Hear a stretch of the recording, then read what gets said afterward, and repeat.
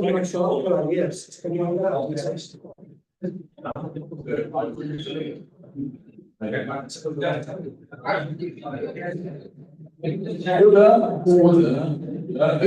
man, the roll call. Roll call. EYP Albania. EYP Armenia. EYP Austria. EYP Azerbaijan. EYP Belarus. EYP Belgium. Maybe Belgium. Bosnia and Herzegovina. Present. Bulgaria. EYP Croatia. That's present. EYP Czech Republic.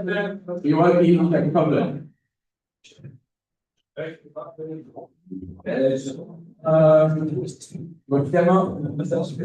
EYP Finland. EYP France. EYP Georgia. Do we have any other students? EYP Germany. President. EYP Greece. This is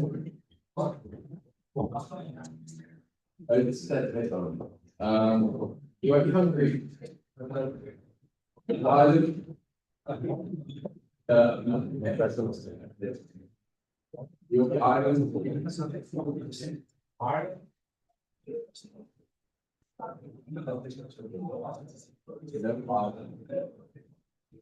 EYP Italy.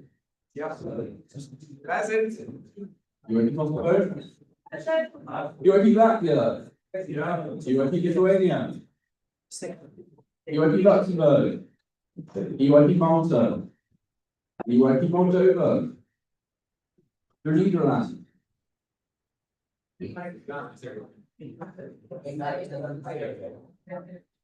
Oh, happy thing today. What's the name? I guess you're going to like meet right. Say present.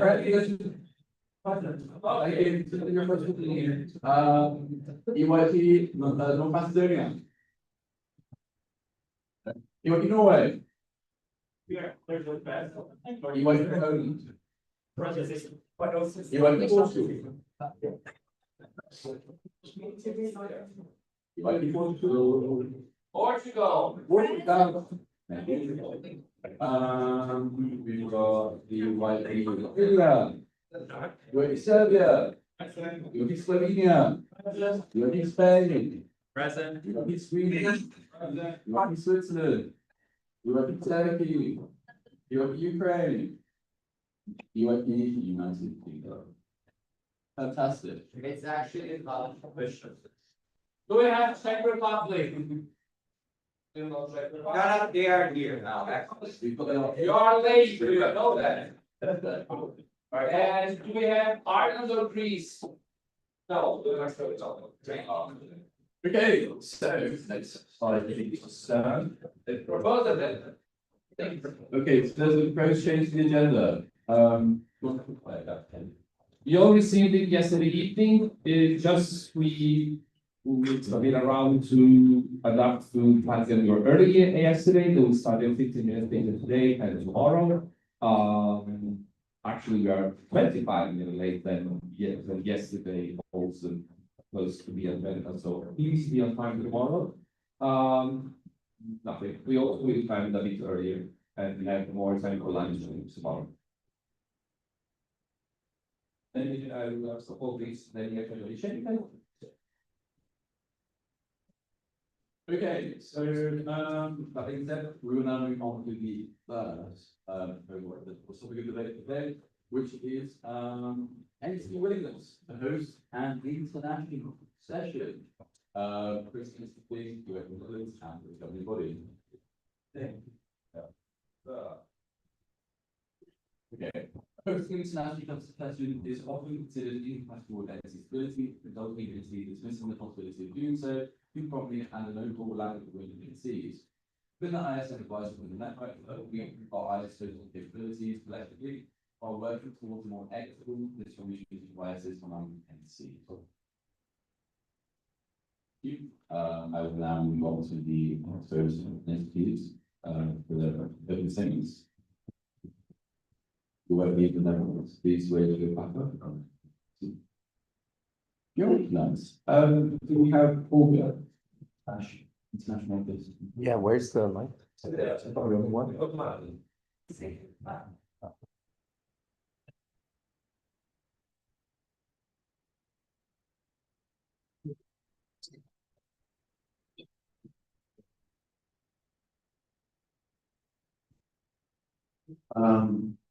Morning, everybody.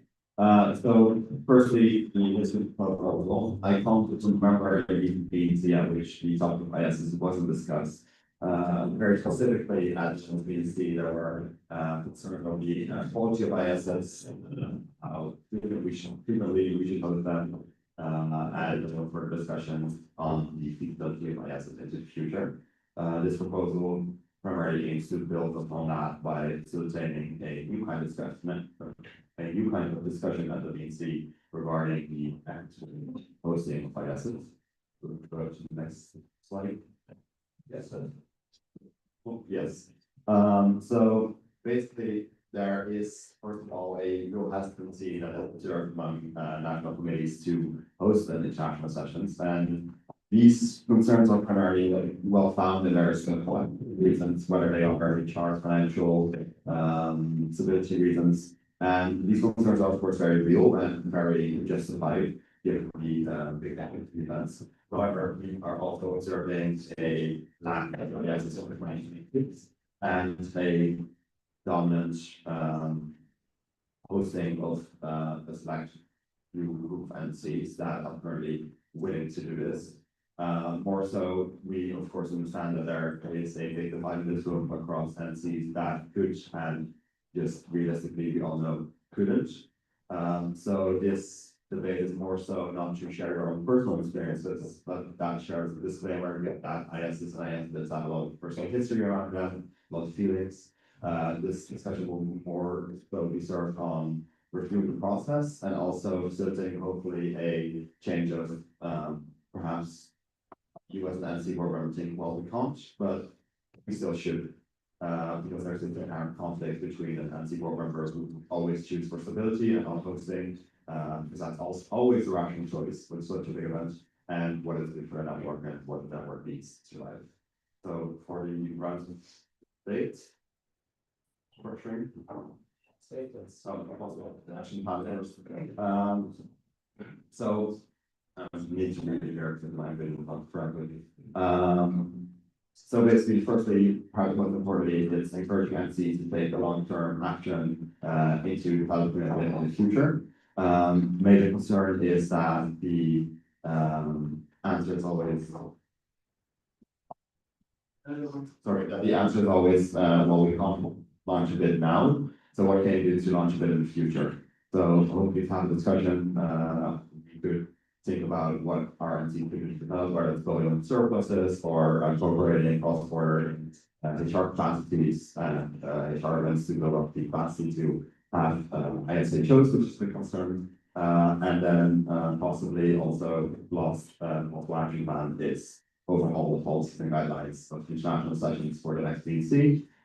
If the DNC concludes that there is not enough feasibility under current structure.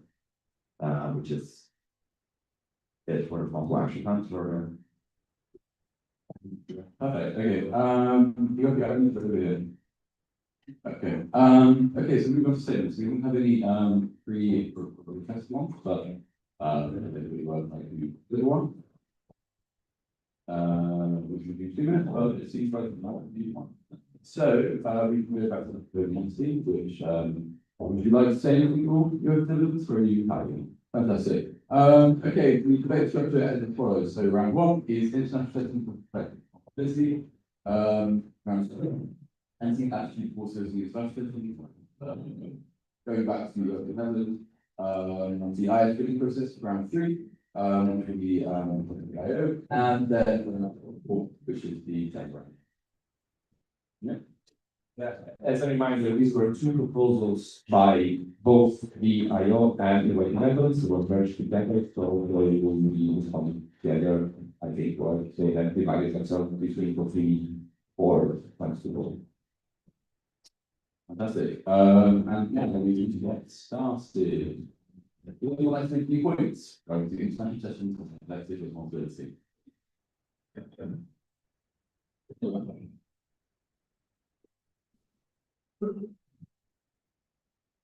The Harvard Open Session.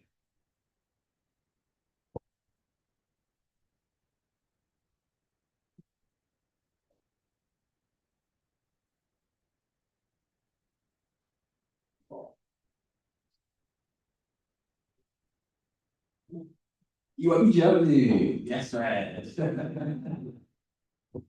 Point of view, yes. Now I was thinking, it's not just something as collective responsibility just doesn't really catch it when we're discussing now, because I can see we'll only do an IS every like once in a decade for most MCs. And so I think it really comes down to the cost and benefit kind of calculating that comes with an individual IS, and kind of it's very difficult because there's only up to 3 sessions in the network per year. It's very difficult. I mean, other issues don't have a lot to do with the department sending delegations. I find it hard to bring it as a collective responsibility. Again, it really has to, as kids, I feel like still a proof choice for the NC board. Thank you very much. You go from Mrs. Slovenia. Yeah, so also, we can speak as NC that haven't had a session since 2021. We would like to contribute to this collective responsibility, but our our current situation does not allow. So from our perspective as a smaller and like not a small NC, but I see without capacity right now, yes, it is a collective responsibility to which we would love to contribute to. We would like a format that fits our current needs and our current HR like power. But it simply there is not. Like it was made a proposal by the IO to make a smaller event, not really an IS, and maybe you can consider something, which we appreciated, but it was a response to the lack of ISs. But yet some agencies are not in the position to contribute to this right now. Thank you. Second, the international office.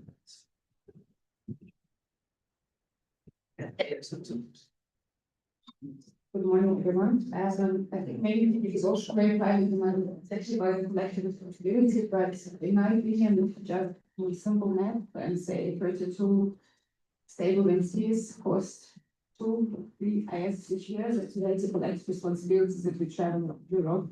You still have a currency who cost ISs every 5 years. Netherlands, to try an example of Germany, Norway, if you instead of you consistently go to back, and of course you can say that's because you have bad capacities, but not necessarily. Also, easy person that you train is not what's necessarily study is which is also possible.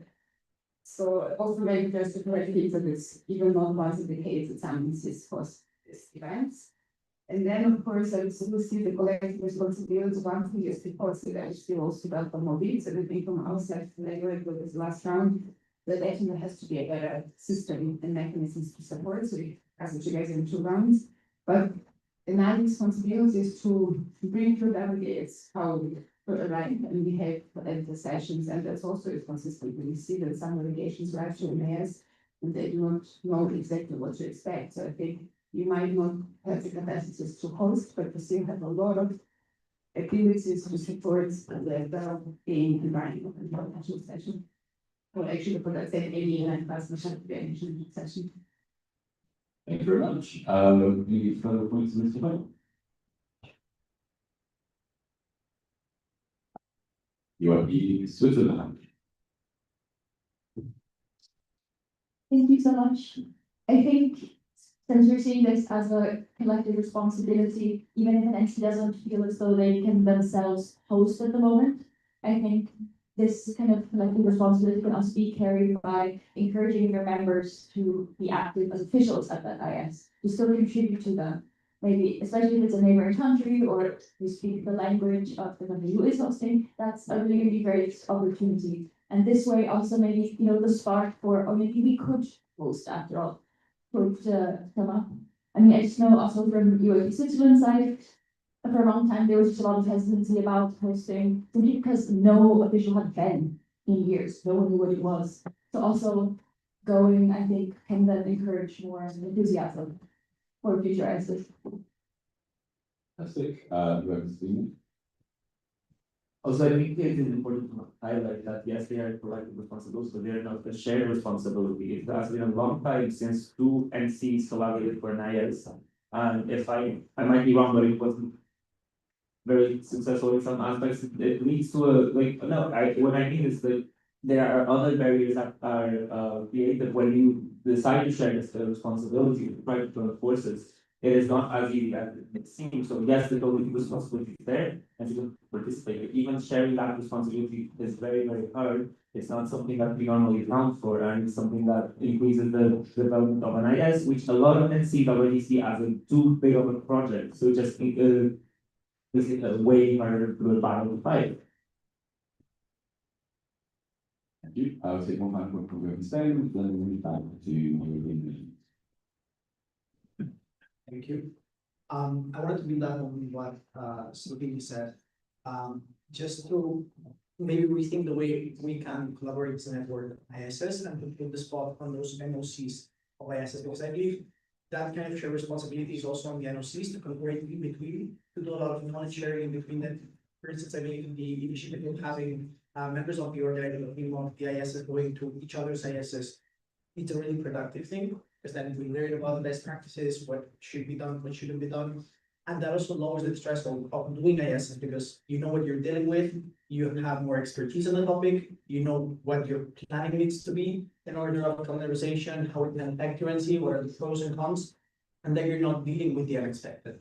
So my main point here is not trying to put the focus on those who are not necessarily organizing, but as well putting the focus on the external kind of impact that it can have as an NOC in terms of helping other NCs, not just helping, but sharing your experiences, because they might help or good at that. Thank you very much. And you open the list.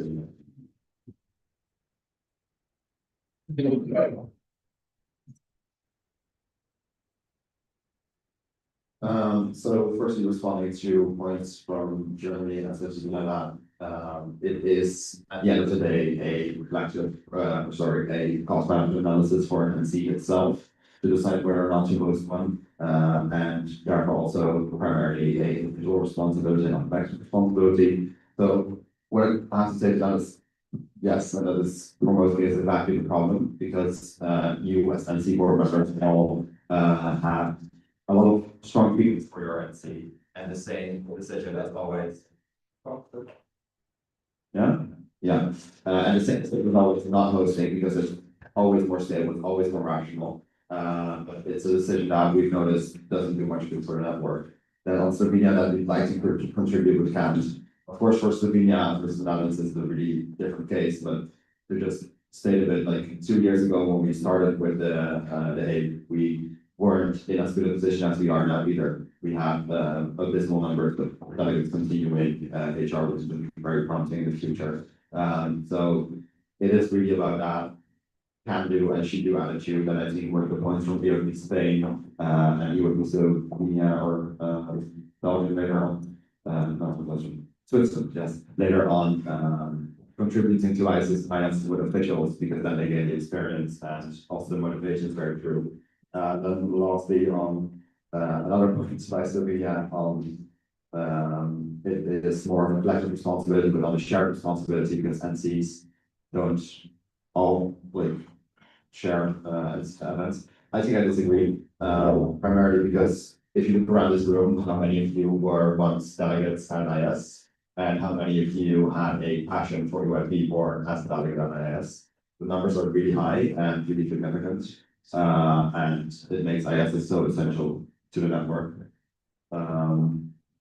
So primarily, it is about facilitating a kind of attitude change in the network of understanding that sometimes as an NC you need to take a risk, and we need to be appreciated in the network of the small group of NCs that are able to take these risks, especially considering that we'd all love to host an IS, of course, if we could, But at the end of the day, only a small group fancies is in the absolute position to do that without a lot of risks, and especially if you're in that group, you should really start thinking, and especially if, for example, people approach you with a motivated plan, but just wave them away like stability. But yeah, choose for yourself, not just for your seat. Thank you very much. Okay, then we move on to the second round. Thank you. NC's attitude towards hosting international sessions, Williams, political concerns, and energy strategy.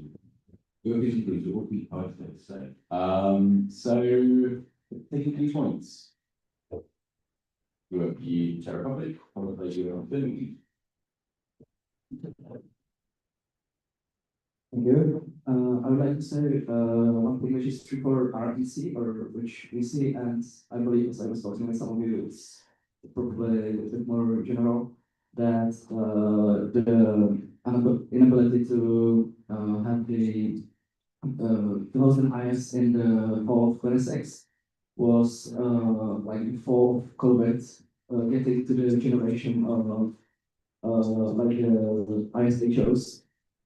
And like for example, when we were not analyzing if we were to host the IS in 26, it all came down to like not having enough the people at the right skill level that are not as young and as old who we lost because of COVID. So one idea is that like this lapse in ability to host an IS is just temporary and will be better in the future. Very much. Your opinion? Yeah, I think given that, obviously, Airfluence hosting the next IS, I think, like, something kind of to use as well to, how we trust mass, so they, like, we use kind of having organized on an IS, the stepping stone to organizing an IS, and kind of like looking at, like, specific issues that we, can deal with, but, like, we also deal with the thing of, like, do we have broad-based officials that, like, is being built up to where we want to host IS in the future, something like that. But I think it's also just like taking that risk and seeing, yeah, it's a lot of expansion, but definitely like trying to use different tools like using AI for like creating very specific action plans as well. Where you're like, okay, this is a problem, we need to deal with it. Let's deal with it, and then we can host IS. Get there. Take from the international office and then everything.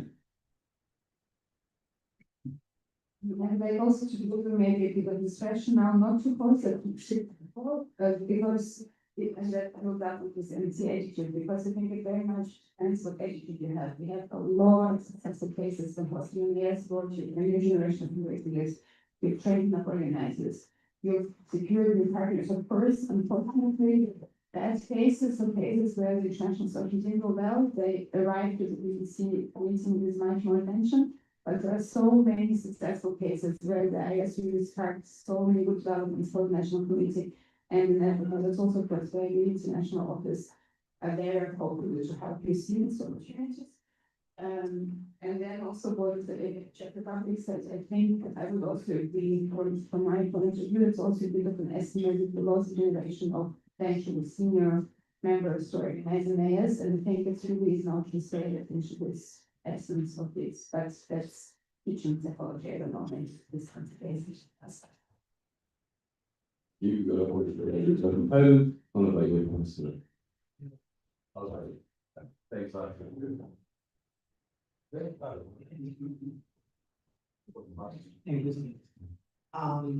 I will come back, we'll come back to embrace, maybe the finance flow perspective.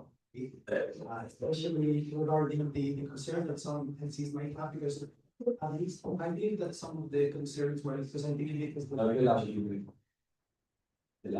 okay, sorry. I would say that one of the main concerns that some entities might have is the financial burdens that ISS cost and the financial instinct that they have, because especially we're seeing that current ISS are being substantially expensive. If you take an overview of the budgets of the 4 ISS that we have currently, European thing. So perhaps my reflection here, we don't have a network or knowledge sharing platforms in terms of fundraising. There's always a lot of platforms in debate of international governance, but I never see discussions around the networks finance bros in that sense. I believe having those kind of conversations or knowledge sharing would help people. Because sometimes, as Anya said, it's a matter of willingness. If you have willingness, you can clearly make your session happen. But if you don't know where to aim, then it's kind of complicated. It just provides the platforms and the guidelines, know where to aim. And I believe having those conversations and having the huge network that we have and the amount of super experienced people in the network can be really helpful. I just want to see really, so we actually wanted to build on the web science model a little bit because it is absolutely a bit of a certain attitude of the digital entities to kind of share that collective responsibility, but at the end of the day, hosting IS is always going to be something that is going to disrupt our day-to-day run of governancy. It is something that we kind of have to take into account when doing that. But whereas we do have certain platforms to discuss and share knowledge or things like international governance, as we are doing here with people, there currently isn't really a structure to do that when it comes to hosting ISs. Those entities who are able to do that on a regular or semi-regular basis, but it's certainly a reason why they are able to do that. And as an NC, someone of an NC who would actually go to host an IS, but again, there's not the capacity, etc., etc. We would actually love to get an insight into kind of what made those entities be in that position to be able to do that, both HR wise, financial wise. But at the same time, it is also really important. Sometimes the financial structures, sometimes you understand that, for example, it can go from country to country with, for example, opportunities of obtaining certain grants, certain government funding. We have the ability to kind of and we have to pass that. I'm really good with also. So then go back to the immediate governance and arguments that I Yes, I'm also just going to be like building more with saying where people already said, well, we do agree that financial reasons, especially like for our XC that is coming out of it. If let's say a silent period, ISs are not like a feasible, like let's say activity for like especially smaller entities and especially for that are in, let's say like the candidacy period, like the engagement and any other type of activity really does like limit whatever our resources are based on financially or any other aspect that could make an IS successful. So I think that it would be good to also discuss the idea, especially for smaller entities, how we can like even start planning for potential. Thank you. Can we go back to your opinions?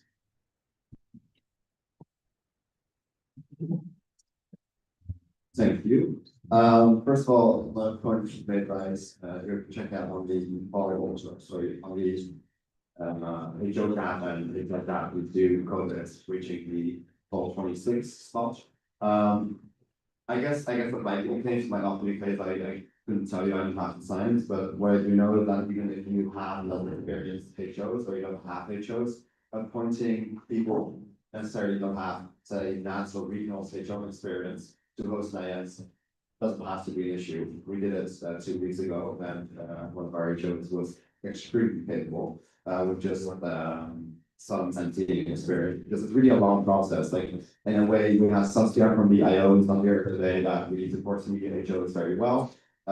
So there's a lot of confidence going and also happens on the way, and I think the IO is very happy to also work with less experienced but very motivated people. I think the latter is more important there. Then also from UIP's saying on the financial burden of hosting ISs, it's very true. ISs in some cases create a multitude of your normal annual budget, and you have to be willing to go extremely out of your way to find the funds necessary, especially for, I think, the more well-off entities in the room that also struggle with, for example, the rising costs of hosting an IS. For example, in the Netherlands, it was very, very expensive, and we also didn't have much experience with applying to B+ beforehand. So I think that more cooperation on, between current ISHOs and current IS teams on like where to get finances and like different tricks would be very good. So I very much welcome that. And then on the point of view, I think coming from the lack of a platform for interested entities, I know the IO is very active with contacting entities about who are potentially interested and that they do a lot of meetings, but I think that could be indeed a place to discuss like, oh, well, this is a barrier for us. And then you can perhaps also find each other as entities in saying about the reporting as HR director. And I think lastly, but most importantly, sorry, the way the phone, but it applies to everybody here, I guess. If you say, well, we're not in a position that we can at the moment for a lot of you, but not for everybody, again, yes, you can. Yes, you can. Find motivated people and believe in currency, and you've got a long way. Thank you. Okay, second office, would you like to add anything about it? Okay, cool. Okay, so we're going to go to the ISD process. Points.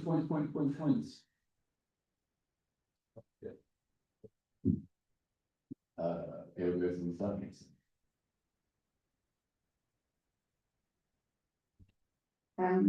So I'd like to take just a chance maybe to clarify how it works and also to take a chance to comment on the statements. So first, the bid for spring 2027 is open, super clearly, so the interest is really bad. But my impression as a thing is that it was of fear and lots of risk averseness, and much more so than it was before Corona. And we've been always struggling. There was always like, yeah, the same network for many, many years, and it's always expensive. Arguably, it's now more expensive. I think that's the USDGB have to step up and see how we can better support. At the same time, for example, Erasmus Plus are also now double the money, right? It used to be 30,000, now it's 60 or 40,000 in most of the cases.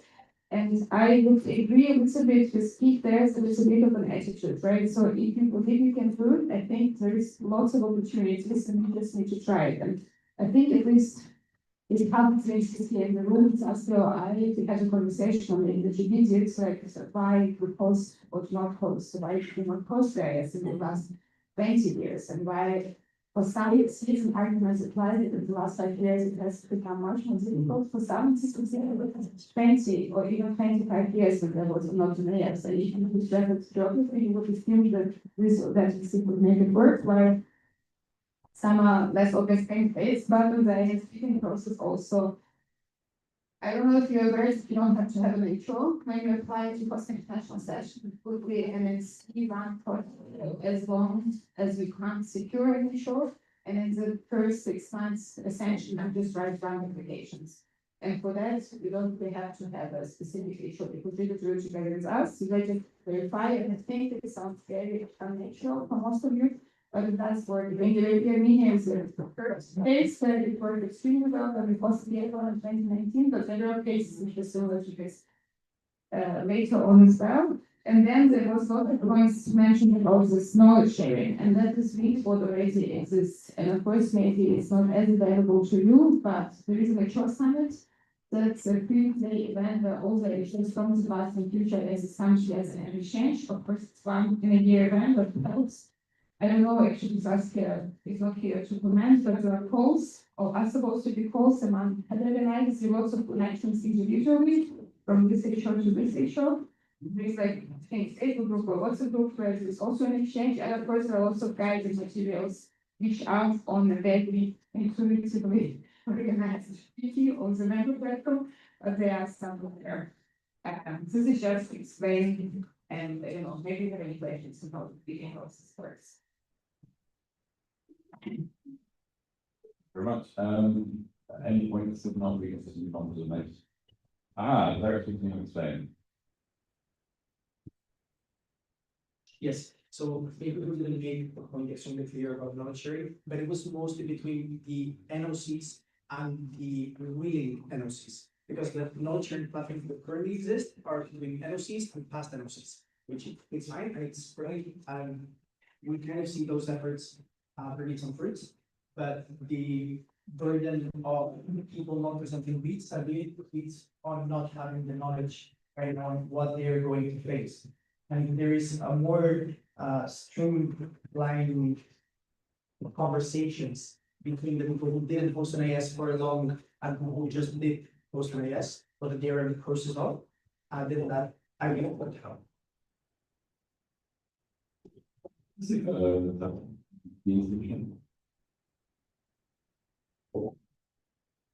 I just invited you to the workshop proposal to the next meeting, and you will be able to join us. Great, points. You're excellent.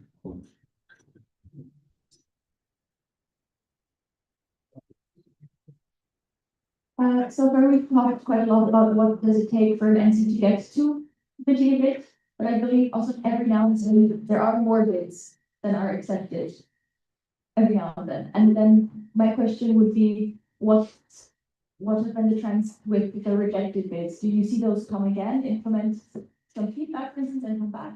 Or are those entities then usually rather discouraged from coming back and pull it through on that bid again?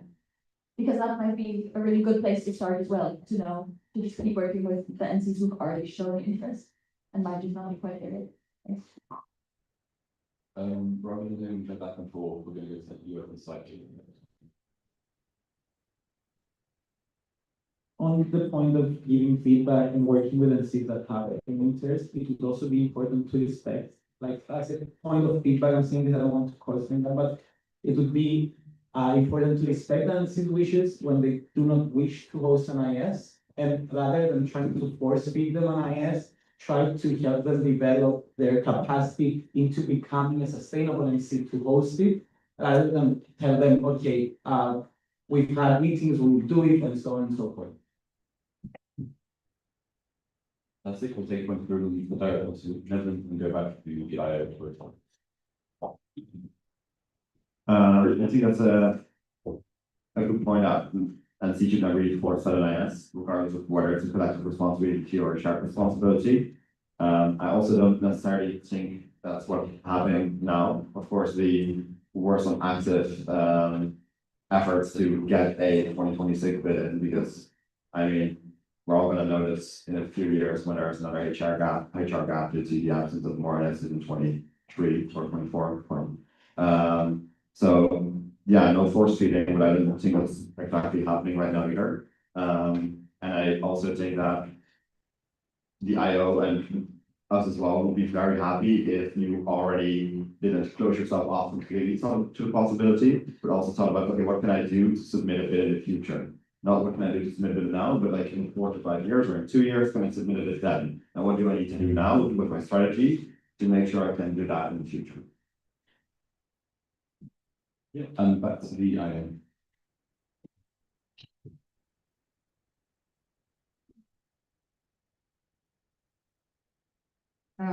So to answer some of the questions you have experienced, it's been not so often that this has happened, and most of the rejected bids would be submitted. That has been my experience. Okay, when it was rejected, there would be a sensitive because we would not have it. We have an example of two from our deadline from the same round, and for example, two who was another our hosting international sessions now. The GB just offered with different timing. So that's an answer to you, and also to everyone. We are developing it together.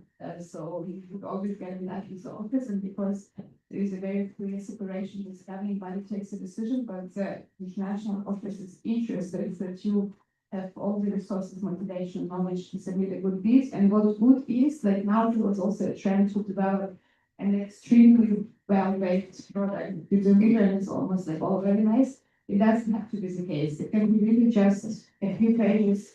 I think what does matter is that you convince that you can do it, and that's where the motivation matters the most, rather than you already have a partner, you already have a venue. Yeah, so that's the answer to the Switzerland, and then to answer to the Cyprus. of course, we should absolutely never force anything. It's also just not a good way to start doing anything if anyone is forced. I also would argue we have never forced anyone. That was not the intention, but many of you here, please also give me an example, but that's why you also don't have anyone forcing NIS in 2026 because we are not in a position to force anything. It's really the they go around and talk to you, but it's always your decision what you want to do. And the reason we talk is to really understand why you are not doing it or what prevents you from taking a bit out of that. I think I've answered most questions, but I guess my main message is that you want to work together to make it an easy experience for you here from the international office. It's really in the back of this, the GPS and Saskia and my head to see how we can build a system to make it more effective and to make it less burdening. So, sorry. Great, and we'll go to the general round. We'll take one from you, why don't you, Joshua, say you like to go Azerbaijan, you went to Belgium, followed by you went to France. Absolutely, thank you. I suppose I do have a question for the international office. Is there any kind of desired number of international setups that you wish to host a year? Because back in 2023, there were only 2, in 2024, there was 1, and then this year there's 3. So from my perspective, international setups to be more valuable to the network, they do kind of have to be spaced out. Because that way the international office can also like provide more help network-wise to international settlements. But I'm sure you would know a lot more about that than I do, so I just like to specify now. We're not going to take that response, we'll just go back to the end and say, going back and forth. Fine. So I said you went to Belgium and you went to France. Thank you. So now it's been 2.5 years since we hosted our IS, and it's been very of a burden and up until now. So the long-term impact of hosting an IS is clearly there. However, on a daily basis inside the NC structures, we use the resources that were created at our IS every single day. This goes from templates, from emails, for partnerships, those kind of things. So I think that's very interesting, and that's something to take into account in submitting a bid potentially and in the attitude towards the willingness, and maybe also something from the IO side to kind of promote this whole thing of hosting an IS. You get a great deal of resources out of it that you can use like up until a decade after hosting the IS. So We'll take one from Germany and then you open all. Oh, sorry, you open France first, then you open Germany. Yes, thank you. I just wanted to say on the title of the first one of the debate, the collective responsibility. I think if the ISs are very important to our international network, NCs can also choose to see the collective responsibility towards other priorities, like diversity inclusion programs, which some NCs are focusing on. And I think it's just normal to respect the fact that some NCs are wishing to focus more and put more HR and more funding on these programs and other actions which are from the EYP strategy than hosting an IS, for which the effects are very burdened in some cases. Direct responses, your opinion? I think, especially on the strategy part, it's very understandable that NCs are focusing on this and that this is important to them, that was the most time and effort goes into this. However, whereas that is strategy, ISs are core to what UIP does. ISs are UIP, UIP is ISs. It's as simple as that. So I'd say that responsibility takes precedence because, you know, at the end of the day, without it, we're in a bit of a ditch. And it's also about this mindset change of making it not this extraordinary project that can only happen once every 15 years in your NC, but more so to it saying that just needs doing. More so like you need to organize a national conference each year. Thank you. We go to the response to UIP Albania.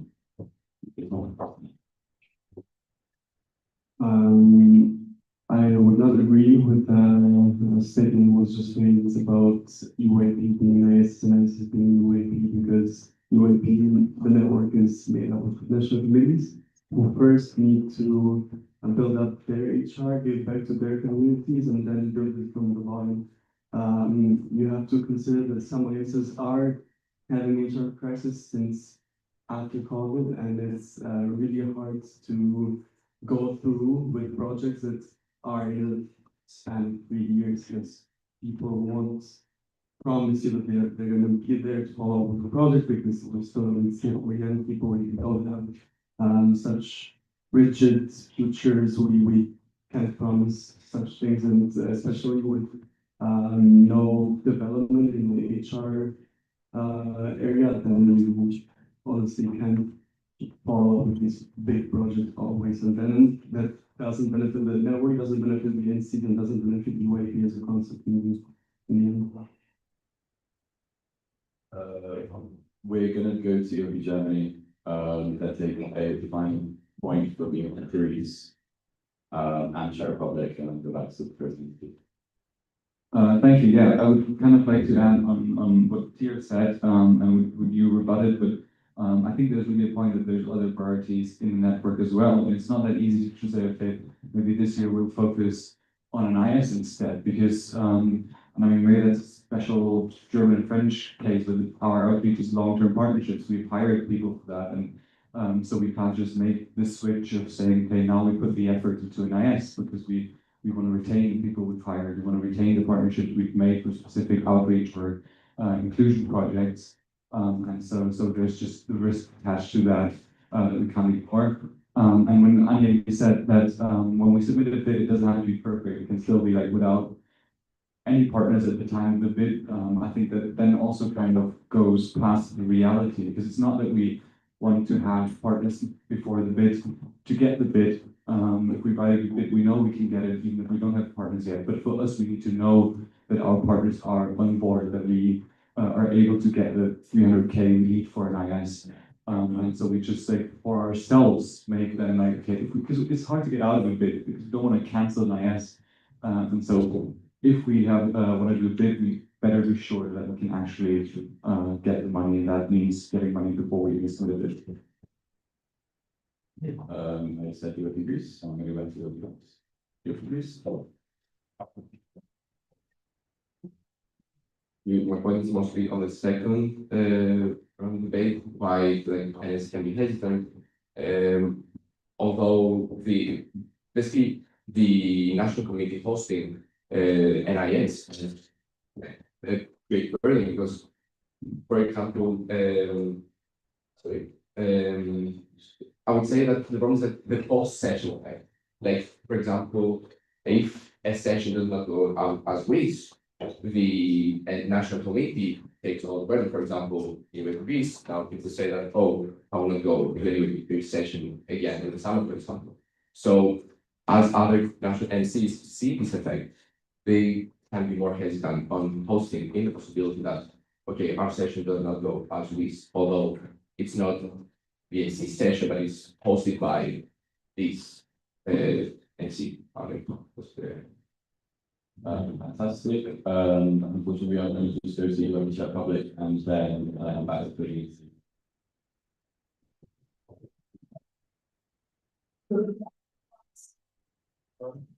not recognizing it.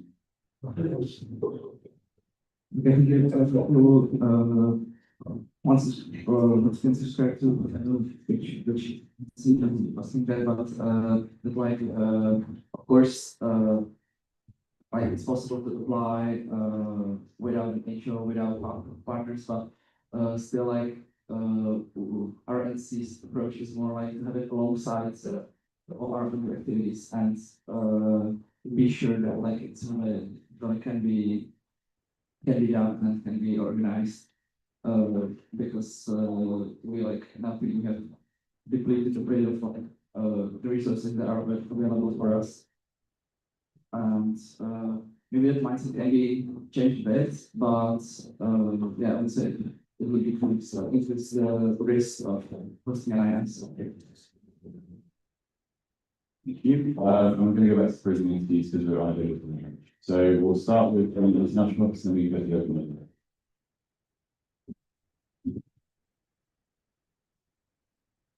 No, we sit too far, which are for today, we are getting once today, and yesterday. So to that is the answer to the Azerbaijan, how many S's per year? As many, but not more than 3 as you can. It's like extremely unlikely to have 3 IS in 2027.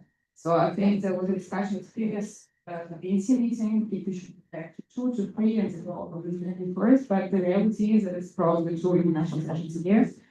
I guess it would like challenge your thinking and why do we need AS? Because here there was so much sentiment, AS is not what we need, it's not the priorities. Then why do we do ISs, right? So like let's make this and think, do we even need ISs? I would argue yes, that's the only net events we have, it's the only event. There's not a single other event we have in a year where the entire network meets. We have the BNC meeting where a very selective group of people can come and be here, but we already experienced for years, most likely it's for third last year in the But in the international session, we welcome a new generation of ideas, and we don't have, and how many forums do we have this year? 2, 3, 4? How many national committees are representing these forums? Maybe 20 at best. So not like there are really events which are like international sessions. So that's why I would argue they're core to our work, not for any other reason, not just because they're so big, but because they have to be big to be able to open opportunity to all of them. That was important for me to clarify. And then, of course, I think what France said and Germany said and everyone else, of course, we have to focus on other priorities. I think diversity and I think France is so successful in your outreach programs. For me, it's not either or. It's really how to make sure that we can do both. And of course, like in Germany, the case you described and how to secure partnerships ahead of the lead, that's the best case there. Everyone should do the same, but I think it doesn't have to be all the language plans, all the budgets submitted. You could just talk to a city or municipality and say on board or this or that partner. So it requires not as much work as you might think, but yes, of course, in the ideal case there, it does require some work. And maybe just a little bit on this concept of how much burden it puts on the NC. Actually, these 2 cases now in development, that it was a burden, I still so your institute organizing a forum afterwards. And I mean, I would be interesting to hear like how does this play a role? Is it happen because you also build on the resources and partnerships? So then I would also challenge this concept of a burden, because if you are able to organize a forum a year after NIS, it happens, then it means that you also have the ground and you to do so. So I would just be curious to hear from you, Greg, also how this works. And to the HR crisis, it again is a matter of attitude, in my opinion, because IS would also help you with other capacities. And ISs are the only events that you will never struggle to attract international organizers. We have absolutely never had the case where you would not have enough organizers to be at IS. And you will always need to have a local team of organizers, you just can't not have them, but you have so many applications from abroad. So that's also false, and that's very complex responsibility. And passing on here. Your moments. Oh, sure.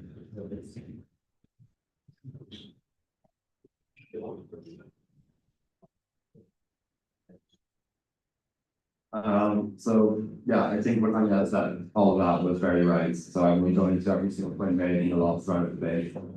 I think just a remark on the general feasibility and the general importance of this attitude. I know it's been the buzzword for the last 40 minutes, but it really is a very important thing, primarily because I think we often, as a network, tend to think, oh, the entity is doing well, or oh, we have all these outside talks, but of course, we know our own entities best, and we know what's best for our entity. So I respect all your worries about organizing an IS, but what I just want you to take with you is that know that at least for us, organizing The Hague was not necessarily the most sane decision.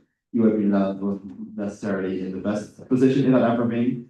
UAP Netherlands was very skeptical at times, but I think looking back on 2 weeks ago, it was very successful and it turned out very well in the end. And even if perhaps it doesn't turn out as you hoped, the entire network will be thankful for giving it what others didn't have the opportunity to do so. Yeah, it just will be a shame to see the IS go away. Thank you. Thank you very much. Just hanging, but we're going to now move on and conclude this debate. We move on to update to the policy on safeguarding safety and dignity is the NFP ESP select. Yes, so looking at is the governing body and what do we stand to two questions.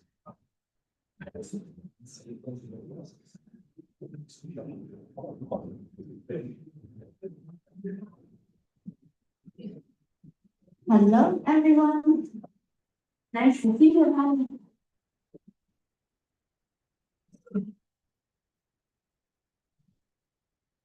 Will you please refrain from making noise?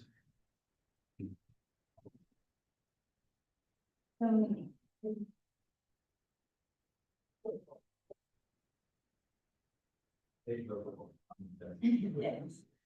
So I wanted to kind of propose this.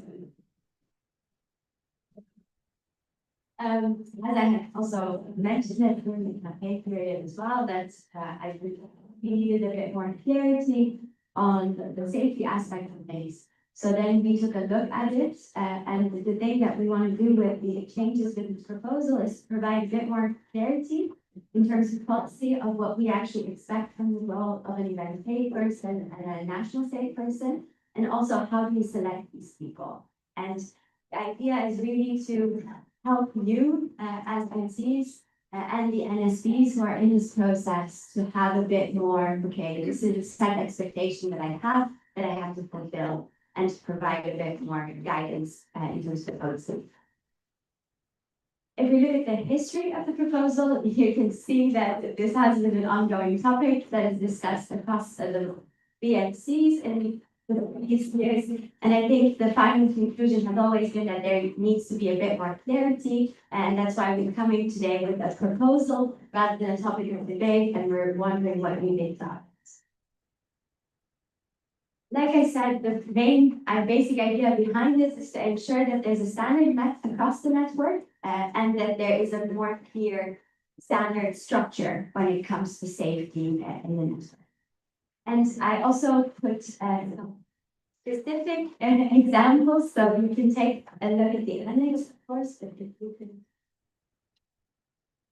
So what we're changing are simple things, actually, things that were already there, we're just adding onto it. For example, like for the event safe person instruction, we are adding confirmed NC membership on NIMS platform, which is already something that you're doing, that has been never written out. But also familiarity with EYPs, since this was something that was already expected.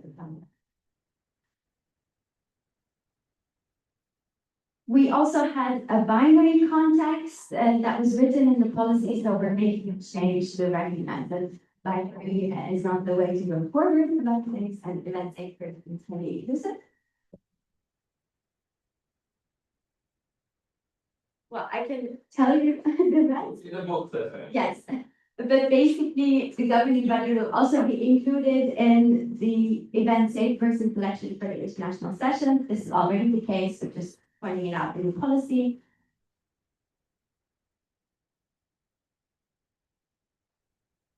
Then we have that we would ask the NCs to have ESP calls open at least 4 weeks before. This is to ensure that all of your ESPs can actually, that all of the eligible members can actually apply. And that we would ask the ESPs to fill out an evaluation form. And this exists, but it's not being used as commonly. So we do want to make it mandatory so people use it a lot more. And we want to make sure that the national safe person is not a position that is held by an NC board member to prevent internal conflict, and that they don't represent the NC representatives of events by policy, so that they are not confused by delegates or first timers coming into the events, and they're two separate entities at all times. Then we also clarify the role of NSPs by kind of saying that they have to seek the feedback for the ESPs. This is not for the official evaluation yet, but it also sets the ground if you want to further it later on. And that the NSPs should be an open call that stays open for 2 weeks at least. And the NSPs that we've selected should be approved by the international HR officer we have, so that we actually don't have anybody that might have a safety concern that you might not know about handling safety in your NC.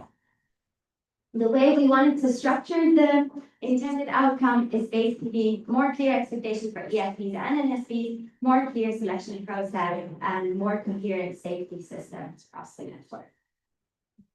Thank you. Perfect. Thank you very much for that. So, moving on to statements. We've got a request statement from the UIP Bosnia and Herzegovina. And what's your recommends?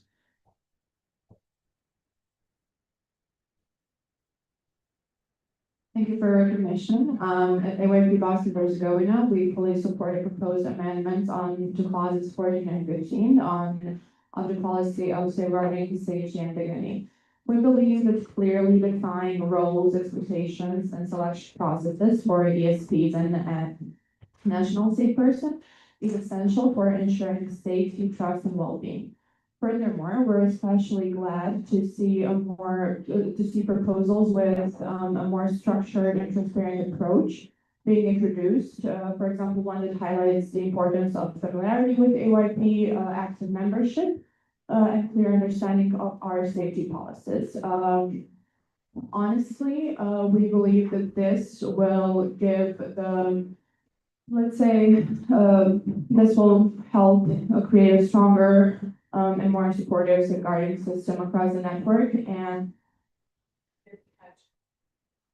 I didn't catch the committee that was just talking, but we believe that honestly,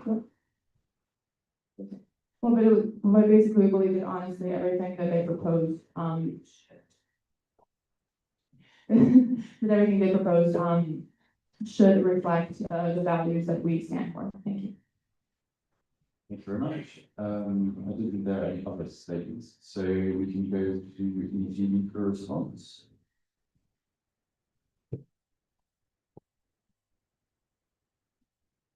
Thank you so much, Dr.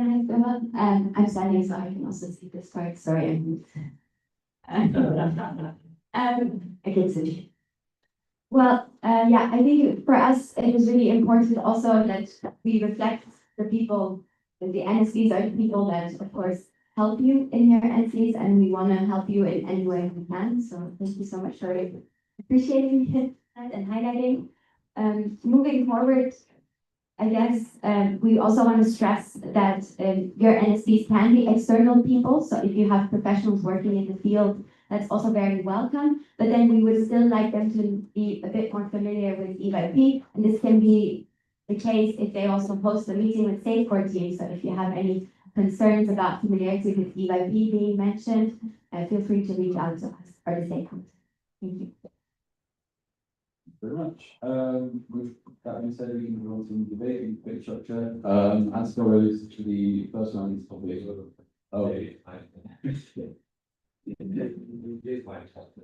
Okay, so round one is ESP responsibility selection. Round two is NSP responsibility selection, and we have a general round three. So for the first round on yes, you have the survey for the walls. There's like confusion because.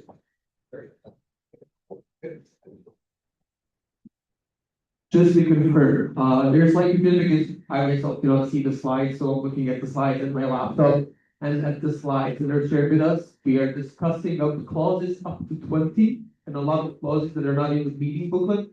So if just the proposing entity can confirm what clauses are we discussing about, because it is not up to date in the slides that are shared with us and with the meeting booklet. So thank you.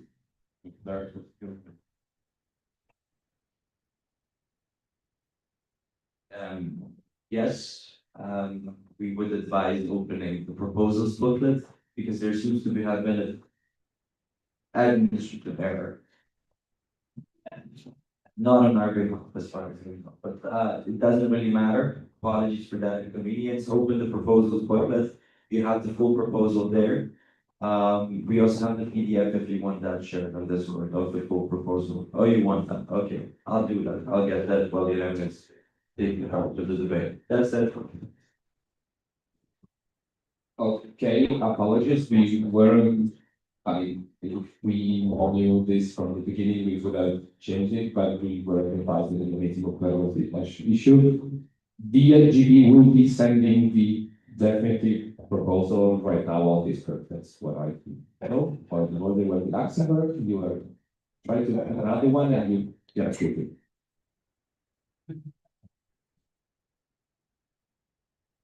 No, sorry, just a quick one. Could you just restate the rounds of debate because Yes, I'm about to leave the slide just right now. Thanks. You watching the first video? But starting, oh, yeah, it's that, oh, yeah, that's. Oh, wait. It's.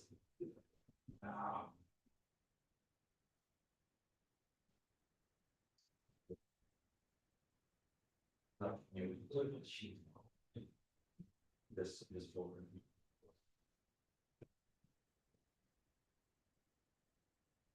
Oh,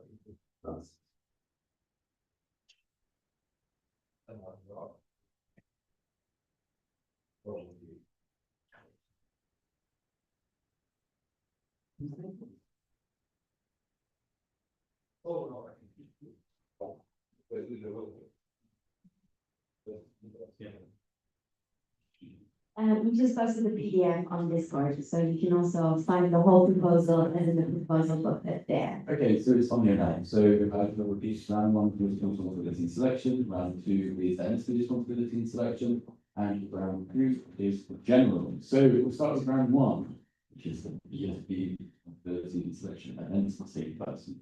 We'll take a point from UAB Romania, followed by UAB Germany, and then UAB Azerbaijan stuff.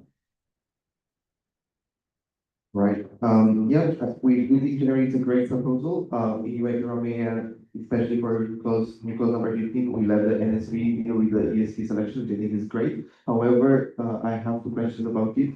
For small scale events, sometimes you don't really have even officials where we hire the one event, the small school event, so how would that be applicable to the clause? As well as sometimes you need to invite ESPs because you don't have obligations. But there is nothing about that in the proposal, so how will that be affected? Or can we still invite ESPs to events, or we have to open calls no matter what and deal with those? You okay, Jeremy? Same question. Same question, lovely. UAB Azerbaijan, followed by UAB Luxembourg, and then I'll take UAB Slovenia. Okay. So you have mentioned that we can invite like people who are specialized in skills, like to being a safe person, let's say, in general. How can you ensure the trust that if those people, even though we explained in like invite structure, if they have never participated in invite before, how we can ensure that they will know exactly what kind of situations they can come up with. So yeah, that's like basically my question. Thank you. I have UAB Luxembourg.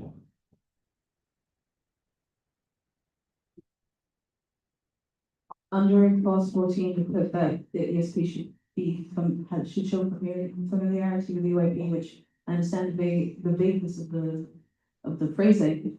But also, could you clarify a little bit how does one measure familiarity in that sense, or what would be the guide, quote unquote, if you had to put a formal word on it, because familiarity is quite big.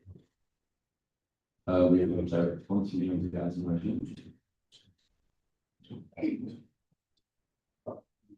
you. First of all, we agree. And second of all, yeah, there is a certain extent to what familiarity does mean. And if we can invite external people who are very experienced when it comes to the medical field and social field, whatever it is that typically fair to the other candidate? Because in our experience, in our interviews, the people that apply to ESPs, they're always, want to have been killed before, been president before and such. So they feel as if after having that kind of responsibility in the past, they now get to be responsible for their emotional and physical well-being as a board in that session. So if there is someone that realistically is more qualified, does that still mean that they should get it just because they are good at it, but don't have that much life experience? Because of that? I feel that I see you touching the moving order, but I'm confused. Sorry? I was also going to raise, the point of experiments for national. Okay, so we'll make sure that their responses are extremely relevant to the point of scrutiny. Just to add one. Okay, so I have a point for Leo and Selena. And this is some more topical discussion, so we'll take one from the United Kingdom, US and Poland, and then we'll go back to the Philippines. Yeah, I just have a quick question on, on a point that was for Pete, which is demonstrated understanding of the safety policies in place and the company's mechanism. Demonstrated to who, how can this be more clarified? Because sometimes if we try to demonstrate to the NCs might not be very knowledgeable on these practices. If we go to the NSPs, yes, it might most likely. But how are you planning on doing this, and how can the NCs also contribute for this to be properly put in place? Thank you very much, Councillor. And usually, even for less experienced NSPs, they cannot really demonstrate that until they get training from NSPs. So like, how do they demonstrate it before they get selected? Because usually they have sort of a training with NSP or that should happen. So like, how is that process gonna work then? Thank you. There are responses from the governing body.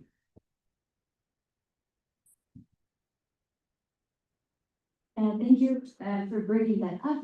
Since there seems to be multiple entities also wondering about it, what we mean by demonstrated understanding is also to establish a foundation to actually change the current ESP training we have into a bit more interactive one. So it wouldn't be just them sitting maybe online and depending modules with their videos closed and we don't know if they're participating, but maybe making the videos mandatory or some type of participation, so that there would be a demonstrated understanding that they would show. And this would also kind of go hand in hand with the idea that demonstration would then mean, okay, I have actively engaged myself in a conversation about these systems and I've made an active effort into learning. This is not set. I'm not saying that we will not have no like quizzes or anything at the moment, but it's just to highlight that this is the type of aim we want to take, right? Making a demonstrated understanding the focus of the trainings that ESPs go through.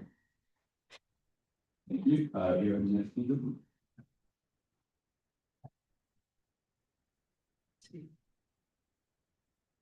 This is about COVID-19 of the selection of the event safe person. So currently in the UK, one of our national safe person, one of our trustees, in which case they're appointed, they're not elected, or would be able to really adapt it to an application procedure.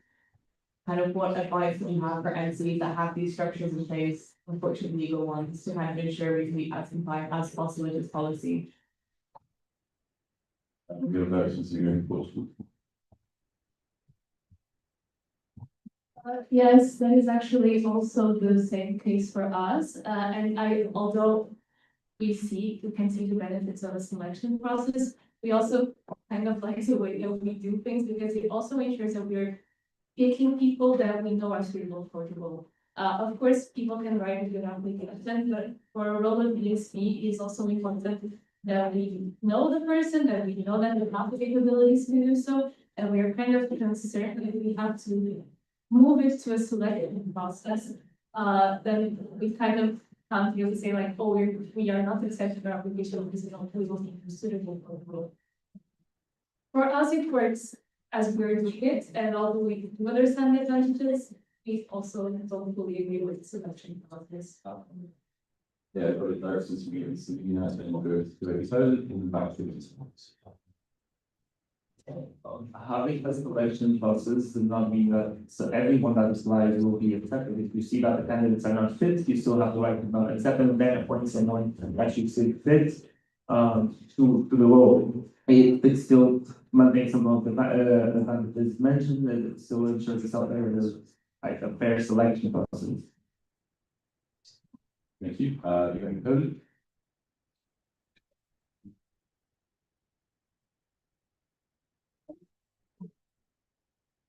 I wanted to ask a question about point 15, the fact that the ESP should be selected with the leadership. I think there's a strong tendency in YP network to treat ESPs as leadership, therefore I would suggest to oppose to that point because if you're selecting yourself, it doesn't make sense that presidents do not select editors.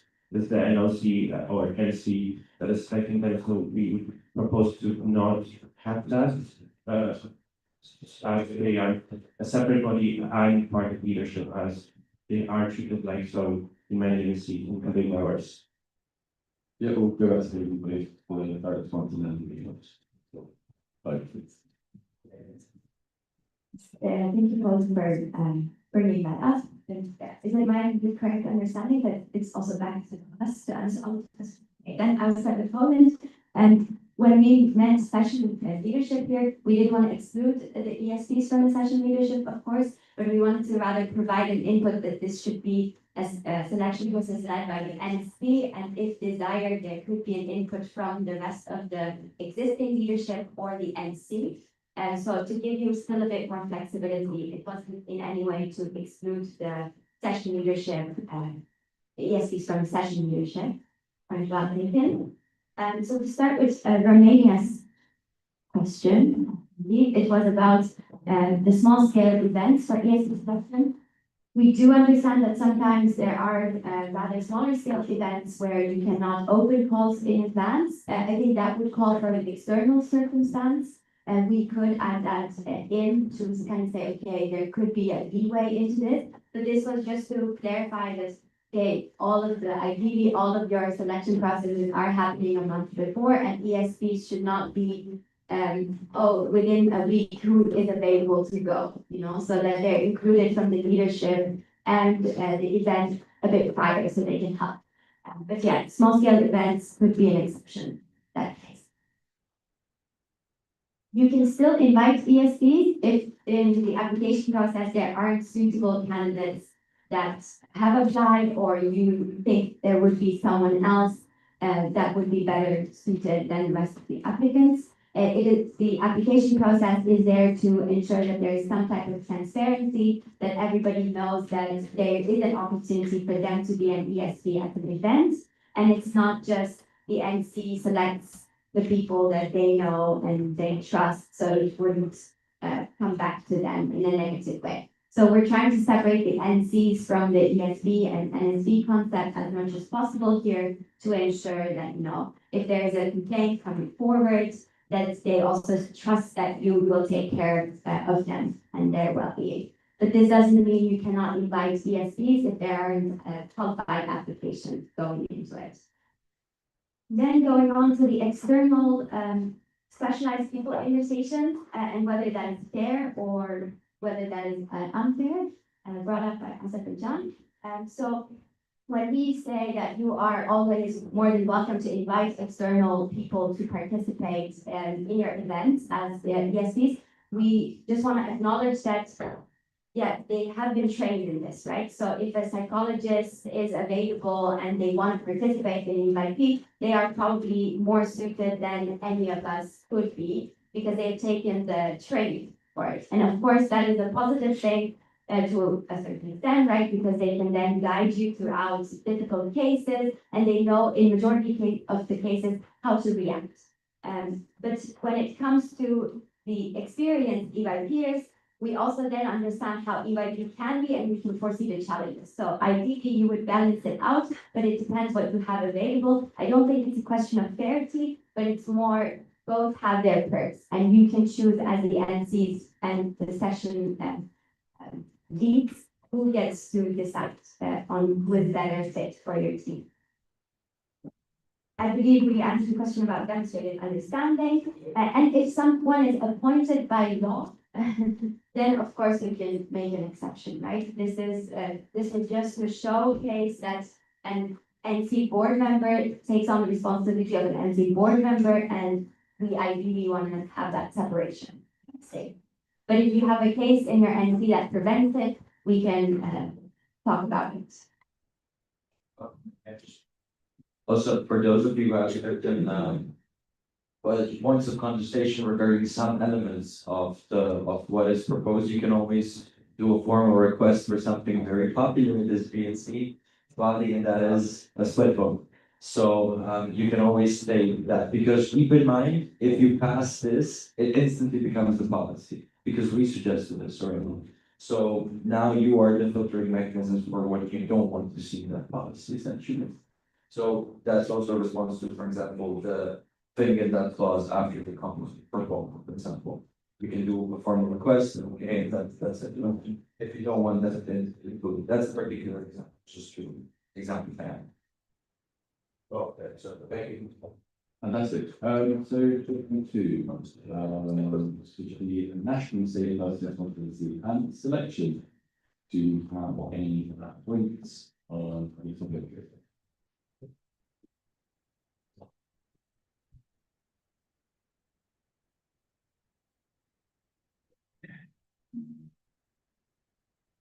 Five, four, three, two, one, and go back to the voting entity. Anybody would like to? Okay. I'll let you off. I wasn't going to count that, but it went early. There are also one watching those. Yeah. Sorry, we just saw research. Just wanted to clarification from the anybody on point 19E, like Elizabeth. Sorry, just AE always so my question is, how long would that process take? Do we know that the person would be responsible responding quickly? How quickly, how many, like concerning the amount of requests and the amount of events that we have during the year, I would say that it would take a long time to process every, not every application, but every NC has a MSP, right? So that's 30. Sometimes they are in a bunch, sometimes they are more spread out selection process throughout the year. So how will you make sure that this is an effective and efficient process? Yeah, thank you. Derek, once you would be like to. Mayor, is that already a common practice, or is this like a new thing that you would like to implement? Once you go. Thank you, Paul, for getting me. So at the moment, it's not common practice. We would like it to be common practice. It goes relatively fast. It would just be a simple check. So even though there will be a lot of requests coming in, and having worked with our human resources officer, I can assure you that it will be a fast process, maximum a week that this takes. And I think the main reason we propose this is, of course, you as MCs don't have all of the information that this person has access to. For a good reason, right? But that shouldn't prevent you from risking the safety of your members. Hence the suggestion of getting this person before. You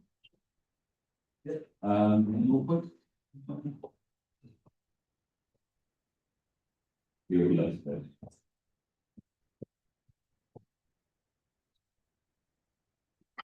Sorry, to follow on that same strand, when you say confirmed, what exactly that process entails, like what about them would be confirmed?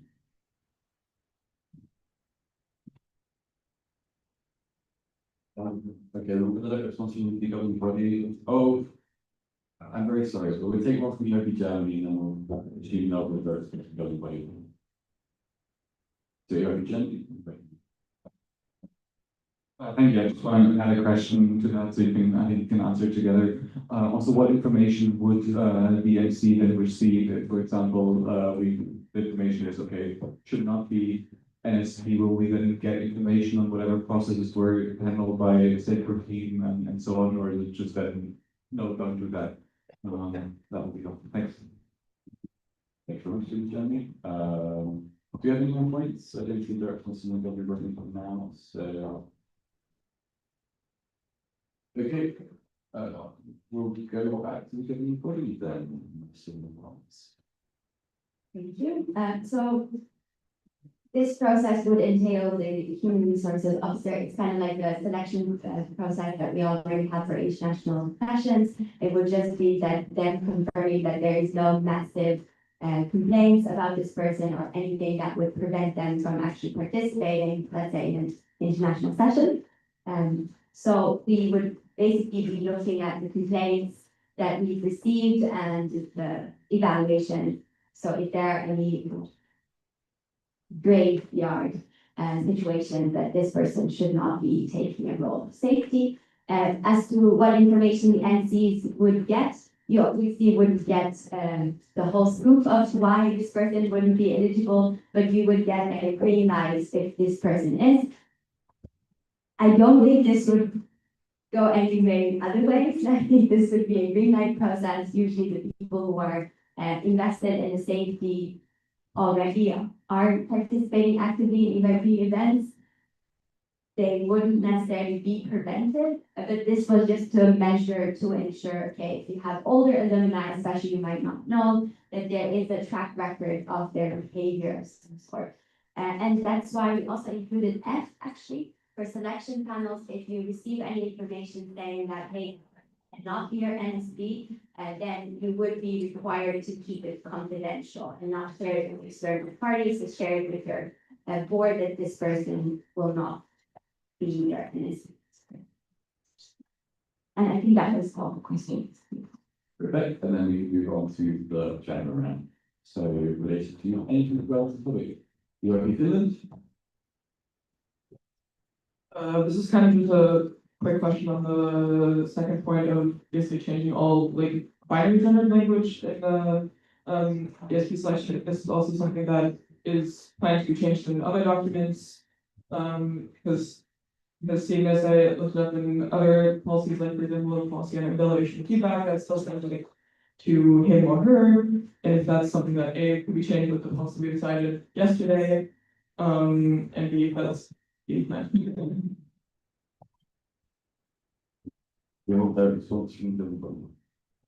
Actually, with the Luxembourg, as of yesterday, we could do that. Well, if we pass them, of course. If when I say we mean the governing body, so if that kind of proposal is passed, the governing body would on its own will be able to do that with an application towards you.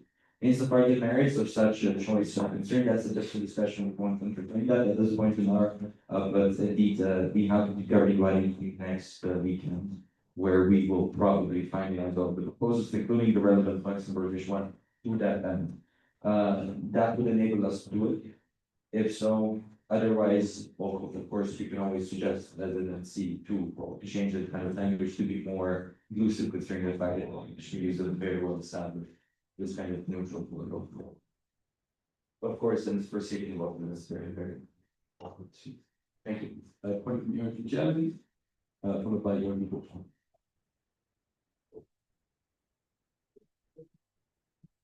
Thank you. Yeah, I'm wondering to follow up on what was discussed about the small scale awareness training and that kind of stuff, where sections might apply.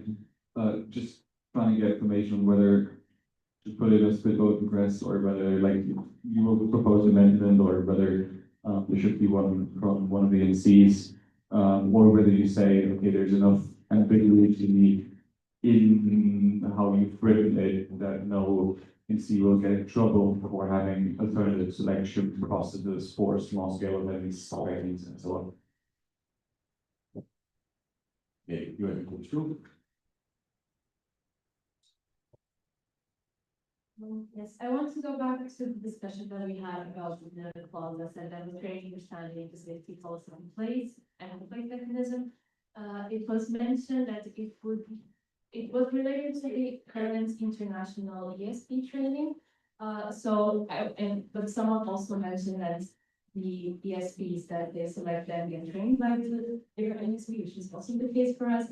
So I was wondering if this means that it would be mandated that ESPs would have attended the international ESP training, or if there is still any way for us to select someone who does not have a training and then further is not possible.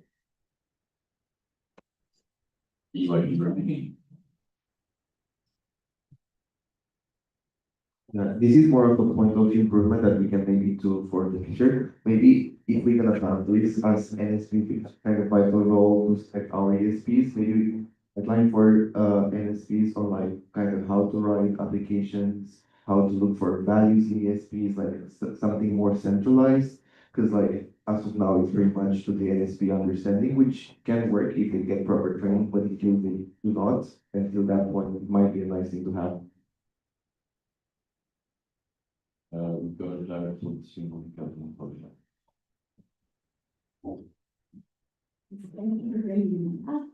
Actually, I don't know if you see, but at the back we have the same for team chairs and we will hopefully meet them throughout as well. And it is their plan to indeed create a document like that where like what type of questions should be asked, what type of things that NSPs should look out for when doing the selection. So if we pass this policy proposal, it will be supported by the same core team trainings and materials as well.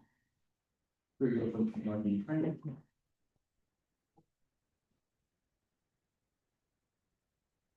Thank you.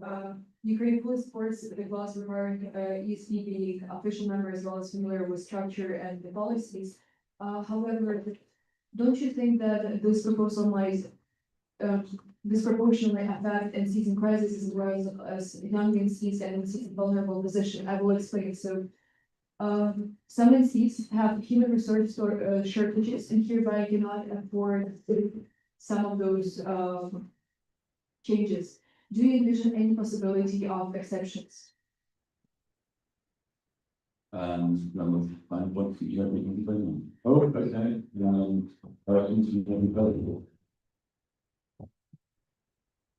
We've seen a couple of times exceptions mentioned for small events, now another one. If we are making a policy that should be a standard for everyone, why are we making exceptions then? Kind of the policy doesn't make sense in general of the selection, so let's have one. Of course, we understand there's some kind of flexibility in that, in a sense that, you know, you have your events and we have your maybe smaller events, bigger events have all different policies. But if we were to have this policy, it should be network wide for everyone and then not have small exceptions, because then the policy doesn't make any sense. The third one from European Germany.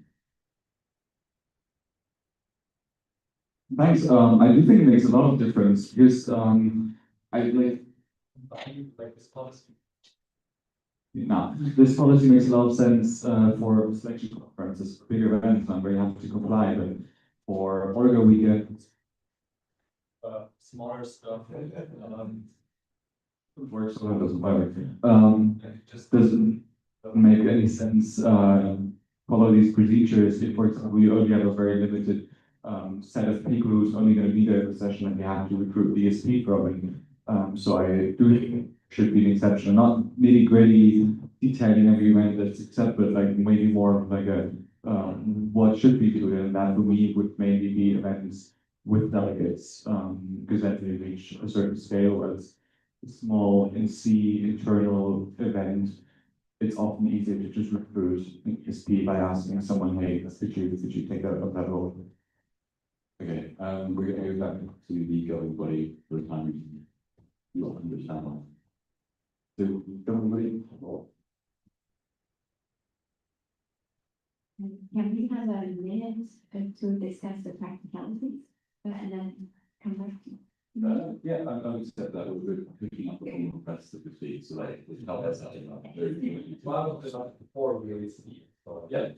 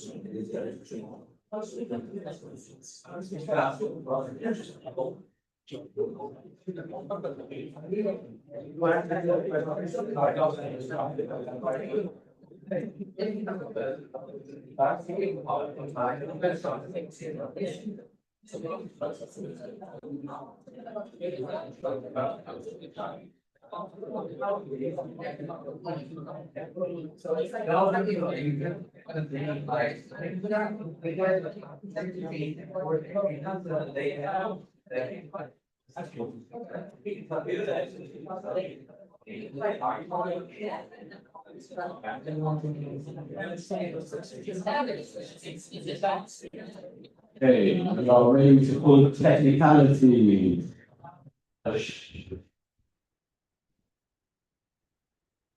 Okay, anybody? Yes, so with regards to the comments that were made, with non-binary, I think we've already kind of said that that would be possible, but it is a priority, so I do want to ensure, and thank you for bringing that up. We will be revising them and anything this. Then for next, with regards to small scale events, we are currently looking at the possibility of it, being, okay, for smaller scale and maybe training events like the organizer we can mention. There are some possible deviations from it. We'll get back to you on that in bits. And with regards to Portugal's question about who would actually be ensuring that the event safe people are trained and when would this training happen? So what we're trying to do here is actually to ensure that the event safe person, the role is undertaken by members who do already have some type of familiarity with the safety structures that we have. This might come from the ESP trainings that we've done. This might come from them being in the network a longer time and their own initiative. But the first part, like the ESP training, really sets the foundation of what they really need to know to be an ESP. Then the NSPs can take on the role and build on that and make it more country specific. Like what do the delegates that attend your event actually need? What have been common situations that have occurred to prepare them to be ready for that specific event. So in this role, NSP would ensure one, of course, if there are any questions, that the EXPs would come to them and answer questions, but also secondly, that this is really tailored to your NSP. So the ESP trainings would serve as a minimum base for the whole network, and NSP additional trainings would serve as a NSP specific. And what we will do is we will actually interpret this policy to be valid for regional sessions and up, so regional, national, and international events, and it would be not applicable at the moment for smaller scale events and training events. We just called it present.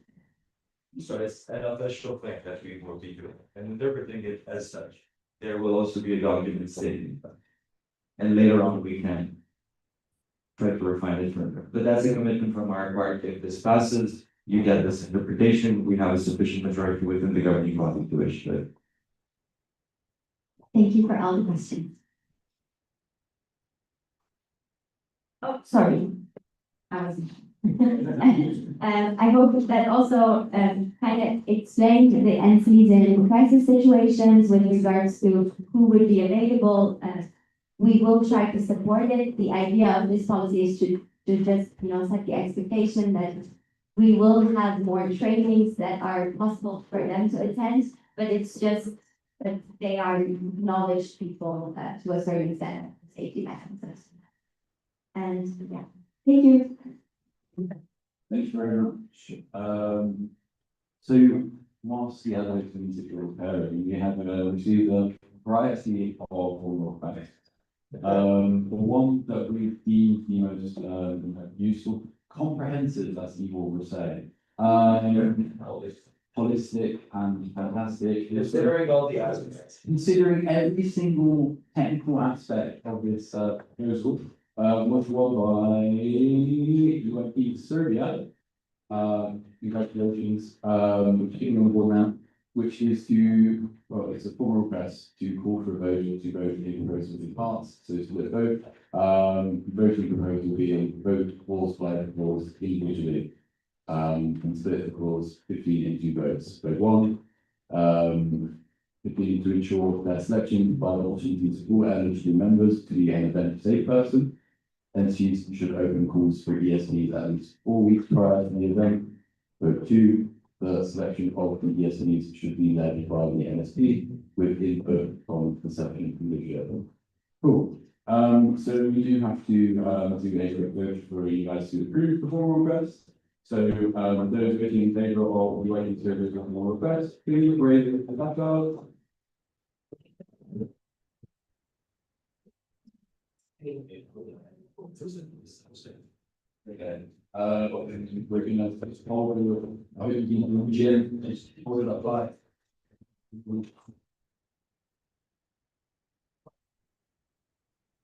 We have to make another vote as well. And sure, we have all this. Does the know the motion yet? I'll raise it quite some time as well. Okay, we go.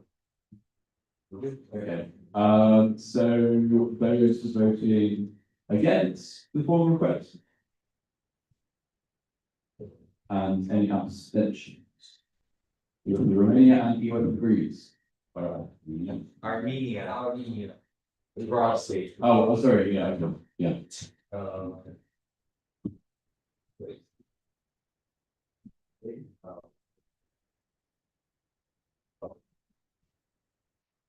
So the formal request is therefore approved. So we can then move on to the voting. So I believe we can slide the course. Okay, this is the Wait, so how close do you have on this or? I think so, I need the.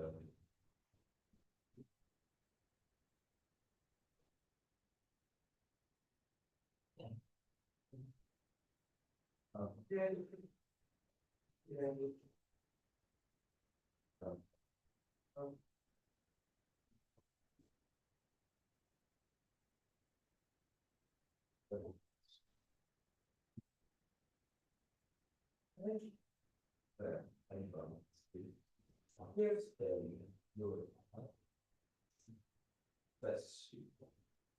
Okay, so twelve, right, oh shit. That's something.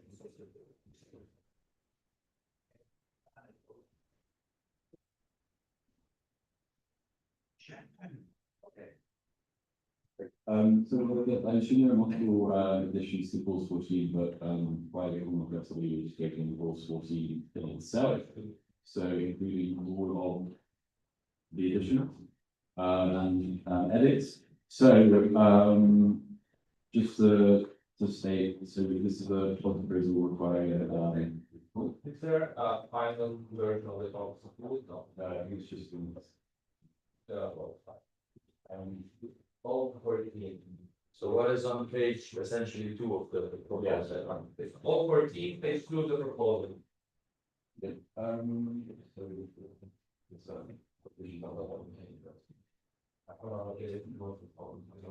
yeah. Okay, so the additions require well, there's more requests.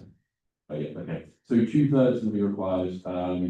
So for clause 14, can I get your votes of those in favour? Aye, in the sky, please. Okay. And can I get those voting against? And those abstaining? That's Armenia and European Greens. Thank you very much. Okay, so do we move on to clause 15 in? It's gonna hit my phone. Clause 15 in the two parts. So the first part, you can see right here, So proposal to ensure fair selection and provide fees for eligible members via alternate. Oh, yeah, sorry, apologies, yes. Yeah, so the formal process will be fast. You want to start it off, so you can see. Yes.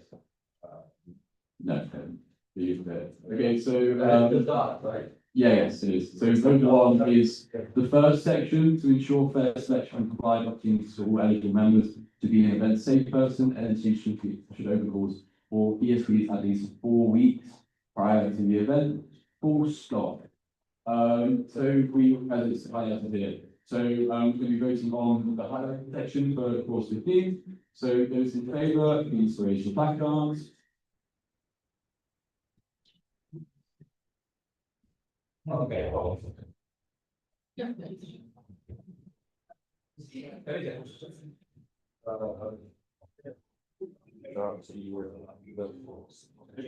the language off, please. Keep them on. If you're in favor, keep the language off.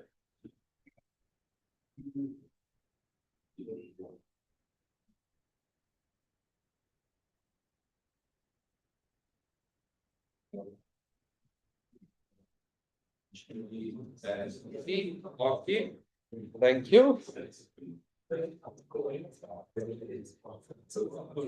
Okay, those voting against, high in the sky, please.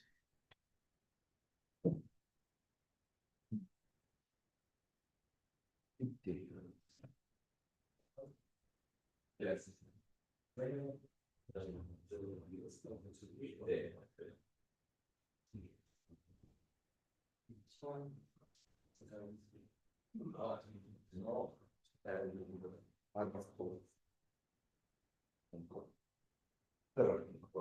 Okay, and abstaining, Raffiatina, you got Greece and you got Bulgaria.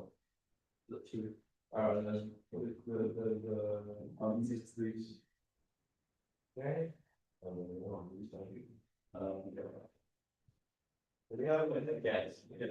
Please, again, please.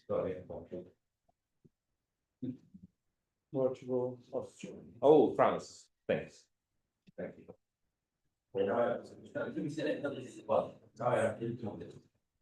Yeah, everyone's at least at the thing. Guys, up high until you come in.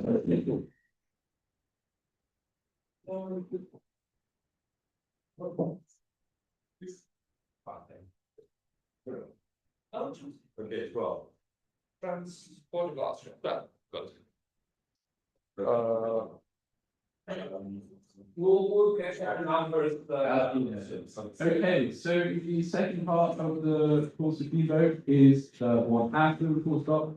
So the selection of ESPs should be led by the national state person with input from the session leadership. Okay, so you want to see how people have. Those in favour, please, aye.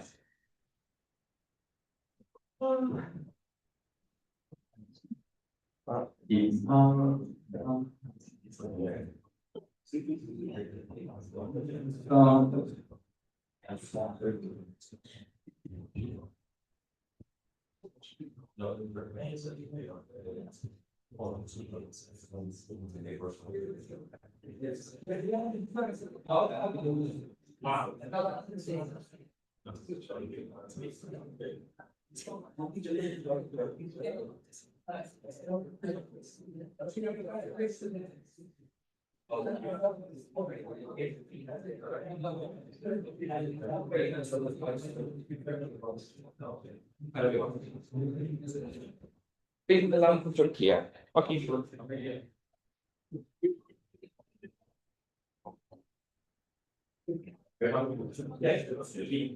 Okay. Those against, please, red. Sky, please, count.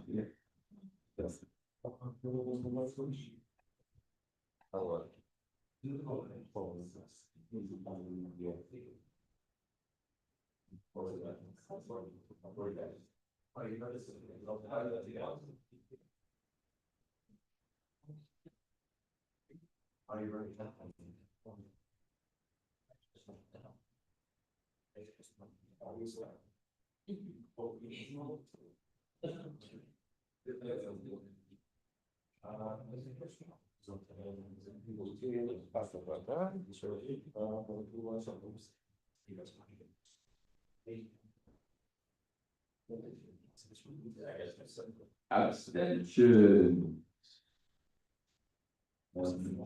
I'm going to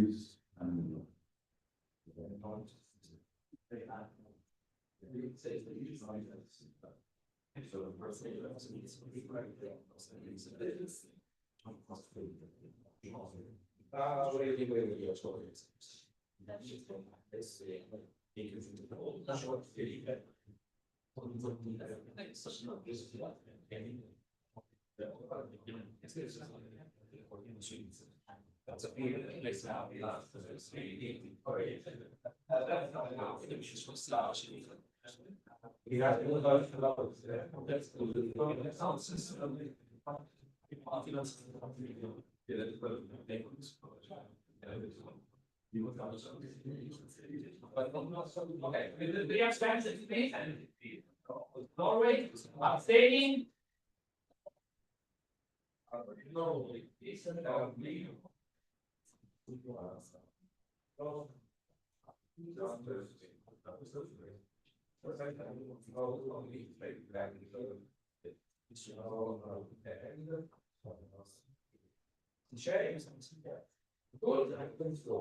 Okay, moving on to clause 16.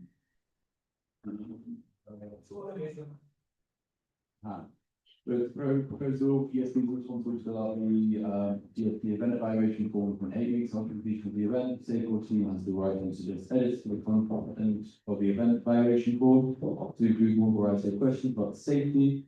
ISP will oversee the changes made to the form. Okay, so I'm going to voting in favour. Okay, those against. Those abstaining.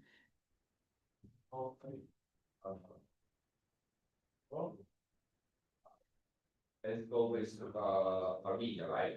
Okay.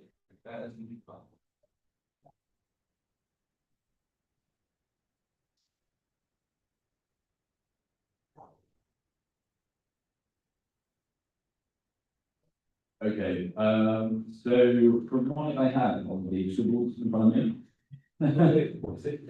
Yeah. Oh, very good, 17. So proposal 17, that's really off, and that's not going to be that mute. Wait.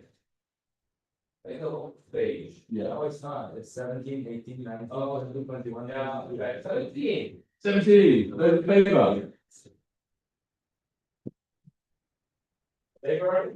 Okay.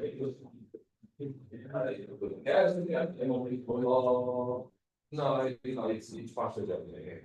Okay, those against? Yes. Those abstaining?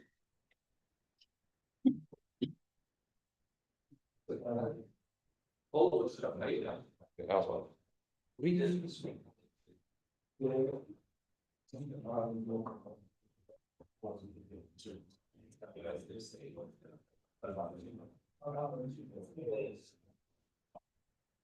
Okay. Wait, 7. Okay, moving on to clause 18.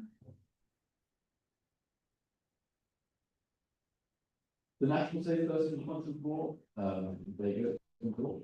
So, those are in favour? Aye, please. Oh, great.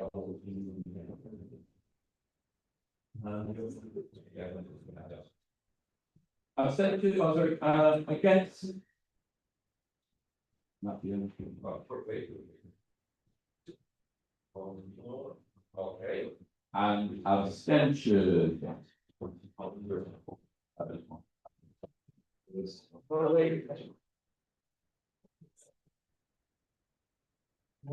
Okay, now we've got, 19. For the whole view, so those in favour of 19? Opposed, and carried. You can just have that. Yeah, you can do that.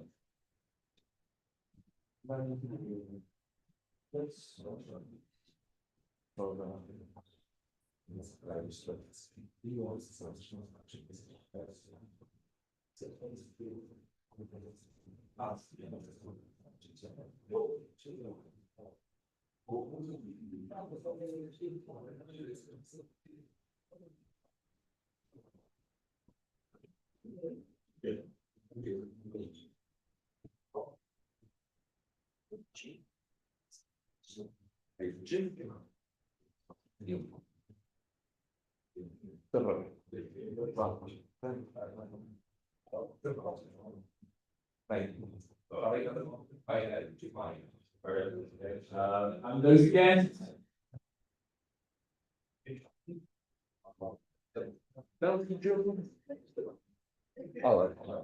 Big.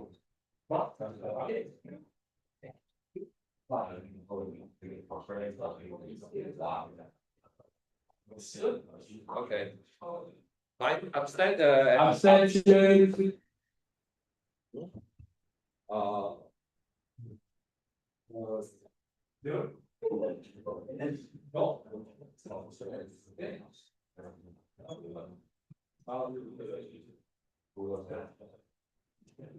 Abstentions here? No, okay. Okay, next one. 20. Those in favour of 20? Greens on the side, please. Just count. No. Okay, those against?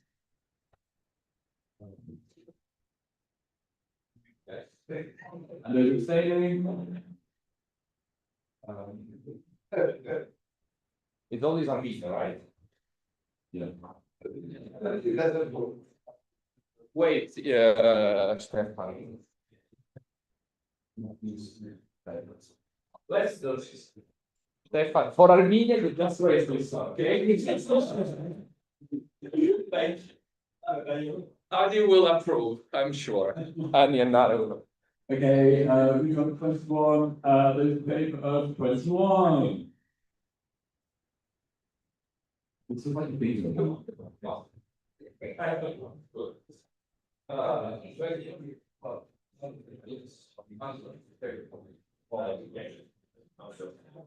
Okay, against?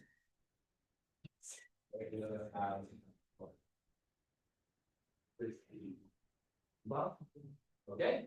Abstentions? Yeah.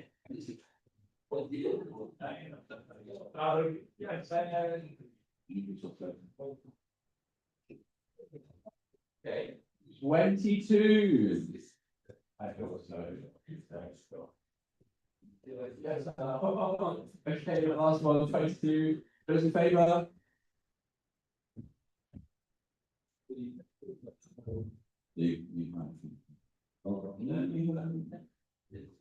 Okay, against?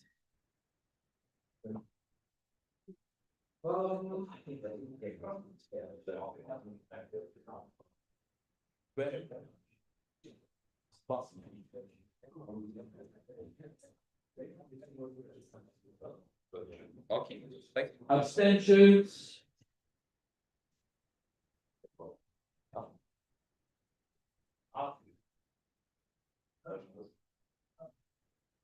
You should have done it earlier. And please, okay, okay, good. Yes.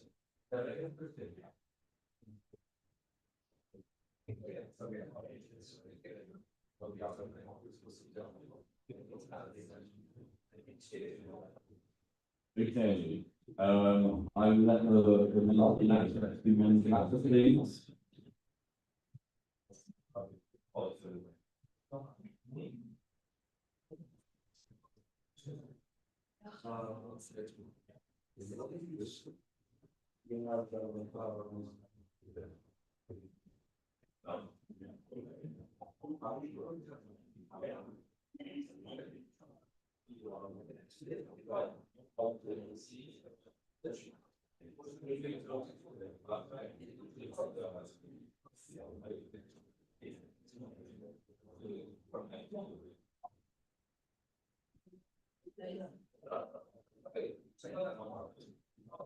In the meantime, we will announce, the courses that were clearly, passed or not passed, clause 41 passes.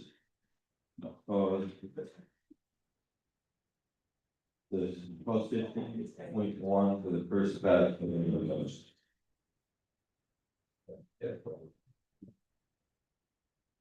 The 51 does not pass, only with 51% in favor, so. Third, 15.2, the second part of the 15 clause does not pass either with the 50 favor. Third, the 16 passes at margin. The 17th passes with 77.4%. 18th passes with 87%. 19th, we can't tell you yet because we're checking. Too close to call. Too close to call. 20th passes with 87%, the 21st passes with 87%. Same story with the 22nd, where it's like,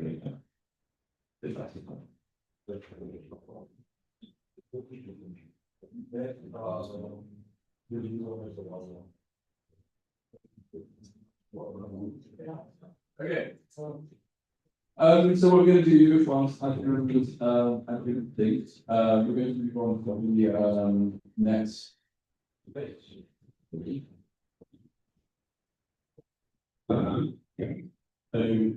is the new policy on living and welfare in, the European Youth Policy, proposed by the University of and by the main one.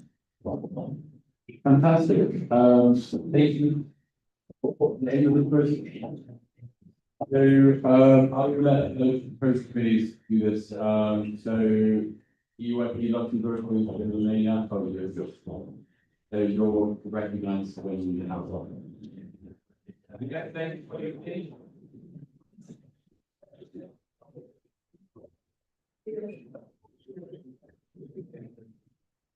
Alright, so the aim of this proposal, it's pretty straightforward, is to improve accessibility and clarity of the network's welfare related policies. And note, this proposal is aimed to merge two similar proposals. No content was altered, just stylistic changes. So everything that was in both policies still remain. We might have reworded stuff or slightly rephrased them from American to British English, added an Oxford comma, things like that. No content changes, so yes, let's just avoid certain questions. With regards to the history, this exact merging, as far as we're aware, hasn't been done before. But I guess to do a fun deep dive, because I guess all of that search was for something. These two policies were made in about in the BNCM 1802, and then every single BNCM after that, more or less some small tweaks here and there, or large ones have been made as each every single BNCM. Originally, it was called the Child Protection Policy, and then it was changed to the Welfare Policy. With regards to the rationale, well, the two policies, there are a lot of significant overlaps, for example, the aims, the objective, the scope, so the people that it applies to.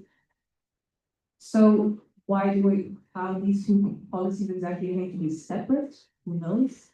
But merging them in that sense makes sense.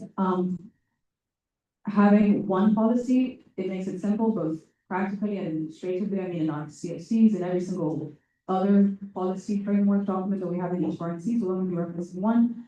So overall, it makes it more logical, more concise, and it's more accessible in terms of welfare to the EYP. Another specific thing with regards to the changes that we made, I'll read the step down. Right, so the magic changes. Of course, we removed all instances where one was referring to the other and vice versa.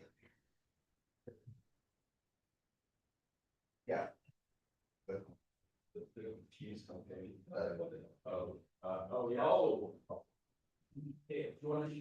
Yeah, we're shocked. So, yeah, we removed those instances because they were quite a lot, that's kind of the rational proposal. Then, in terms of structure, we moved stuff like the charter keys into articles, to sub-articles, into pipelines and follows. We created an annex and we moved the working procedure for the same working there. The annex is still binding by the policy, so like it's not a working procedure or like a guideline, it's still binding, it's part of it. But like, if you're referring to the code of conduct, it's an annex of participants, I don't have to go through those pages, so like the actual policy is shortened by pages. You just stand up.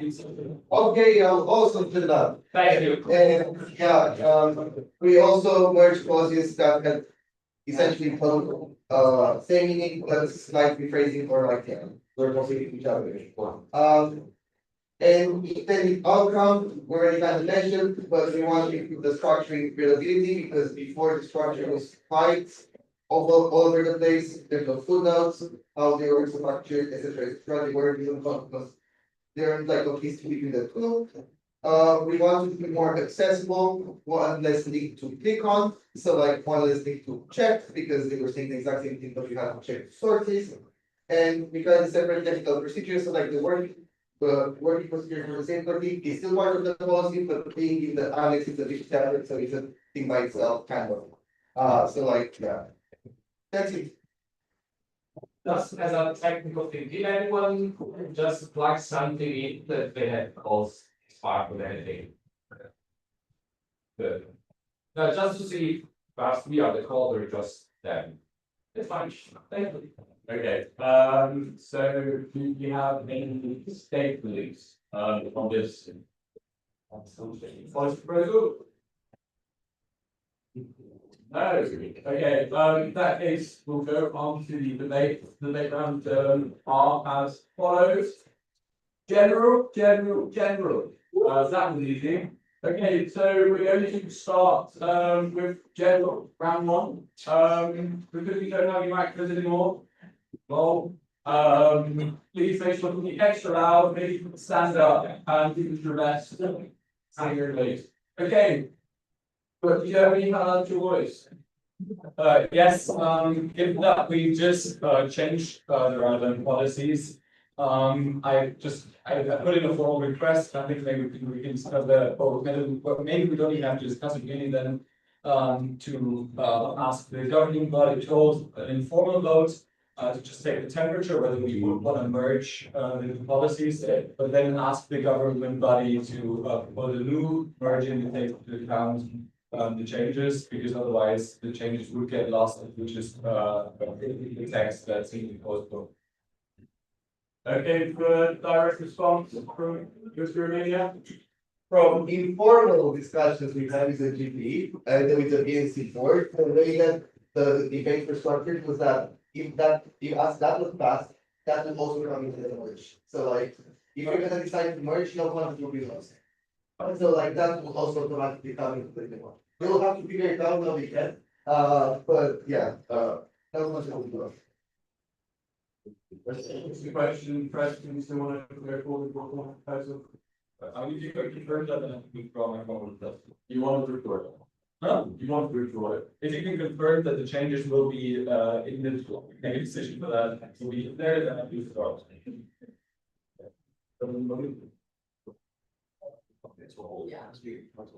You recognize? Yeah, I think maybe actually just to make things right, procedure, it would be nice to have the votes as well, so. That'd be good. Did everyone hear that? So yeah, I think obviously since we talked about the policy before, it would be maybe also nice to get a check that, but also if we could just do an informal vote and then we can merge that. Like we can edit the document that we just yeah. Yeah, okay, so the formal request, We have an informal vote of whether the motor policy should be merged. And the formal vote mandate from the government body to merge this report from the question. Taking the application data and the entity resolution. 501. So we need to approve this formal request. So okay. So approving the formal request by Equity Germany on calling for an informal vote on whether the policies should be merged and call for a formal vote mandating the governing body to merge the policies in question, taking into account the changes made at PNC 2501. So you need to approve this formal request by Germany. Full majority, I'm going to say Germany got very big. Thank you. So is anyone opposed to that?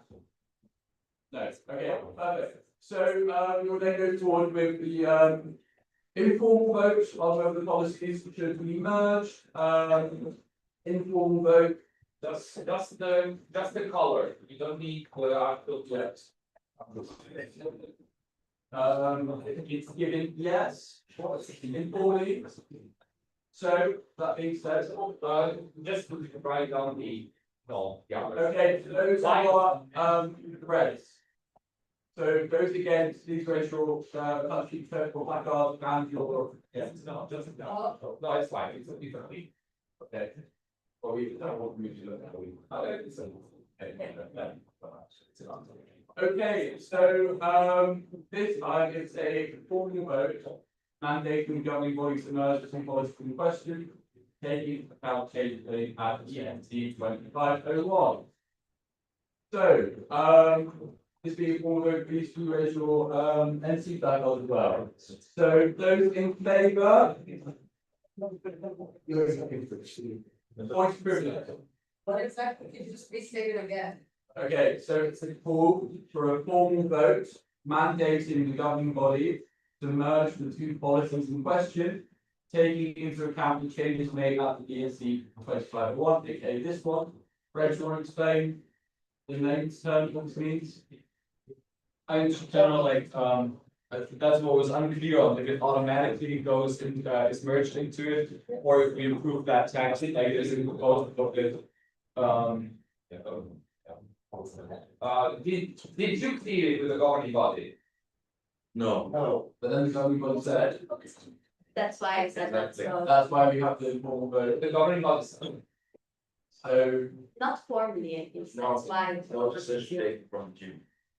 Okay, so in that case, I assume we don't proceed this and then just go to the regular voting. Doesn't seem to have. Yeah.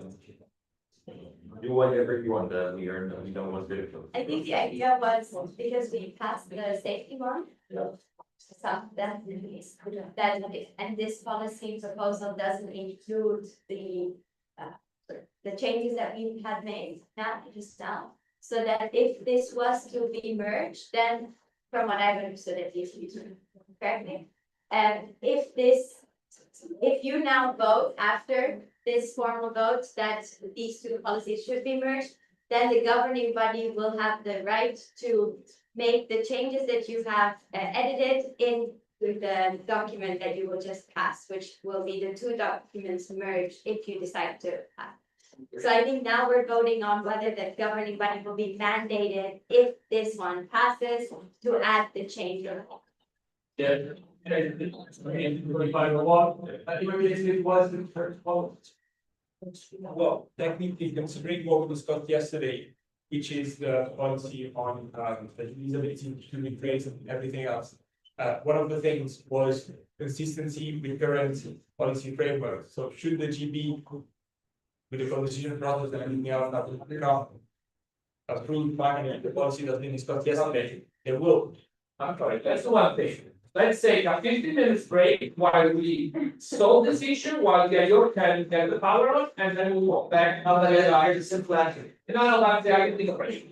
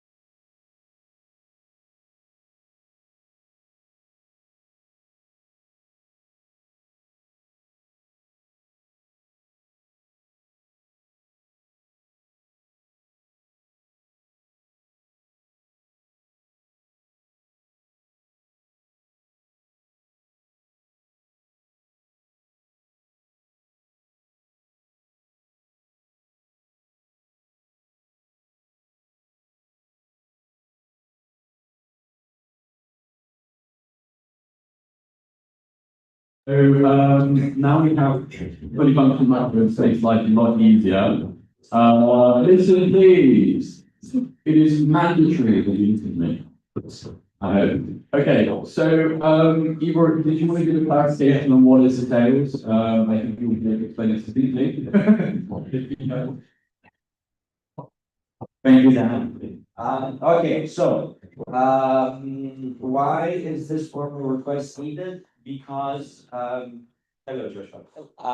So why? In two sentences, because what Luxembourg passed yesterday has not been passed by the governing body yet. Doesn't have to be. So if what you passed yesterday and what, oh, where's mine?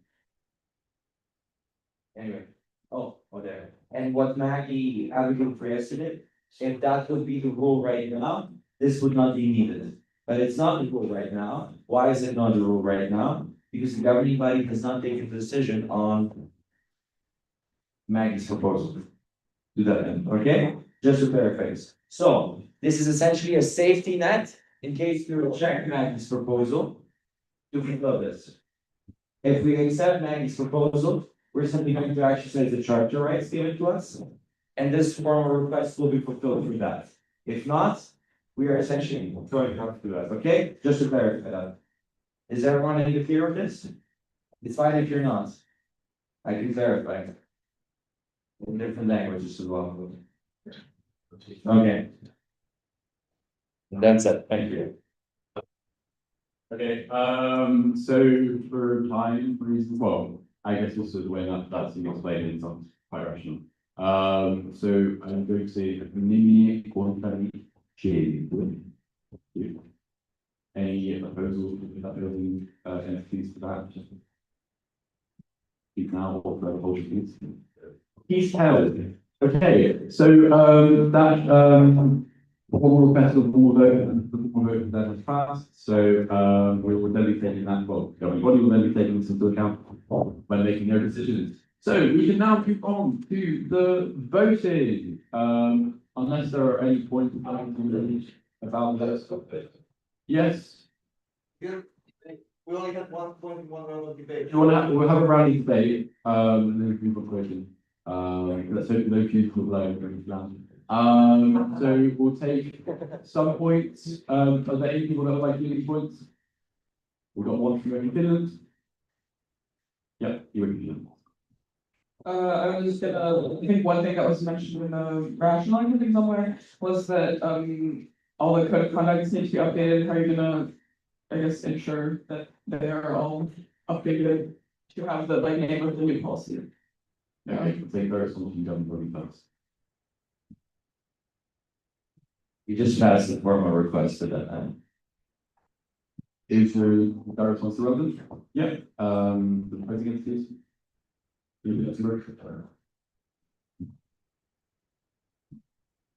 on that, like, it's just up to you, like, your internal responsibility is also just like update your code of conduct with that, like, no other entity can really play a part in that. I mean, if you have outdated COCs, like, no other entity is gonna like chastise you for it, but just like mentioning it, I guess, as a shout out to raise awareness about it. Thank you very much. Are there any further points? Okay, we'll go back to the floods. The pregnancies, so those are really bad.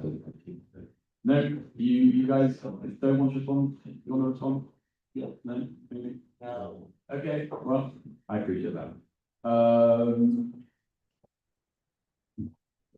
Yes, let's vote it. So this is about a two-thirds majority. So we will take those voting in favour first. So really high than you've ever seen before.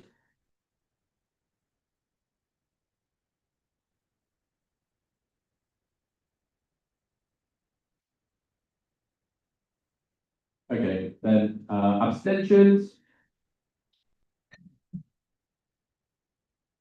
Those voting against.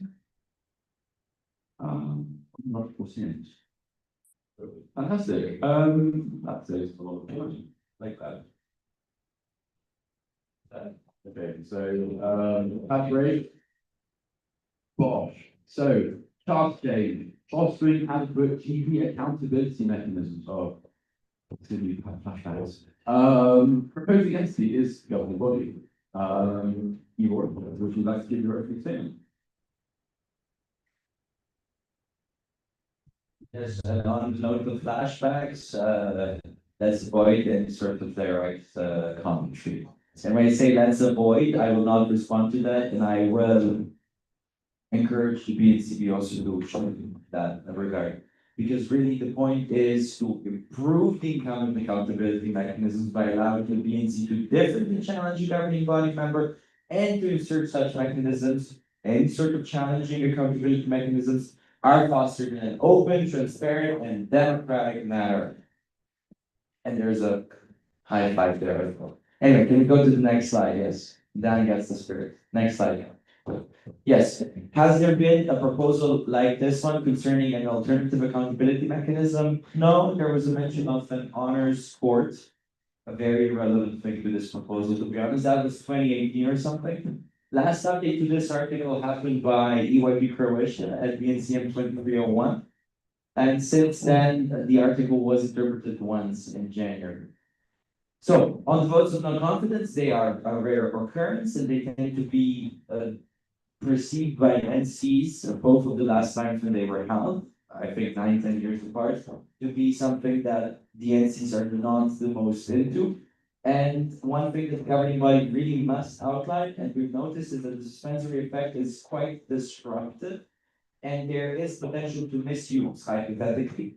Under incumbents, under the incumbent system, you can get 3 NCs to launch a no confidence vote against each of the governing body members or all of the governing body. Thereby, there would be no governing body.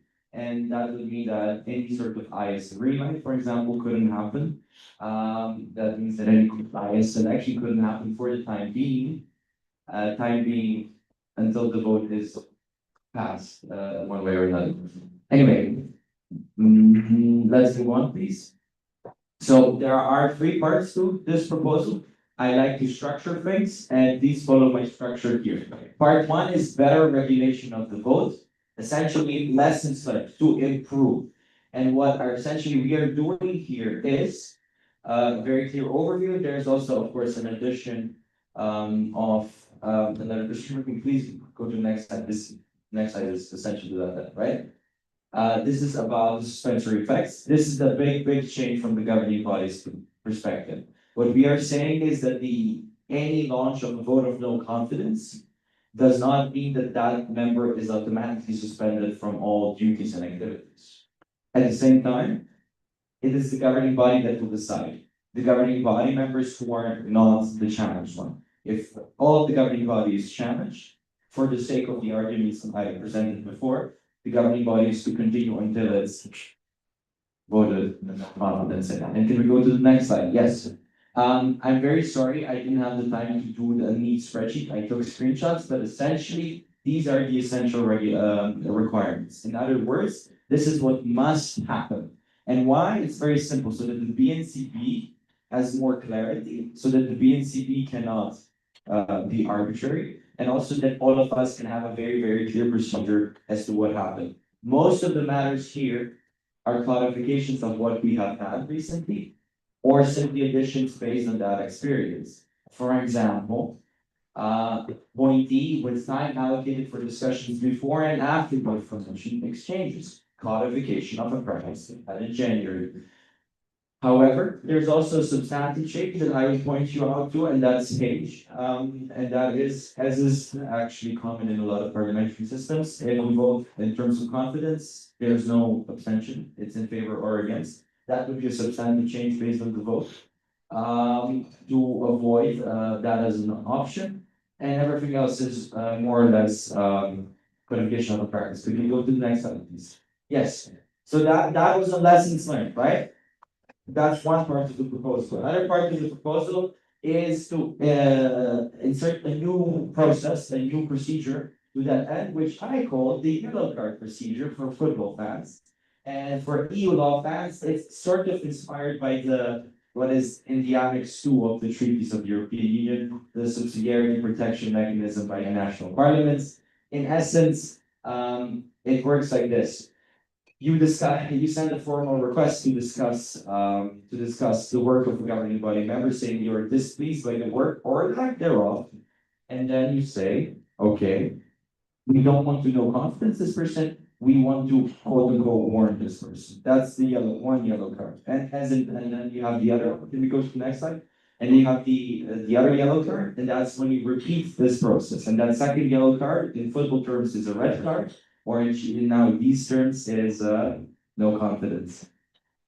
Essentially meaning that if you pass two of these yellow cards, two of these formal requests within the BNC, you get to a no confidence. This allows the BNC to strongly oppose something, to issue warnings, if you will, without having to kick a governing body member out. Yes, in terms of the procedure for it, again, simple process, simple debate, a simple vote. It has the essential requirements as for the no confidence vote. So there should be some time for debate and everything else. Again, to not have arbitrariness. Can you go to the next slide, please? Yes, this is just an update to that end, right? An update to that end is to say that the governing body member it's not updating that, it's a merger, this is part 3 miscellaneous. We just merged the clauses because we thought that would be cool. So yeah, I mean, sorry, please, like, I put a call while we're at it, like really, if you want to discuss it, we can, but it's just something that we're also doing. Okay, now, please next slide. On the intended outcome, clarity is definitely something we want, because of course, and I think the BNCB can attest to this, more clarity would be encouraged, because the BNCB should not be in a position where how they regulate the matter can influence the entire matter, and they can do, and the incumbent charter article allows some room for that. Whereas even 2 years ago, there was nothing on that. So if it would happen 2 years ago, this would be completely arbitrary. So we really want to avoid that. And we want to increase that functionality so that it's very clear what happens where and when. Functionality also of the system as a whole with the yellow card procedure. You can like it, you can dislike it. Well, I'm looking forward to hearing the opinions. And again, it reinforces the idea. The BNCB is not here to make a decision. The BNCB is there to be some sort of an administrator, not more, not less. And that's more or less it in terms of what we want to have with this change, owning up to the system as is. It has its flaws, we want to fix them, and we're looking forward to hearing from all of you.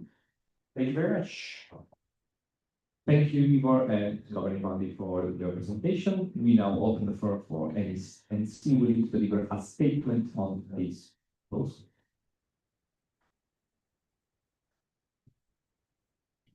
UAP more. Thank you. So in general, we agree with the formal changes and to codifying what has already been in practice, but we strongly oppose to the yellow card system and the voting by the governing body members on suspension of the governing body members. It doesn't make sense for the friends of like people that work together in the same body to vote on themselves.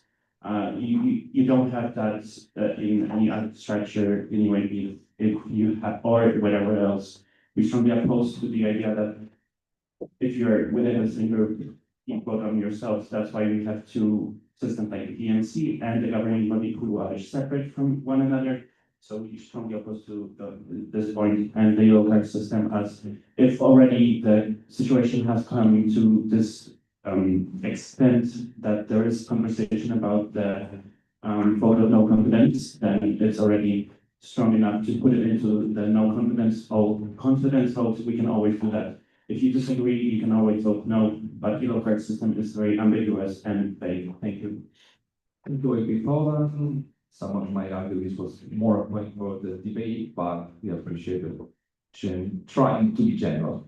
The governing body, you have the right to respond. We are going to exchange first and foremost, thank you way before to that end once again. If you have certain disagreements for the first time, you can always vote for us. Let's vote by a formal request. On the point of a yellow card procedure and why is this a good procedure? Because evidence shows, and this is not just regarding what happened in January, and I don't really want to talk that much about it. Yeah, see, thank you, Joshua, very creative of you. What is really important here is that it is perceived very intrusive. When it happened around a decade ago, I will not talk about the details of that case, but when it happened a decade ago, once again, we had a lot of NCs saying, well, yeah, this is super intrusive in the sense of, oh, very disruptive, and we agree with the criticism, but we don't want the consequences to be as such. So this is something that has been heard this January and a decade ago. Hence why, okay, well, if you think there's something like that, and if you don't want the consequences to be so severe, well, you can then have a system like that. The governing body is, once we meet the NCs, where based on what the NCs tell us. That's why we have the yellow card procedure. And in terms of what you can use the yellow card for using the vote of no confidence, it's up to the BNC to define when a governing body member loses the confidence. So once again, that's on you to define yourself, not on the governing body to impose upon you. And on the point of us deciding ourselves, the sole reason for doing that, for proposing that, is to ensure that we avoid a situation where free NCs can essentially block the governing body for a month of doing things. And that's now the problem, right? Because hypothetically, an IS green light is pending.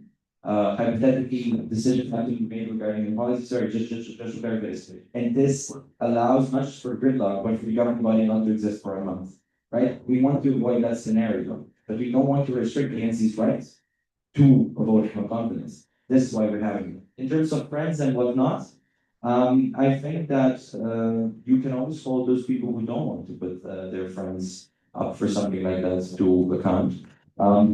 There's that. Yeah. Thank you, governing body. We will now go forward to the debate. The debate is structured as follows. Round one. Chiarificazione, I know how to say. Rajanina. No. Well, clarifications, feedback from practical insight, yellow card procedure, and general. This is one for the full city of Thirst, so kind of happy. Do visit Thirst, apparently. But the image is copyrighted, I must Yeah, yes, this one I have taken is from the the people who actually want yes, they should not be. But not either Slovenia. Clarifications on one, NENC willing to have some points on clarifications on the proposal. I already see what you written. Thanks. Regarding, that would be article 425J, which is very much the same thing that was used in the chapter before. Your proposal, the two-thirds majority of what would that be? Would that be of the voting NCs, of all the NCs who have a right to vote? And is there a problem or not? Thanks. Thank you, Matt. Any other NC willing to do? Sorry, we're just fine. So just asking for a clarifying remark here regarding what was earlier mentioned by Poland and then respond to it before. Why can't there be some other form of policy where the GB still doesn't get to decide on themselves on whether to suspend the member temporarily, but also still allow the GB to function in the meantime? What is the current policy like that stops the GB from functioning in the meantime, and how could we change that if the PNC wishes so? Thank you. Thank you with that once. Any other NC? Then we will go back to the proposed entity.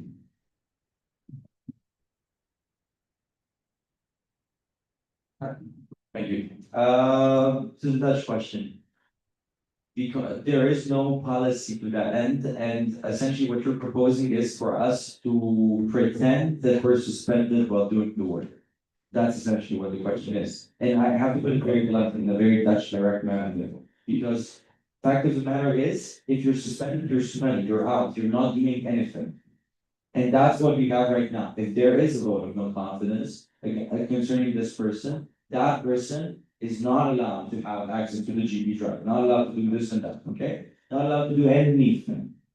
This means, in very clear terms, that this person is out of the governing body already, for that period of time of the vote until the vote is concluded. After the vote is concluded, depending on the result of the vote. On the result of the vote in Italy, absolute. 2/3 of NCs in the network. Absolute, as far as we are concerned, this is not about forums, this is not about basic procedure. This is about 2/3 of the national committees, the networks, the engines of the network saying, you're out. That's how it is for us. Very clear, unmistakable from our side. We don't want this kind of calculations of, oh, we lowered the threshold just a bit, or, oh, and then, no. 2/3, absolute, very clear. 2/3 of all NCs in the network. I hope that clarifies it in very blunt terms. And again, on the point of, oh, maybe we can do some other work. How can we actually do it if we have to make a decision, a GB decision? We cannot make it if we are not a governing body and we're suspended from it. We cannot make an informed decision, and that's sort of the ongoing fear that exists with some of our governing body members. Oh, okay, this can be misused. Hence why we want to regulate. In terms of the subsidiary methods of regulating this, we try to think of them, but they would require what, another BNC vote, another BNC debate on whether or not to have even the suspensory effects, and that will take time, and how will the participation work then? There are so many more questions already. Online agenda posts are not there. The confidence votes don't get all of the people to vote, so it would be a mess, a much more of a mess. I agree, this could result in someone who is up for a vote of no confidence, not to be suspended, but at the same time,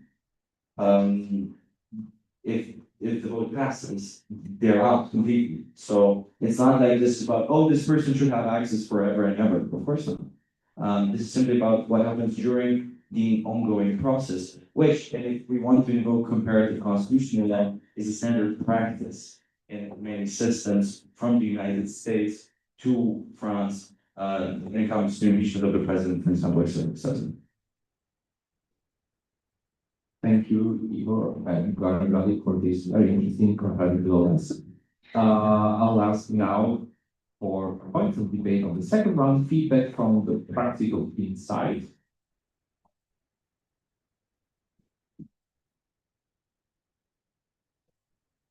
I'll just go on. So this is about part one, just to verify, like codifying stuff, the big chunky clause, if you remember, and that stuff.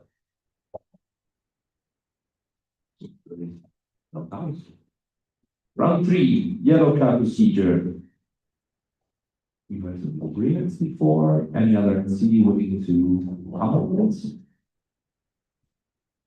It will be of the hand.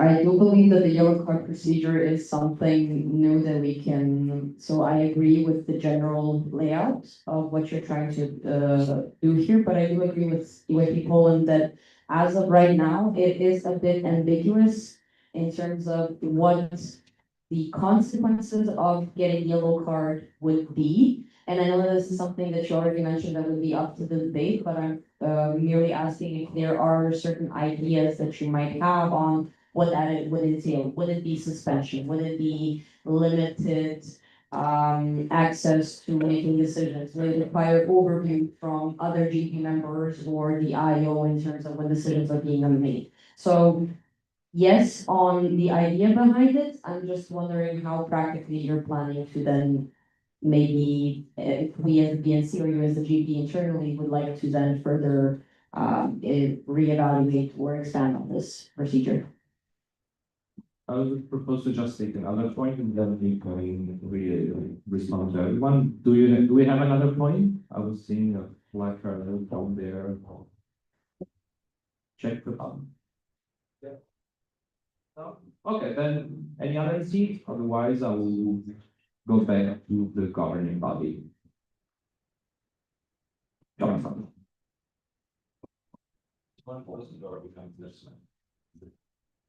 Okay, question is about consequences of the vote. If you got a yellow card, just like in a football game, you would essentially, exactly, thank you, Joshua, once again, you're supposed to play much more carefully, you yourself.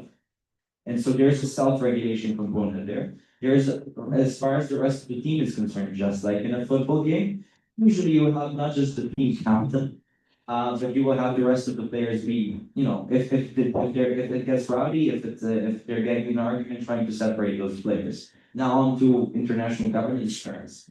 Why are there no clear consequences? Because the point of the yellow card is not to have a clear consequence in a suspension. The point is not then to penalize, because the feedback we heard from NC is by and large concerned, agreeing on the merits, disagreeing on the consequences. Hence why the solution we are offering is, okay, you can agree on the merits, you can disagree on the consequences, thereby no consequence the first time. And fool me once, shame on you, fool me twice, shame on me. That kind of logic. That's behind it. In terms of how would the governing body manage that, I think the point of the governing body managing is not just in the chair, but the rest of the team, interacting with these kinds of matters.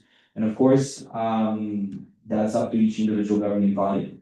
And its own dynamics. At the very same time, it's about in terms of IO oversight, technically we oversee over the IO rather than the IO runs. But in terms of any sort of oversight and transparency, I think already this year we're trying to give a lot of insight into what we're doing, and there's much more to come and much more to be said.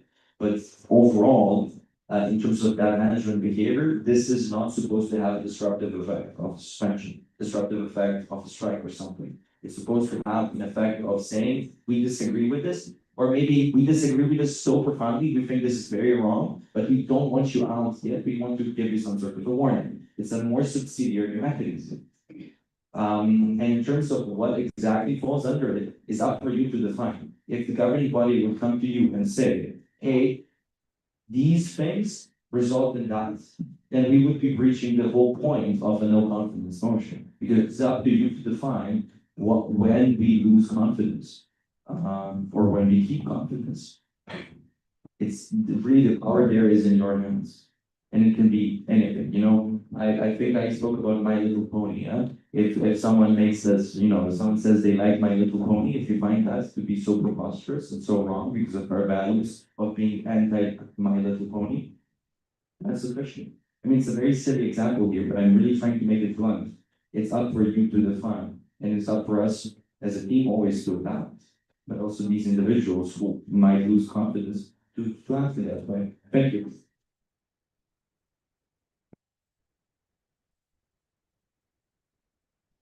Okay, so we go to fourth round, general. We got EYP Germany, followed by EYP the Netherlands. Thank you. And I do want to reiterate what Iman said, and I also agree with the general purpose of the yellow card. But I don't fully agree with you, Igor, that there can't be any consequence of a yellow card as well. Because I could, and I mean, this could then be worked out in detail, but I could see maybe just within the GB working procedure consequences that are very vague, but like, for example, like the chair of the governing body or the executive director, or generally that little plan of action has to be worked out, for example, on how to make sure that there's no further actions that the BNC just approved disapproval of in this yellow card. Is something like that kind of within the workings of the GB, but transparent to the BNC, takes action to kind of increase confidence again into the respective governing body member.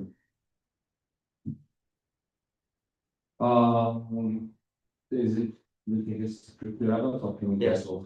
And I would say we can go to the governing body and then go back to them. Just a small clarification before, and then clarification in terms of, I said no concrete consequences in terms of the term of the governing body. But that's what I meant. It's not, oh, this person is now not going to happen, because that person will already have the public image affected, will already have inter-team dynamics affected. Now on to the compliance and the action plan. We very much welcome that in terms of the working procedure.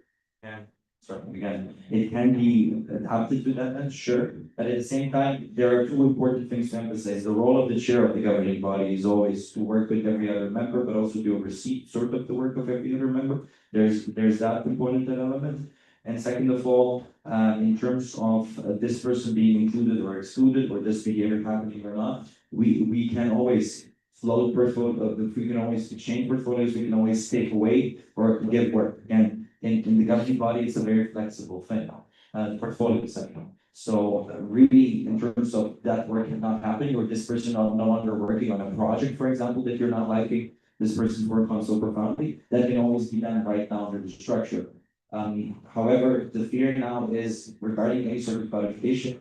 Okay, we can put it in the working procedure, but can we really detail down everything that could happen? Not sure, but certainly we can, and we can commit based on the debate today, regardless of the vote that you will have, that yes, indeed, we can issue such action plans that we can actually share with you. Because indeed, the fact that no confidence vote has happened doesn't just reflect on the member concerned, but on the whole governing body, of course, because it's a team effort as well. It's not just individual soul, but just like the distracted while Ivo was talking a bit too much for other reports. We're in the Netherlands.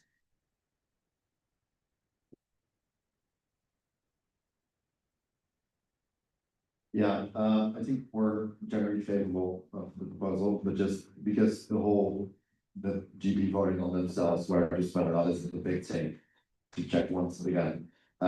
You answered my previous point 2 rounds ago quite well about the rest of the GB here. What it will mean for the individual itself and their work and that's soft. But I want one clarifying remark on what one suspended member means for the work of the other members in also the voting procedure.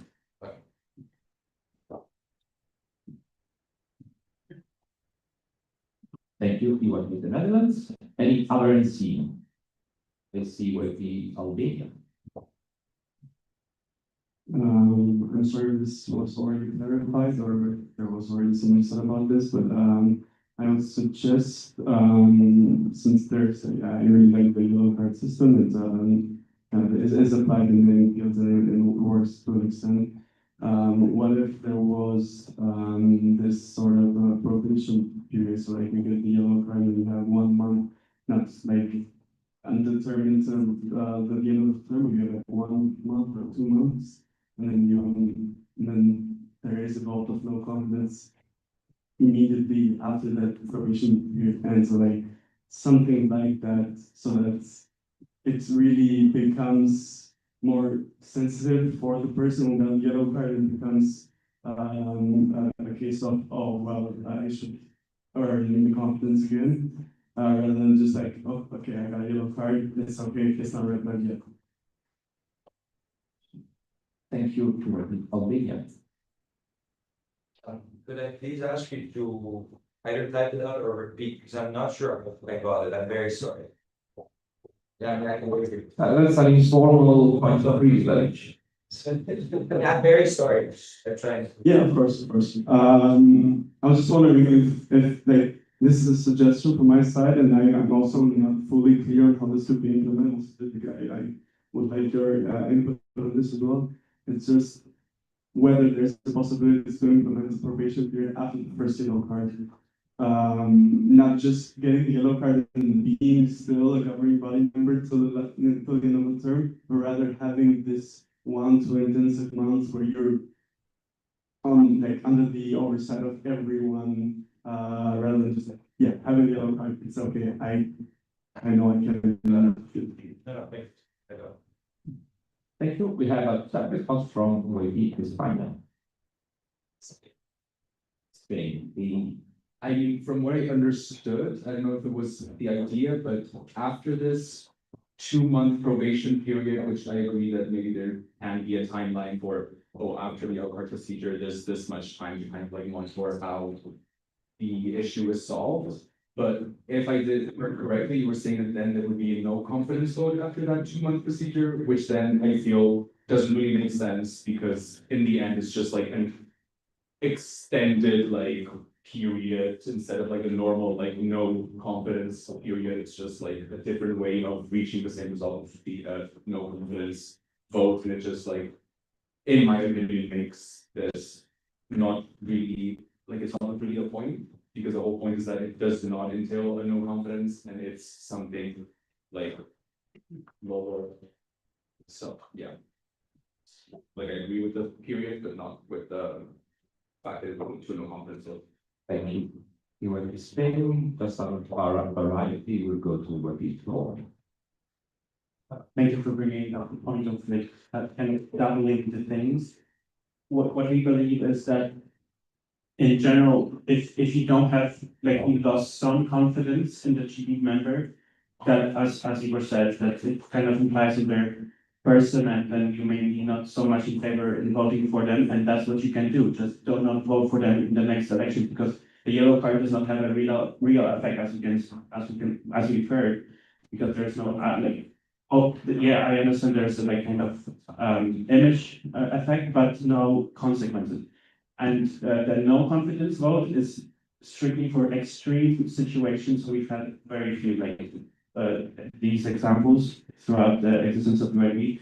So what we think is that the no confidence is for extreme examples only, and if you feel like the person did not have or breach some of the things, but they do not qualify for no confidence, then you just don't vote for them. And this yellow card system is just too ambiguous. It doesn't give us anything in that sense. You can just don't vote for the person, basically, in the next elections.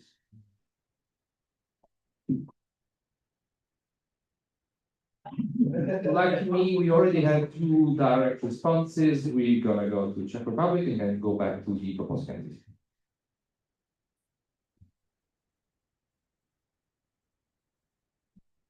So the reiterating on the old point that what is the difference, or like is there really no other mechanism for the BNC to say that like this person did something wrong, and in the future if you do it wrong we'll suspend you. So just like temperature, or like I think that it doesn't have to be so complex for the yellow card. I think that the first one was EYP's down there, and then I would say one thing now for direct response and Well, that's the whole point of the no confidence vote, so we can be able to call out people who are going against ethics, who are not doing responsible work. I'm not sure why we're so like redundant to like reluctant to call people that are not doing their job and call them up for responsibility. We have these mechanisms, and if we do not want to go to the extreme, that is what the yellow card system is for. So yeah, that would be all. Thank you. as promised, the government.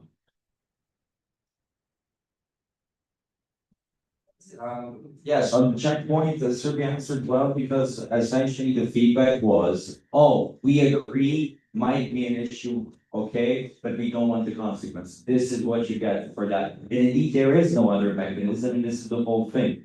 The whole thing of our international governance is that we have these 2 extremes of accountability. This is something I'll keep talking about regarding one other charter change. We have this extreme of doing nothing and merely asking a question which doesn't have to be answered fully. Now we also have Ask the GB system, which is informal. And the other extreme was no confidence. In between these 2, we are suggesting a yellow card. And if you get 2, you get a red one, and you're out like it's no confidence. Why? Again, this reinforces the general idea that all of you subscribe to. On the bullish point of we can just do no confidence, absolutely, but practice shows that no confidence will not be there. On the bullish, because the amount of NCs who abstain also said something. The amount of NCs who perhaps said during that town hall, and I attended it, yeah, well, maybe you have a point, but is this not harsh? And then the answer would be, but we have nothing else. Well, this would be something else. On the point of people running again for elections and not voting for them, very few governing body members do that. So it's not really that kind of a practical mechanism. It could, if you will, scar them and affect the image, but it's also about regulation of the team. And then it goes to the German point, and we can commit to updating the working procedure to do that, or simply making a commitment at the start to determine this is what we will do, or something like that. And this is something very good also for GB elections when it comes to candidates. You can ask them, okay, but how would you deal with these kind of situations? And then you get candidates' personal ethics on the matter. Dutch point, sorry, there were a lot of very different points. On the Dutch point of how does it reflect within the governing body, sort of like a German point on, yes, working procedure and stuff like that. If you want a suspension for like a month or something of the sort, We can do that through our own working procedure. If you want to put that in the charter, this was also floated in as a very stringent thing and sort of defeats the purpose. And we're sort of moving more so from football to handball, I feel like. But I'm perfectly fine with that. I trained handball for many years. Congrats to Denmark for winning the world championship. Yes, that's more or less it. It's doable, it's negotiable, but in terms of the voting itself, every governing body member has an equal vote regardless of how many votes they got in the elections or what is or is not there. So their suspension or not doesn't, oh, by the way, if someone is suspended, that was the question, they don't count towards our majorities, right? They are not treated as a governing body member that term. In our working procedure, we updated this year to allow for such a flexibility. And with this particular thing in mind, also because we started the term with only 5 people, because the 6th person wasn't elected, and now we have him. So that's it. Thank you, governing body. Right now.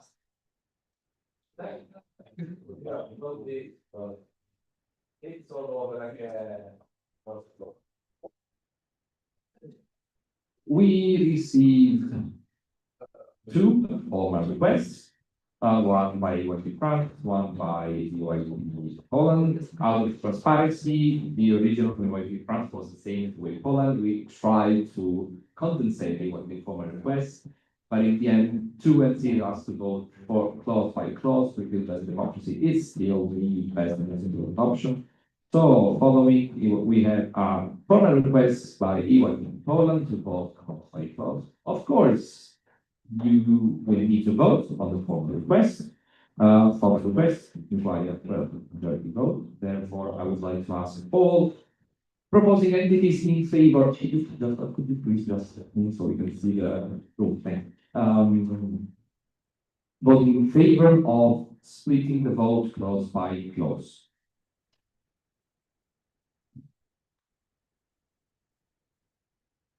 Yes, for micro things.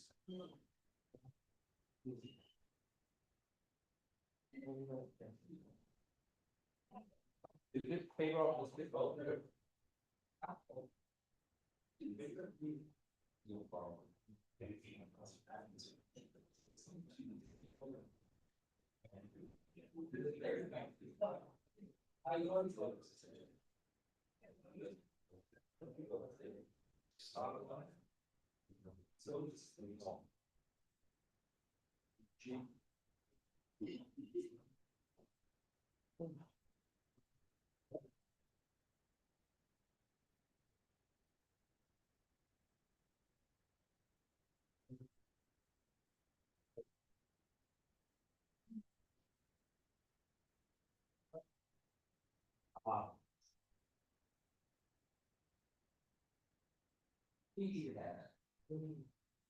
Oh,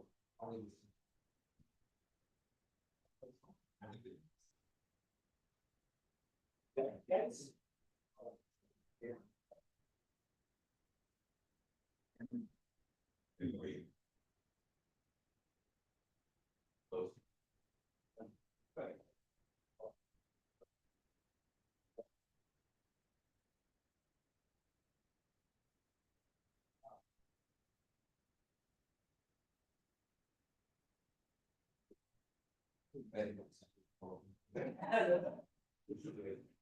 Abstentions? Okay, Roma and Greece. Then Ukraine. Okay. Check the.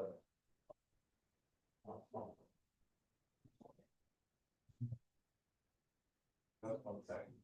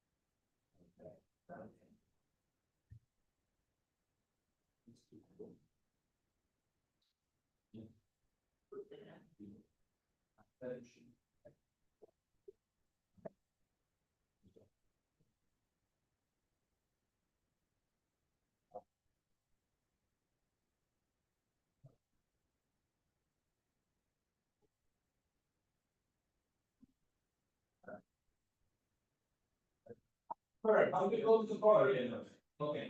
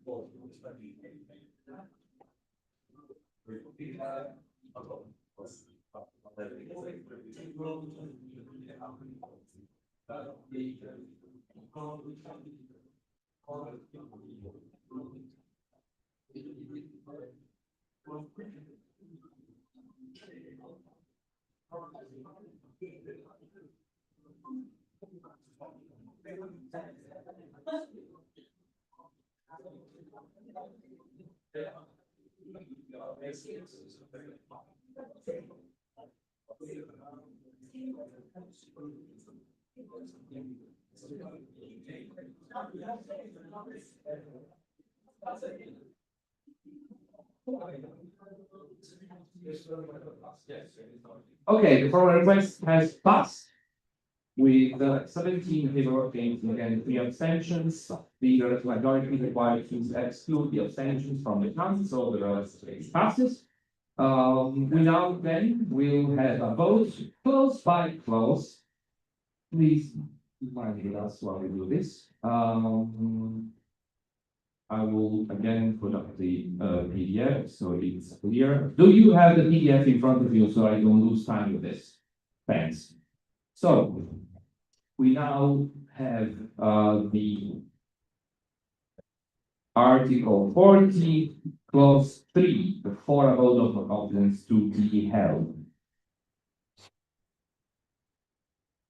All those in favor, Clause 14.3. Joshua, please. Thanks. The other one, okay, any abstentions? Armenia? Abstentions again, please.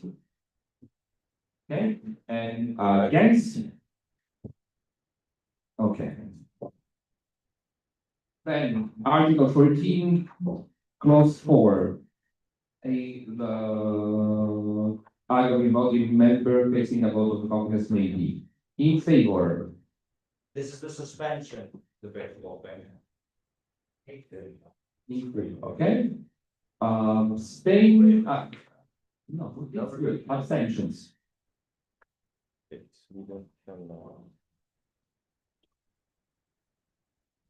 And against? It's Poland, Austria, and France. Yeah. Then we go on to Article 14.5, which merged with Article 14.8, which is administered by the board and how the board is administered. Placards in favor.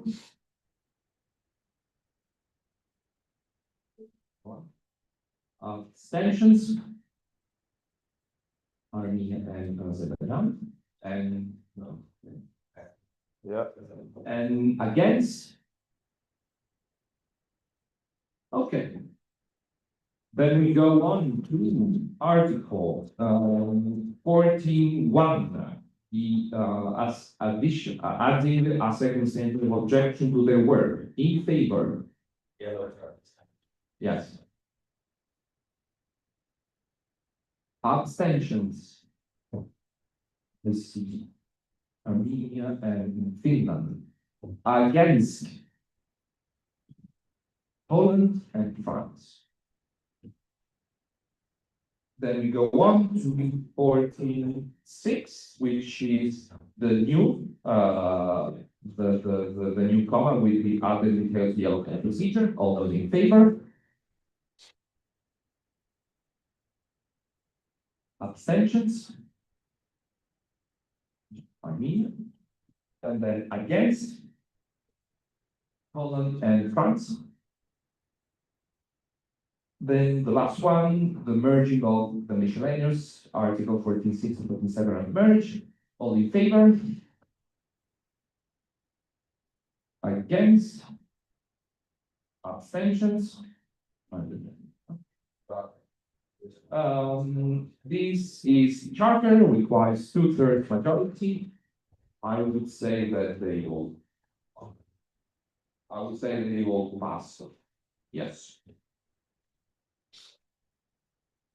Okay, no, therefore, since it are proposed by the governing body, they are immediately in place.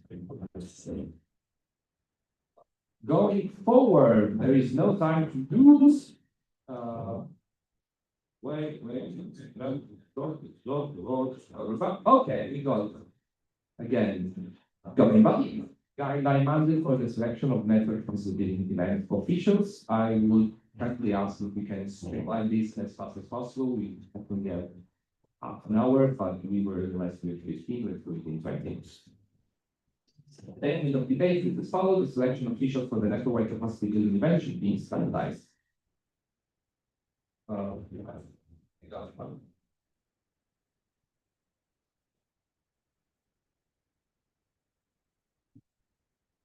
Hello, everyone, again. So Dinesh and Dinesh being the capacity building portfolio person, and I've been involved in the summer academies in the past, work together for the topic of debate, where you can also see the guideline attached. So it's not in the annex, but it's attached if you go to the proposal itself. History is that we've been discussing international session official selection quite a lot in the VNCMs, but not for the capacity building events. And this is why we are proposing this, because we think it's very important to establish a framework for it in the network.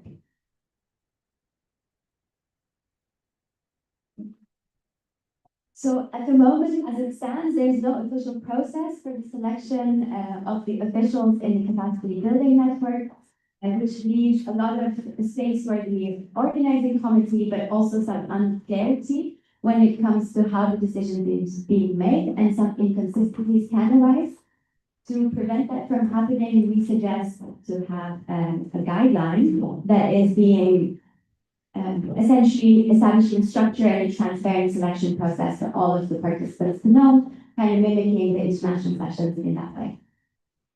So the possible action plan that we suggest is that we involve the active members and NC that want to be part of the development of this to comment on the guideline that we have created, and for you to mandate us to actually have this guideline drafted officially.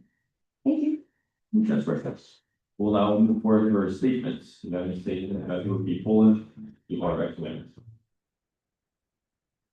So as you know, proposal we that discussing this resolution and moving forward is a very important matter, and a very long issue was since as was mentioned by Ian, Matt was discussed the funds of international sessions. However, the bottom line is network-wide capacity building events such as summer academy, media academy, and NSP training. They follow very similar structures. PYD international sessions with the NOCs acting in the capacity of NOC, with the events being coordinated centrally from the international office. Therefore, we absolutely believe that this could potentially implementing in the future BNC meetings as similar procedure or other events that follow the same structure organization-wise. As I guess is definitely something that is worth considering.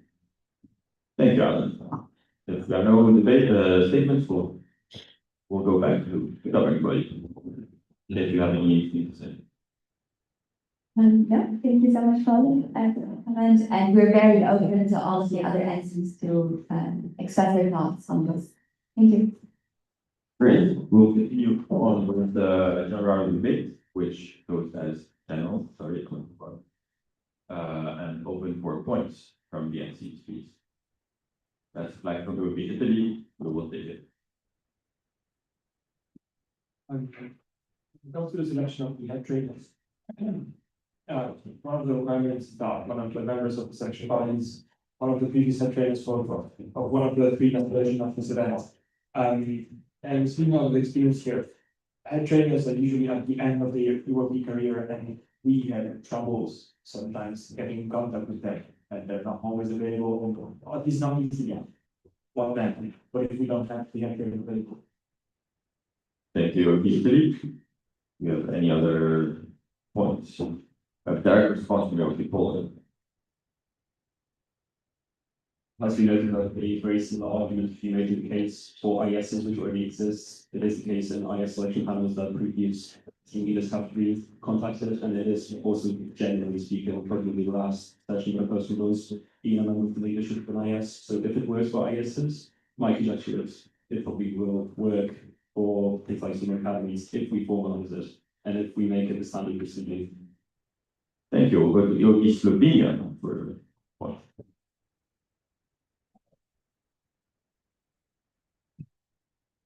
My question would be about selection usually of head trainers when they might come outside of UAP. For Media Academy this year, we had a head trainer from Understanding Europe.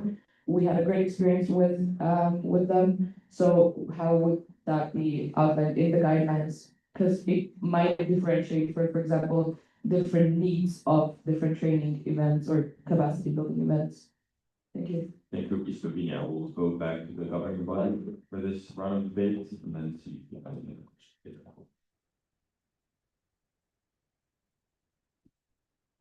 questions. Yes, so to start with Italy's point, we do recognize that they are usually at the end of their career, but I think, as Colin has said, if this is the expected criteria we have for the international sessions, if this is an expectation we communicate ahead of time, we hope everybody, at least in the last times, will be available for the selection panel. This is also something we've implemented already for this year. There was the previous head trainers were asked to comment on the selection sheet just to get an idea of if this would work, and there was general enthusiasm towards it in some events at least, so we hope to replicate that. And with regards to Slovenia's point, absolutely, we've also considered that for training events, sometimes you might want to have someone from external, that's totally fine, as long as they can reflect that they share the same values that we do in EYP, which was the case for this year's head trainer of Media Academy as well. I hope that answers all the questions. Thank you, the governing body. We'll go for a second round of debate. It wasn't specified, but I'll give the opportunity for more questions to come through. We'll have Yogi Switzerland.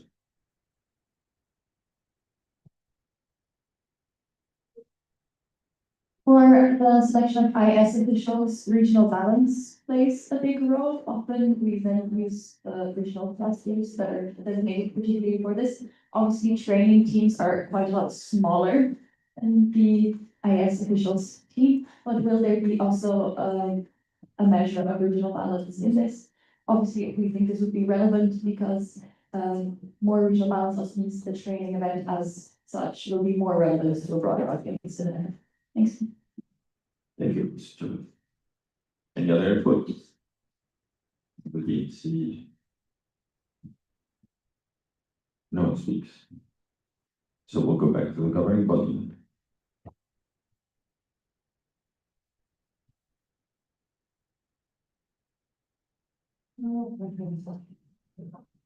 I think Switzerland, we did have a dedicated section for experience, gender and regional balance mentioned. We didn't specifically give as clear guidelines as the international selection panels because of the small scale of the events. We think that's where also the input from the NCs can come. And also we can, if we're mandated to do so, reach out to more people to get their insights and then present a more complete thing. But definitely it's a top priority to ensure representatives.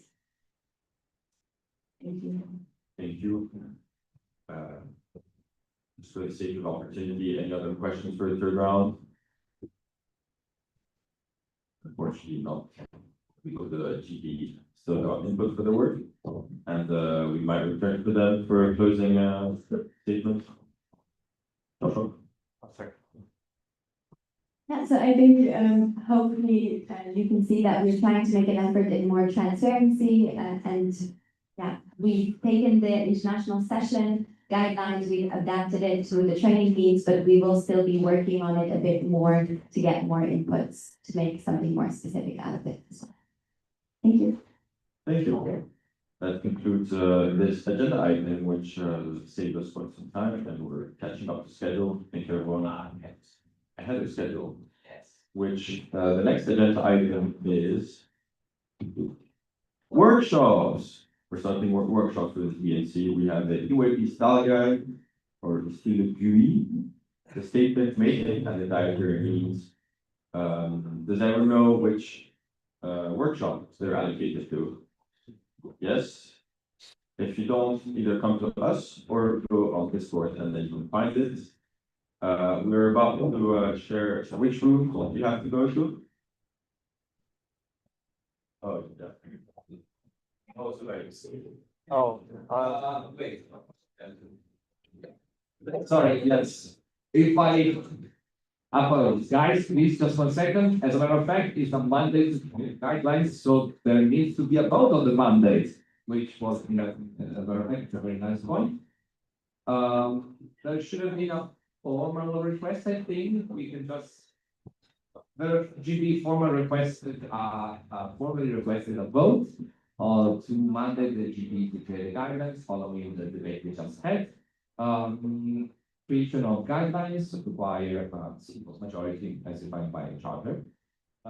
Therefore, I would go, since I love it and we are Latinist, many a contradiction of them.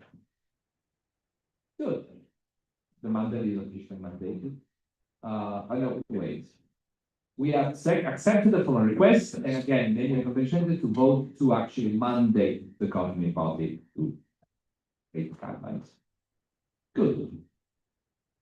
Thank you, and apologies. Now, actually, workshops. As usual, there are 3 rooms in the villa. There is the bottom left, bottom right, and top rooms. That's how we love to move, apparently. The EYP style guide will be in the bottom left. The compliance statement making will be top, and the dietary needs will be bottom right. Okay, so for clarification, the top one and you go up the stairs.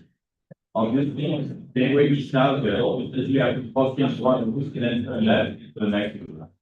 Okay, so that means bottom left, bottom right, you walk into the rooms and you stay there. Okay. Any questions? We're here for you. Please take your stuff, and after that, we're gonna be in the picture and so have fun.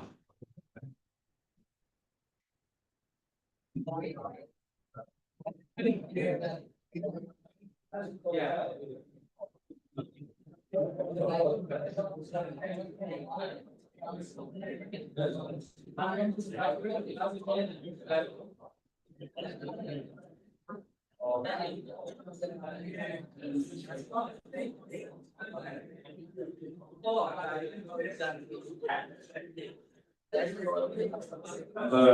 The itinerary to follow to the villa is to this corridor that way, or you can also go to these exits.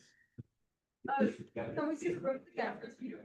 It's okay, thanks for question. So if you're part of the UAP style guide, you stay on the bottom floor on the left side. You walk into the room and then you turn left. If you're part of the dietary needs, you go bottom floor on the right room side. If you're part of the compliance statements matrix by the GB, you go up one floor.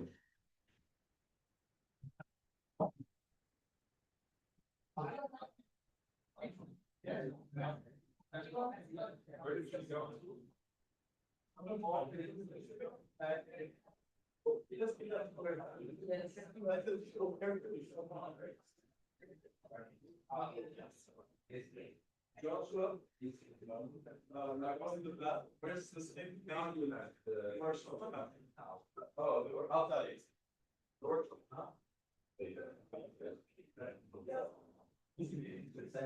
I feel present to want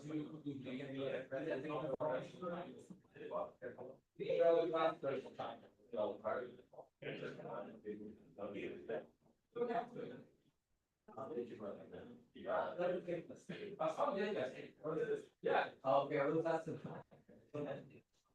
The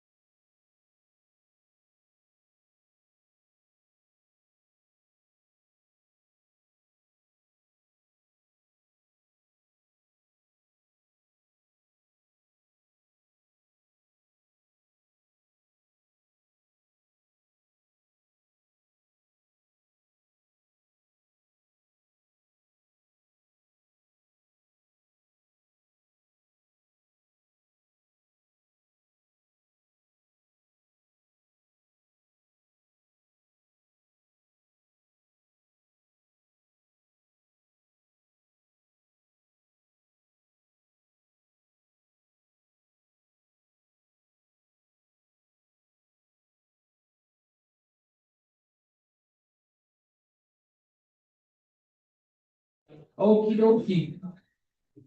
Let's talk over.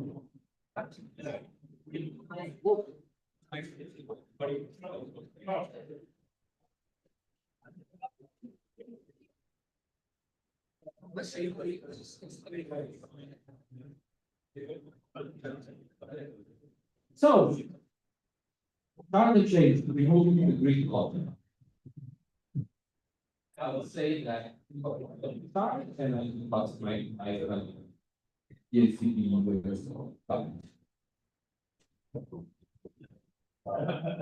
okay, can we have some of those back door, please? It's more than that. That one's great.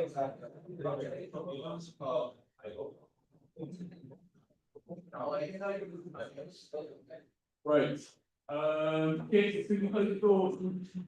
Thank you. Right, so sharp change, I love these. Removing gridlock. If it's meant to be governing body, with constant with that and things. Open statement, please. Yes, hello everyone, I hope you can hear me. Well. This microphone is like a stronger one. In any way, the aim of this proposal is to, again, I said I will mention this again, avoid the two extremes of accountability. When the governing body needs to have a profound policy disagreement, furthermore, it is to ensure that the network has a democratic tool to be able to scrutinize the executive session. In essence, it further down the democratic toolkits that we have, of course, so please next slide. We have the history of the proposal, of course, very similar wording for a sort of similar charter change was provided a year ago. BSM was very split, but at that point in time, the governing body was also quite opposed to this. Well, times have changed, elections have happened, and here we are. Moving on. There are three essential ideas behind the rationale, and they are clearly colored here. It's balancing carefully, it's safeguarding properly, it's respecting the engines of our network, particularly when it comes to balancing. It's again to avoid the two extremes. You've heard me talk about that a lot. And gridlock can happen for these kinds of policies when you can have an overwhelming number of national committees saying that they would like a particular policy amended to be in a particular way, whereas then the governing body would be quite opposed to that, and that would mean the governing body could block something that an overwhelming majority of entities could want, based on practical or other kind of considerations. Secondly, there's of course safeguarding the property, property is and it would only be for policies, of course, not for the charter. Key. It would also only be 2/3 majority of votes cast at the BNCM just after the one where the amendment was passed. And the language also reflects this, so it's a very important thing there. And of course, the third thing is, and to quote an anonymous governing body member, NCs are not children. In other words, you are the engines of our network, and if you think that a particular policy should be tailored in terms of its changes, in terms of its amendments to a certain way, and we tend to disagree, we should be deferential to you. That's the statement, not just in general, but in these practical terms. Moving on to the next slide. This is the wording of it as it is.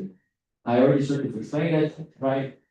At least let's go there. Exactly. So I did a step by step to read the details of how it works. So you have a policy change, okay? The chief, let's say the governing body does approve it from this meeting, okay? Then comes step 2. You propose it as a step 2 is that it's a policy change. Then comes step 3. Step 3 is also very clear, right? The BNC passed it. Let's say this meeting, I said that. Step 4 is that at the next BNCM meeting, that if there is something that we pass, that you pass, and that is a policy change, and we said no to it, you can put it up for a vote again. What would happen in that vote for you is that whatever the policy amendment is, it would have to be next slide. It would have to be next slide, please. So dramatic. It would have to be identical. So identical text. Typos excluded, but identical text at My Little Pony again. Sufficient demonstration of My Little Pony knowledge would be sufficient demonstration of My Little Pony knowledge. But you can misspell My Little Pony, that can happen. That doesn't count, but what counts is that it's an identical text, identical climate policy amendment, requiring, as I said, 2/3 majority from you, from the BNC, add that repeat vote where the governing body's opinion would not count because the governing body would have already, the governing body's decision would not count because the governing body would have already rejected it. Of course, the governing body would be able to take part in that debate and would be able to put in reasons forward, not just at that debate, but also when it rejects such a proposal. And that has the effect of course, if you pass it like that, it would be binding as if it received governing body approval. It's also very clear, and this was also a clarification for a question from before regarding another proposal. What does 2/3 mean? It's absolute. It's an absolute answer there, right? It's very clear. We want an absolute super majority of national committees to say so. That's more or less how it works step by step. The text should be simple. It's really a small amendment. And yes, side note, keep in mind, this is not something that we're not fundamentally changing something in terms of how everything should work. This is merely providing those who propose with such an opportunity to have it again heard, even if the governing body is not mentioned. And that can happen. So we want to enable you to have more influence over how the network is run based on policies, not the charter, again, to actually have something meaningful, something constructive for you, especially because you are the ones in practice who are getting EYP done. And I think that's the last slide, is it not? It's the last slide. So that wraps it up. Thank you very much. Fantastic. Okay. Interesting statements. So we're going to move on to other statements. I have one request in the order that you remain. No? None anymore. Okay. Then in that case, you open your way and we're happy to talk to us. If you give 2 minutes, be fantastic. Thank you. First of all, you're claiming your proposal that this is in support of democracy, while in reality, it really is the opposite. There's a reason we require co-decision making between the GP and the VNC. What would be the point of having GP approve or decline our past proposals if we are simply able to override it in our favor? Furthermore, if the GP not also democratically elected, they are voted in by VNCs and the members. I think it's very close to doing they would also have member interest in mind. If the GP disagrees with the past proposal, I would assume that they had a valid reason for doing so.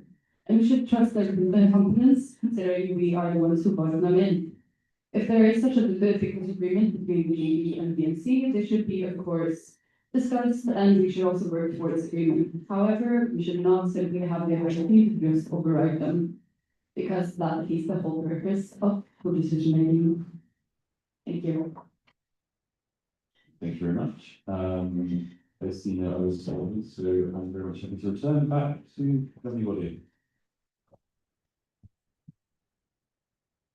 Thank you, no worries. Also for a somewhat paradoxical statement to say that we trust the governing body for defeating something, but we seem not to trust the governing body in this. However, let's unpack that statement. There are few inaccuracies. I want to first correct the facts. Not any proposal, again. Policy amendments. Can you make a new policy for this? No. Can you amend the charter for this? No. Okay, you can do a policy amendment. So you want to change one clause to include, for example, sufficient my-little-pony knowledge for IS officials to be selected to be, I don't know, chairpersons. That is possible. None other proposal is possible. I'm confident that that's what you have in mind, that we have to really be careful in terms of the language you use. In terms of also, second point, language we use when it comes to democracy, it does not defeat the purpose of democracy to have the democratic body be able to work through with another democratic body and to be able to hear the other democratic body out. If anything, it adds another democratic tool to the toolkit that we have, as opposed to now what we have is if we disagree, and it ends there. Of course, there's a lot of communication, and this is a general reply. There's a lot of communication between the proposing entities and the governing body. They tend to disagree. There could be, at least. And of course, some sort of a new solution can be crafted. But again, this is an enabling clause. This is not a clause meant to be used forever and ever and ever and ever. Also, the fact of the matter is that this recognizes an important contribution that NCs make when it comes to policies and when it comes to their enforcement. These policies are not made for the sake of the governing body. The policies do not exist because the governing body wants them to exist. They exist for a certain reason. The reason most principally is EYP underground. Who implements EYP underground? It's you, the entities of the network, it's the national committees. And the governing body would like again to emphasize the fact it is because we don't just trust you, but because we also put a lot of democratic respect in your own mandates and your own work. And of course, you have our own mandates, you have our own work. And frankly, it was at the very last elections, there was even a question concerning this. And you have had candidates, all three who have been elected, explicitly back these kinds of changes, even from before you had certain GB members do so. And as such, it is very democratic and to deliver on those promises in that sense. Thank you very much. Thank you. Okay, so we now move on to the debate. The debate is structured as follows. We have round one, clarifications and anything of the sort, and other rounds. General or pointing goes. So obviously we will decide the quantity of rounds based on the first one. So we can get started. Anything of the sort. I see one you want to be rolling in. Yes, anyone else? You're Luxembourg. You guys can see Flint at this point. So yeah, we'll start with your meeting and then go through again. Thank you. One small clarification. So in case we want to overload it, we should just like a copy paste of the old proposals and that's it? Or is there a need for like maybe a new template for policy proposals for these cases? Or like how do you envision them? Because like, yeah, it's just copy paste or not, that's the question.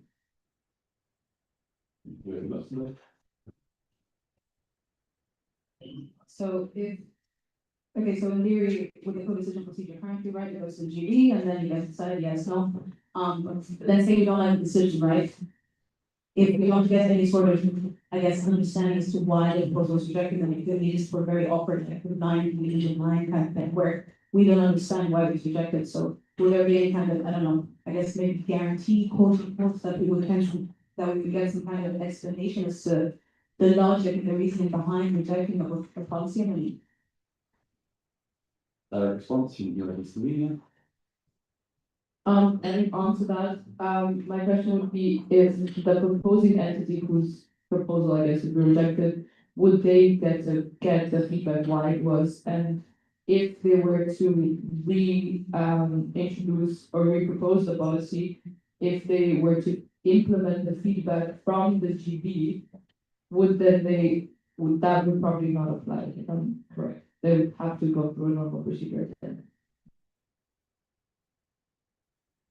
Any more points? Check probably. And just to clarify, it's another, it has to be like two different BNC things. Like on the first one, it's first accepted by the BNC, and then on the second one, it has to be overruled. And that's a specific mechanism. We've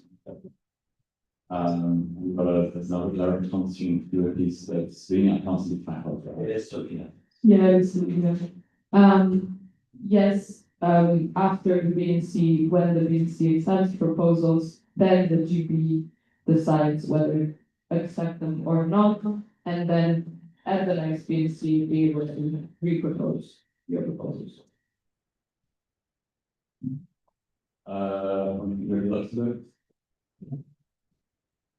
Sorry, another thing that came to mind, would this be only a physical BNC or also online voting too? Anything more? Anything of the sort? Okay, what's happening with Richie's for his spoke that. I guess we can go back to the presidency. So, apologies. Thank you very much. Now let's unpack some of the things. New template, Romania, no. You do the same thing and it has to, it is a copy paste except for typos. That's very good. Like if you misspell My Little Pony in that proposal to My Little Pony, yeah, like you can correct that. That's it. It has to be identical. Identical in terms of the amendment. You can have a different rationale and whatnot there, yes. On the point of does it have to be different BNCMs? Yes, that's the whole point of it. Do they have to be physical? We can have online BNCMs, we had them during COVID, but online votes are not BNC meetings. So it has to be And also to clarify this, because there was an entire round of this, it has to be at the immediate BNC meeting after. So if something is passed here, let's say, we hypothetically reject it, and if we have these rules applying, then it means that only at the next BNC meeting, so the one in October, I think, October of 2025, will this right be able to be exercised? So not in a year, not in 2 years, not in 7 billion years, only at the immediate BNC and afterwards. And to the point of reasoning and to the point of feedback, if feedback is given and implemented, then that's a new proposal. It's not that identical. That's already something Slovenia is included. And on the point of giving feedback, the whole point is that this system also incentivizes the governing body to provide more comprehensive explanation of its positions, as opposed to what was the practice, and that was more succinct, right? Because if you want more information, you can also voice ask for it. But the simple nature of this kind of decision making is that, we make a decision in favor or against, and we have a certain rationale for it that you're providing with it. But again, we are here as well, right? And we usually are here. So we can always, we can always explain our positions as to why something is or is not, was or was not agreed upon by us. And again, it's a very high threshold it requires, just like a charter change, 2/3 majority of you to agree. So it really is about facilitating a consensus across the network. And if it so happens that, yes, the democratically elected body is where it is, then, so be it. You are the engines, after all, of the network when it comes to the grounds and these policies and these implementation. And again, to quote the anonymous anybody member, NCs are not children. You're smart, you're capable, you're talented enough to dispose of your own votes and of your own minds to determine whether or not something is going to be like that. Because you can think that maybe that's too far for you. That's fine. You can have such a discussion in that in such an event. But we want to lead to such an event, as in allow you to have the opportunity to do so. Fantastic. So I guess we can.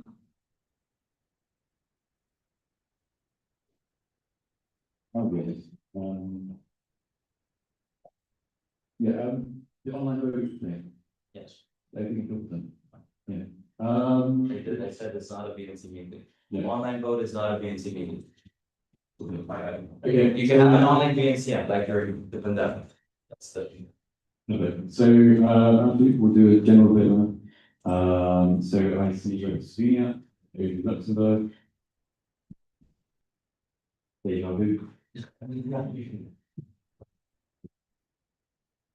That's a bit of a hypothetical scenario, but what if the GB overrules the policy the first time? It's then re-proposed, and then it gets amended during the second discussion. So the second time it's proposed, the policy, it's amended during the DNC. Yeah, that's good.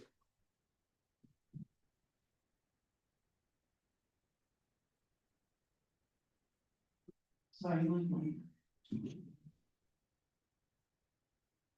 Which age has that?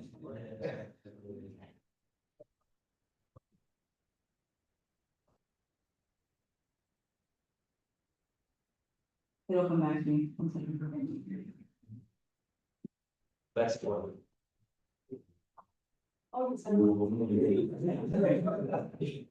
Sorry, no, I was thinking, okay, frosting, so when you say identical, okay, the phrase yes, okay, but now what about the declarations, does it have to be the same NC? Same spokesperson, or can I just be like, okay, in general, it was rejected by an EYP, Australia, and then an EYP Burundi proposes it again, does that also work? Okay, anyone want? Not sure if this is okay, we can go back to Finland.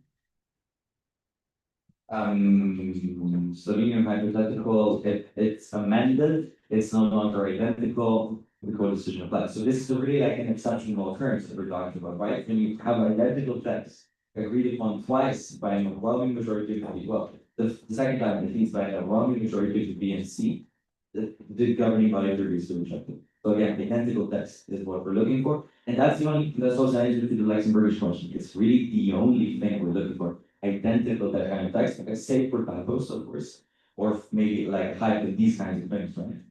But when it comes to who's the spokesperson already proposing it, these, et cetera, doesn't matter. What matters is the text, because that's going to stay in the past. Everything else is BNC procedure. We are not here to regulate BNC procedure. I mean, the government problem is not here to regulate BNC procedure. So again, identical text, identical, save for typos. Yeah, that's it. That's it. Round three, are there any other points?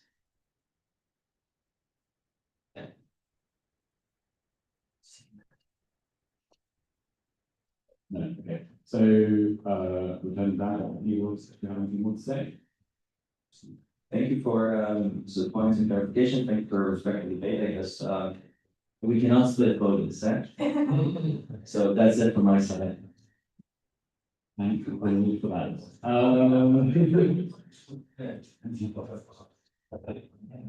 So, yes. Okay, so, this is the chart shape, so we require a two-thirds majority. I will ask for those in favour to please raise your platform.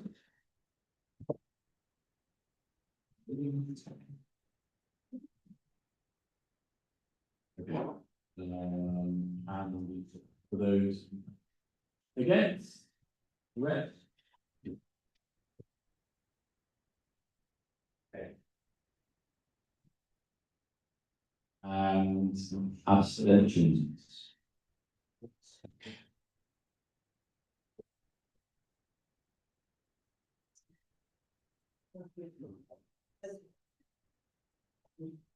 I'm not a maths person, but I assume for pass. Yeah, personally. So what's next? Oh. Five, does. Well, in the schedule, so, one day. Or am I? No, it's Catherine. Oh, thanks. Yeah, it works. To produce a practically politics control by the Netherlands, Serbia, Ukraine. We can say that all these international delegations go through left, bottom left, student process, bottom right, and finally and working control at the bottom. Until it's 15:45. Let's keep the same time frame so we have 50 minutes to spare to meet the rest of the day.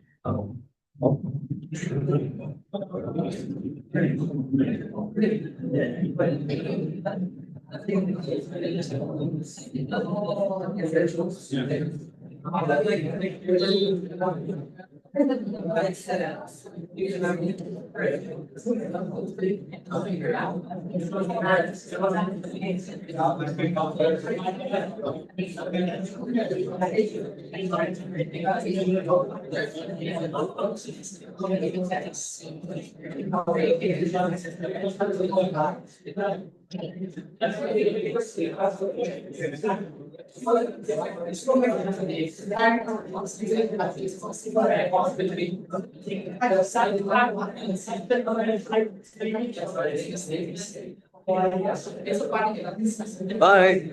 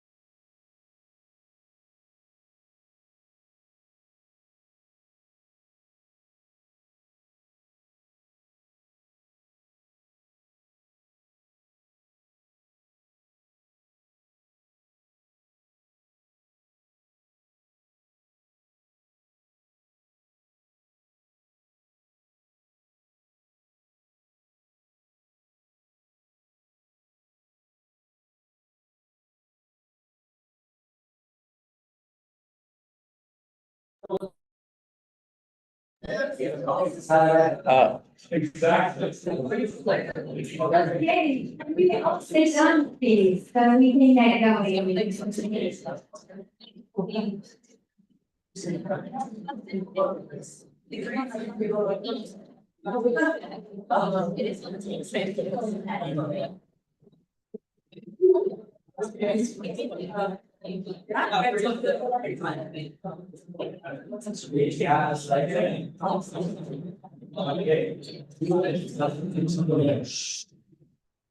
Okay, hello everyone. Nice to officially meet all of you. My name is Ian, and I'm the sixth newly joined governing body member. So we are now doing a company and we are ready to give you some of the update on the retail course. Good, yeah, let's just see if someone is online joining from. No. No, okay.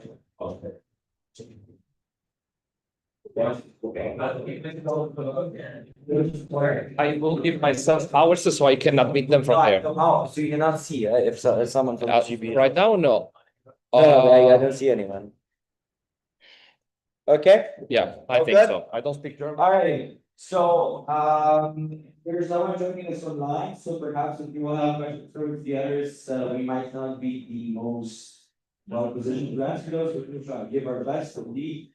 What is the market questions and answers, the Washington Post says, the market has in darkness. The point is to shed light a bit on what we have been doing. It must be said, however, that the updates have their own general part, which you can have seen, and I'm sure all of you have read. Then they have the general part of sort of what was going on, and they have the portfolio specific matters. Yeah, and I will present our portfolio specific matters, and the general stuff and other portfolios, so we'll try to first cram into a few minutes. Of course, any and all questions are welcome, the more the merrier, I think. So let's first start with the general stuff.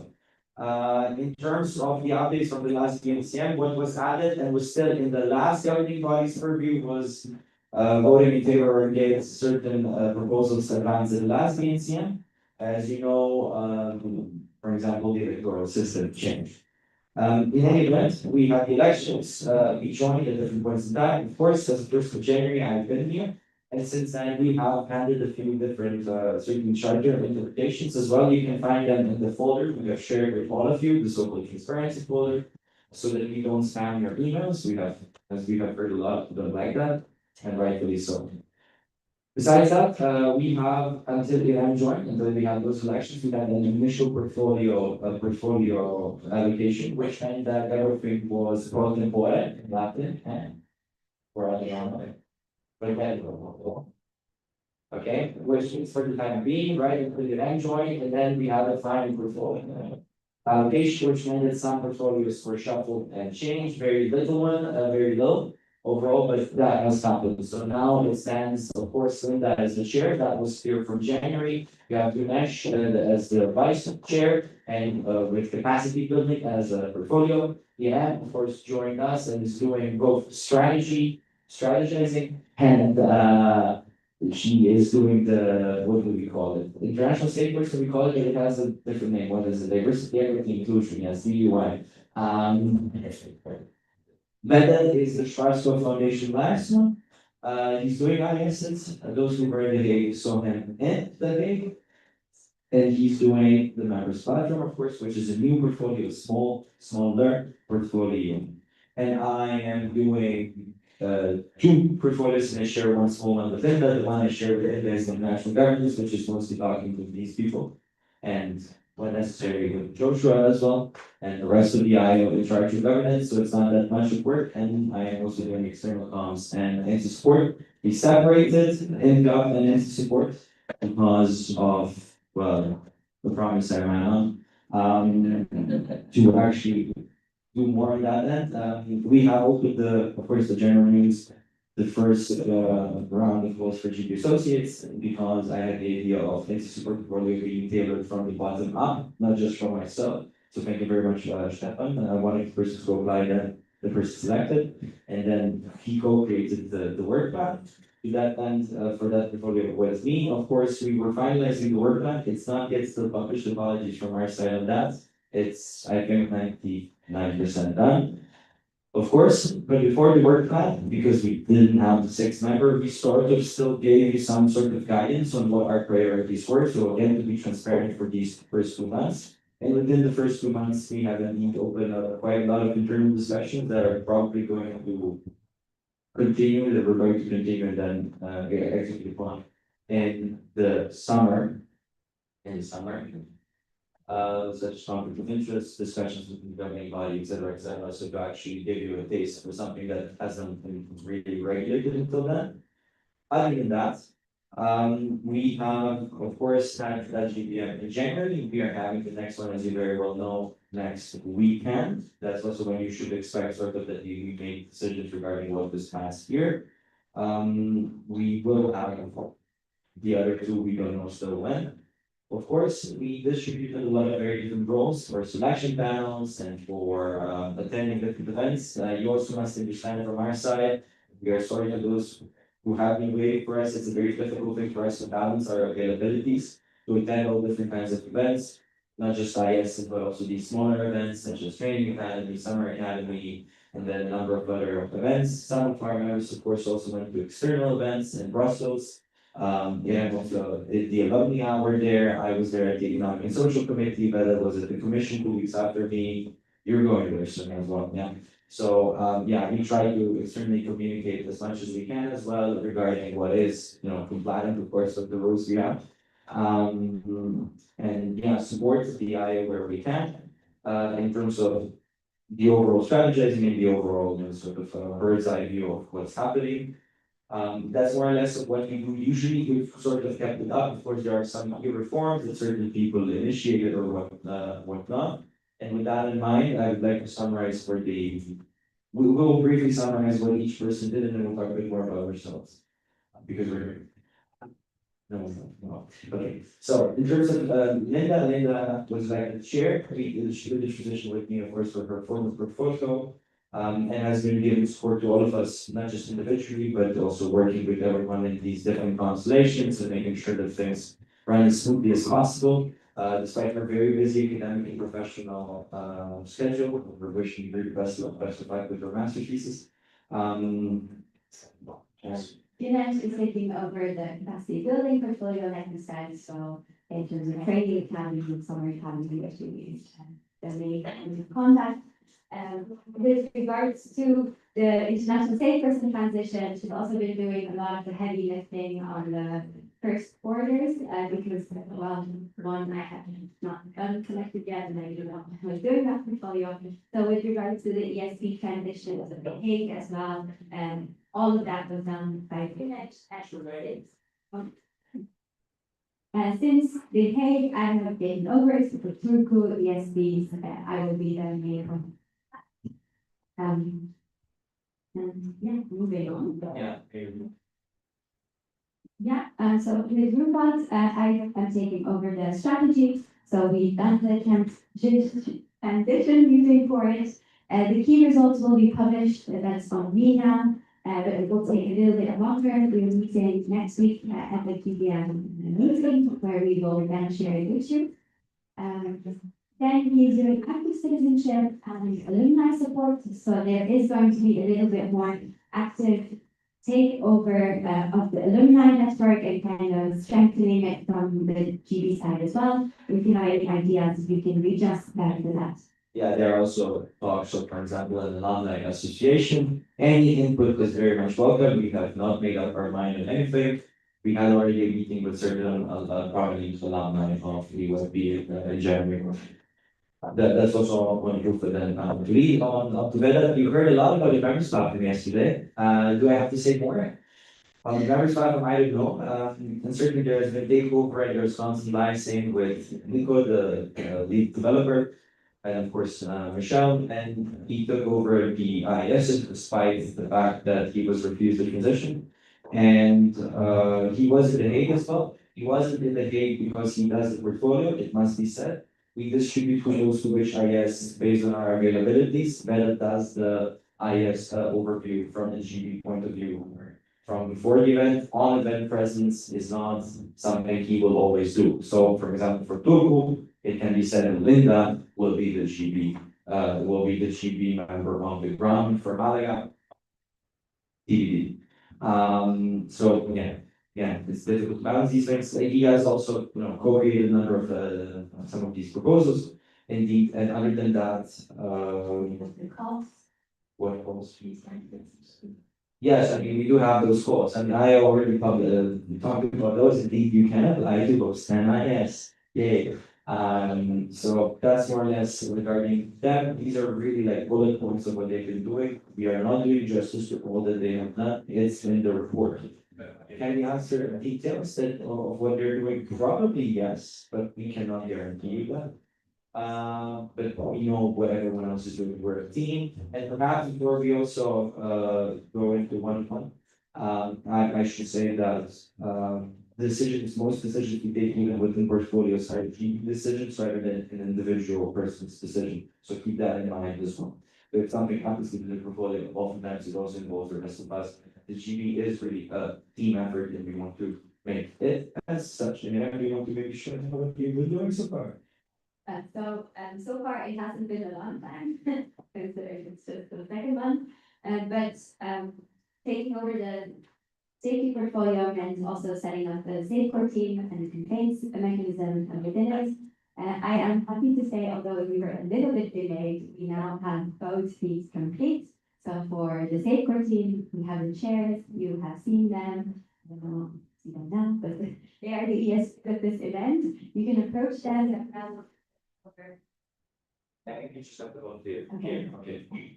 Yeah, we will be taking over the complaints mechanism, Eva is leading the general safeguard team, and more updates, last week will come later. It was delayed because of the transition that we had, so my apologies on that part, but we're happy to get it going. With regards to strategy, what would be important for you to know that there will be working groups being open. Because we really want to push for the event strategy, we really want to get your insight on it, and we want to collect more data and not just consensus at the end of the year. So you can expect some creativeness coming, and if you're interested in that, please watch out for the GB Associates call. That would be. Yeah, the second one, that's the fourth one. Okay, so in terms of the second call, indeed, I will also have for the external communication portfolio, the second call. To have at least one GB associate to help me out with that, especially because my focus with external communications is mostly to ensure we stick by the rules that we have, we as the GB, and of course the international level, but also all of you to give that support to that end. Very much catered to the other big portfolio that I have. Other than that, communications, you know that I was at the Government Social Committee, and most of the work regarding this, and I also was thank Janice for the transition publicly. A good transition, a helpful transition. I would also like to say most of this was made most talking to the entities regarding communication statements and these kinds of things. The portfolio as such is not 100%. These are also words of the honest. So it's not just me saying that, that's also practice. In terms of fancy support, there is a lot to do here, and indeed I'm very happy to get the ground running. In terms of first and foremost, actually helping those who are developing or rebooting themselves with more tailored approaches. Indeed, with the associate I previously mentioned, there will be a number of modules and helpful materials produced to actually talk and get the understanding going. I have also been, trying to get in contact with everyone there. I have not had one-on-one meetings with all of them yet. I have not had the one-on-one meetings with most of you yet. But indeed, other than that, clusters have been reformed based on whatever you told us, insofar all of you between yourselves agreed on that. That was a bit messy towards the end because some overstayed their, some people took the deadline as a suggestion. Let's put it just that. Food for thought for whoever's doing it next year is definitely going to be very strict on the deadline so that we don't lose that much time. Other than that, I have also been leading in terms of support a number of different initiatives, including 2 comprehensive policy articles in terms of recognition and compliance. Why? Because my criticism was well documented before I came to the GB. But other than that, I looked at the policies and I thought this is not workable for me, not just with the vision I have, but simply in being able to actually support NCs when it comes to these matters. For example, when an NC is dormant, okay, an NC is dormant, but we don't know what happens after, things like that. Other than that, there has also been work on the GDPR task force. This is a governing body working group. There are actually some slides here, because I would like to introduce something new. Now, yes, essentially, the working group, the task force has met 2 weeks ago, a week ago. I don't remember, we met 2 weeks ago, yes, thank you. 2 weeks ago, and essentially the work plan was agreed upon, people were selected. The people selected, I don't know if I put it in the report, indeed, we have one of the persons selected here for sure, Maggie. Maggie is one of the persons selected. And now we are in the gathering phase of how do you do things so that we can tailor the approach better afterwards. In reality, what this means is that we have 2 surveys. Okay, we have 2 surveys. Both can be anonymous. One is the NC survey, and one is for officials. The NC survey is meant to serve for us to understand how do different NCs manage their data within, outside of EU. Of course, we want to help, such as delegation coordination information, such as dietary preferences reporting. When do you delete your HR spreadsheet from your session in 2023? Do you even? These kinds of things. It's supposed to take 10-ish minutes to fill out the NC survey. And the deadline is somewhere in May, I forgot the date. The official survey is more or less the same thing, but more so from an official perspective. So as an organizer or as a member of the leadership team, we're going to ask you, okay, where are the comments that you put in the spreadsheet for selections? Do you delete those spreadsheets? If you download the selection answers, do you ever delete that from your computer? These kinds of things. We even have QR codes. So the next slide is for the NC survey. And the other one is, you can also scan it now if you want to, but Maggie is also going to send a message very soon. And the other one is for officials, please don't do it yet. But essentially that's what we're doing on, and a lot of my efforts will be to support this team now so that they can also build up. Because these are 2 key points, right? To build up the knowledge of what all of us are doing, so that we can further tailor it. And second one, to build our knowledge to ensure that we can help you with compliance point of view. In terms of compliance, of course, streamlining compliance, if an issue arises, we always deal with it as much as we can, as good as we can. Most of these matters have been dealt by me, not all. That's the compliance. I will not reveal individual cases, of course. And I've had one very important thing to say. Yes, one very important thing is that we also have the transparency folder, as you very well know, but if you do not know, the transparency folder has been initiated by yours truly. Essentially, it's a 3-part folder announced both on Discord and emailed to you, I think, in February. It has 3 parts: the charter interpretations or policy interpretations, all of the available ones that we have. Number 2 is an overview of GB decisions ever made. This is still work in progress, this one. And the third one is the so-called Ask the GB system, where you can simply anonymously or not ask us any question, and we're going to give you a public answer. People ask us all sorts of random questions, random in terms of very diverse questions. All of them we're considering, and we give our best to provide the people with an answer. That's more or less it. Maybe just a remark, we have our meeting next week, so yeah, but after that, you will also get a full and better understanding of how we work as a team. Priorities are, of course, transparency, but also an active support for you. And so if you have any questions, always reach out to any one of us about our portfolios as well. And we will be having an Instagram account as recently decided. And we will send an email about it, but you can then informally also reach out to us if you have any questions or if you just want to know what we're doing. And we'll be doing takeovers, all of us, so you get a better understanding of the work that we do behind before coming to the event. Yeah. Any questions? Open for men. Do we recognize them or do you recognize them? Yes. Sure. Okay. And let's just take them in an organism.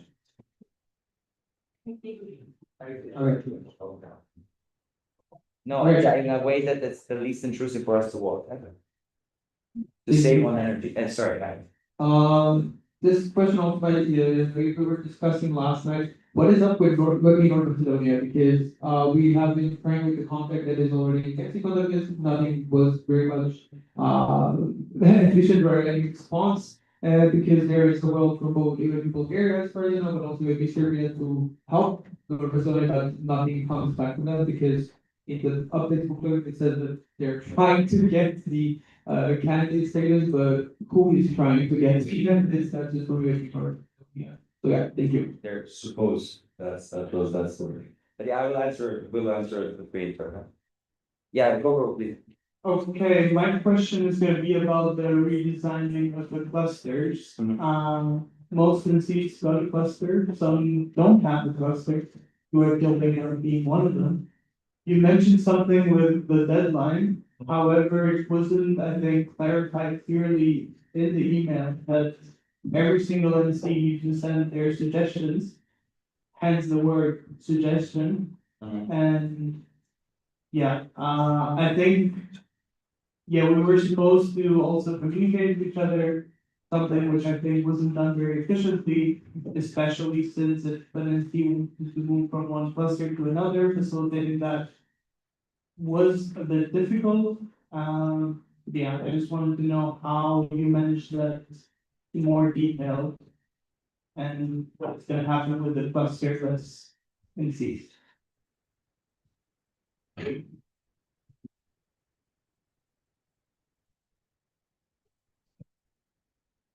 My question was about the whole IS, no IS international event about UAP Norway, but this is not a question about UAP Norway, this is a question about how did it come to the decision to then accept it, to have this, and then how did you come to the decision to not have it? Understandably, that was the GB before both of you, I think, was it not? Okay, then even better. So what was the thought process to accept and then not accept? Thank you. I from the GP side, I guess, because obviously that was also the I was involved from the GP side.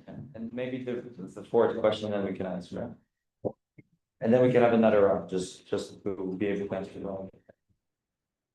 I mean, I pretty much know the answer, but it's more for everyone else, especially that they're not here and we already started to talk about North Macedonia. Can you give us an update with Moldova as well? Because I know we've been on the initiative for quite some time. I know they have a new board, look at what's their progress like, what their next steps are.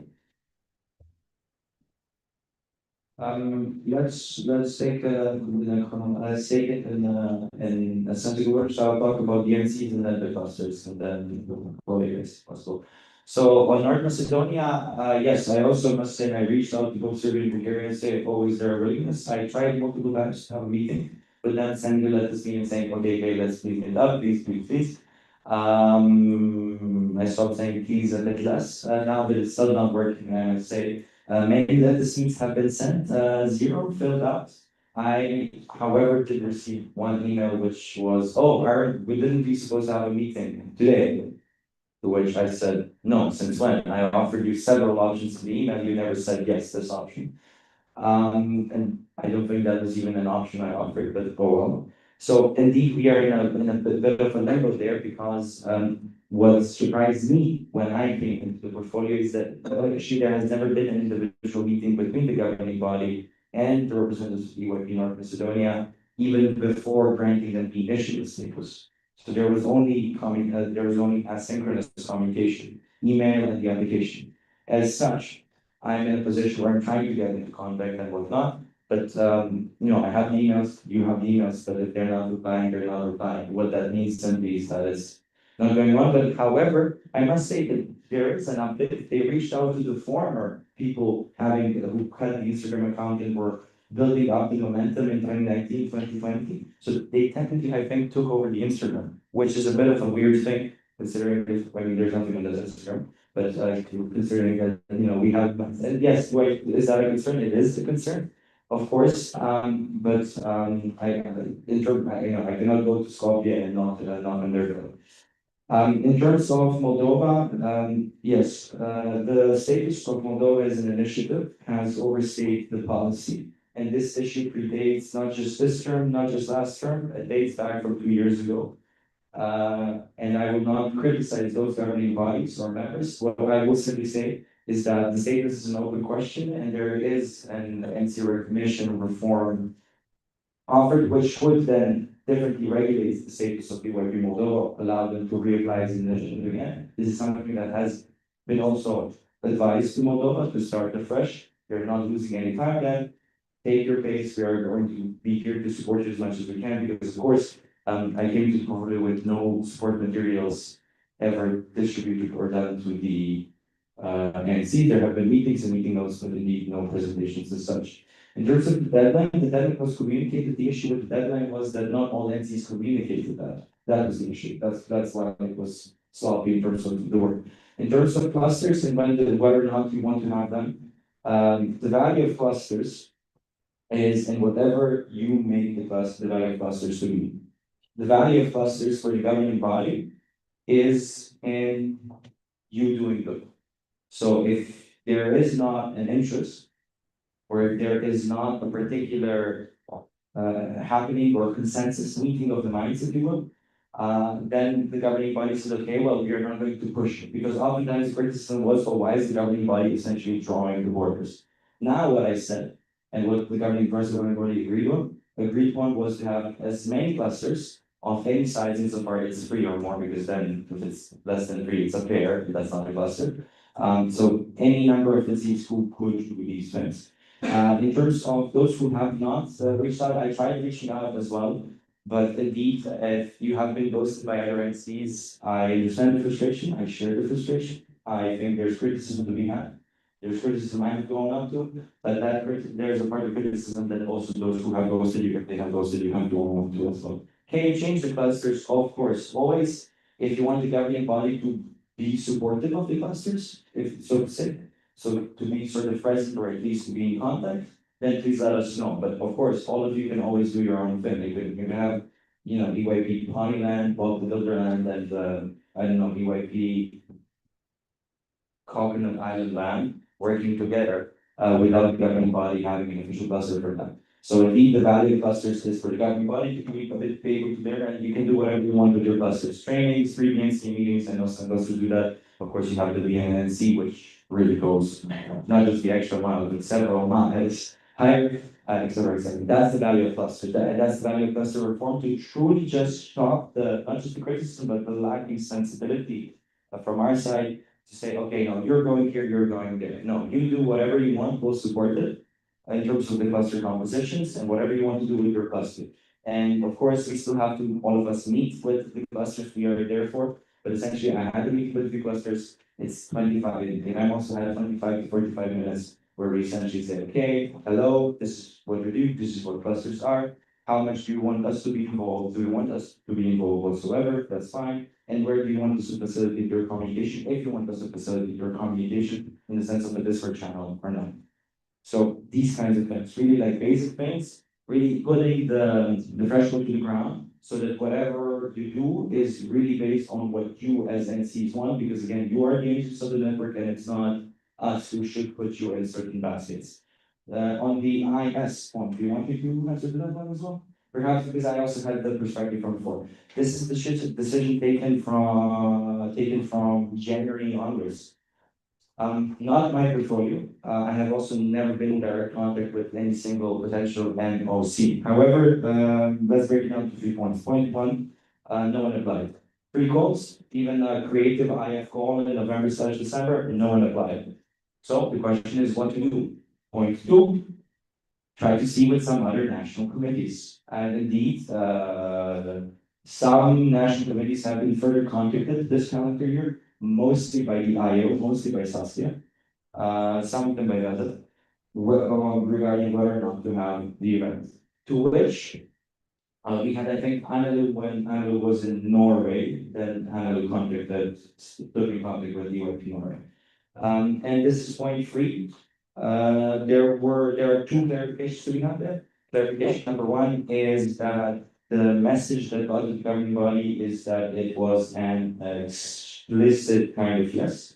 That was a mistake somewhere on the administrative side here.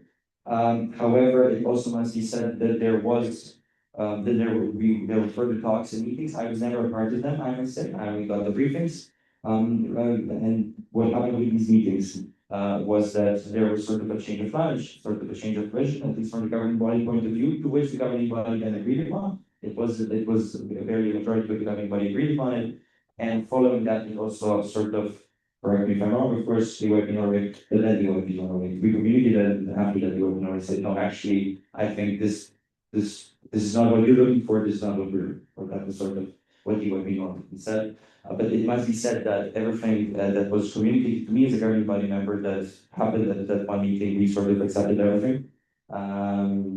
In the interest of having and do you want to make because you were more involved? Of course, this GB point of view of a governing body member, maybe if you want more detail of you. It was a simple miscommunication. We sent out the email too soon. We hadn't fully talked enough, and then we all were like, ah, oops, okay. And we moved on, and we still love the OD already, so, Yeah, I don't think there's any ill about that, and that's really so. The question was about that, there's not, but to really walk you through, it's been months, fine.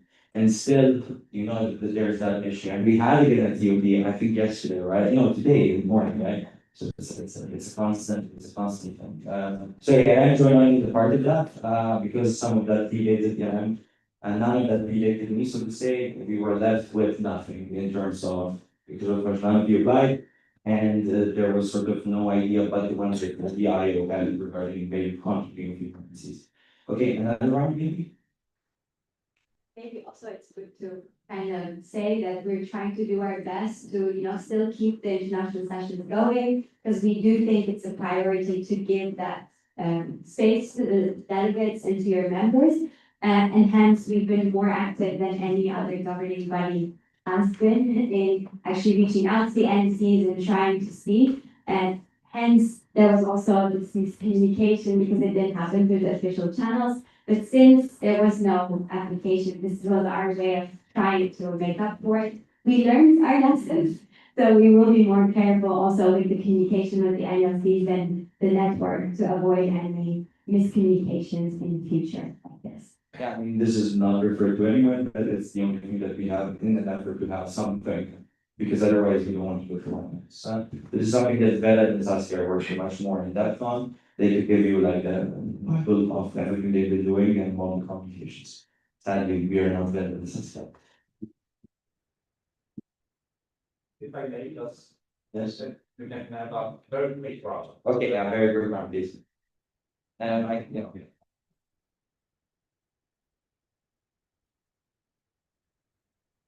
Thank you.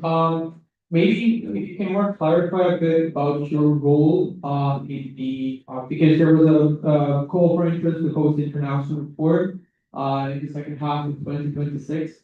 And it's kind of confusing how a bit of a debate process goes, because I'm pretty sure that the international office does not have 150,000 euros for 10 IFs, because it was not very much clarified if you ask, you'll get the money. So how does the bidding process go? What is the GB's role in it? How are you deciding with the IFs if they're going to get the grants? Are you yourself approaching the NCs, or are you very much impartial in the process? So yeah, just more clarification of how this process goes. It kind of feels like an IS bidding process, but it's kind of not. So yeah. Anyone else? Lexford, yes. Let them get those. Yeah. Thanks.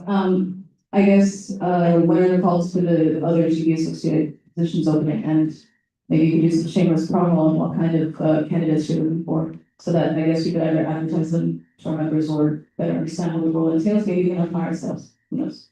Anyone else? Yes, no, yes, okay. So the answer is when the work plan gets out, we will craft it. In terms of the form, it's going to be similar to the first call. There will be some questions and some sort of a profile. If there is going to be a profile of a candidate. But again, that's something we have to finalize, and that has been waiting on for the work plan. In terms of the bidding phase, I think it was said, and this was a quote, it's sort of like an IS building phase, but it's not. Yes, we are trying to figure out things on the go because we are in an unprecedented situation and we don't want to leave the network in a state that we, well, the term started with no IS. We're trying to do things. And we're trying to figure that one out as well. In terms of the governing body making the decision, yes, next weekend we will be meeting and discussing this in more detail. Also, how could such a partnership look like in terms of policy applications and whatnot. IS, to which extent this would apply or not. The governing body does not have the role of direct support, that has the IO. The governing body is mostly supervised. It does make decisions as to who, what, where, what, how. However, even now, we have taken a much more on the grounds, while not me personally, certain governing body members have taken a much more on the grounds approach to trying to document these, especially like context or some leads, to try to get something, to try to really have something. Really, it's about not even having an ISL, it's about having something because no one is willing. Anything else to add? Yes, and I think we will not come to a situation where we have maybe 12 entities applying suddenly, but this is just to get an understanding, okay, is it the IS name that's maybe scaring the entities? Is there an interest to do an international event?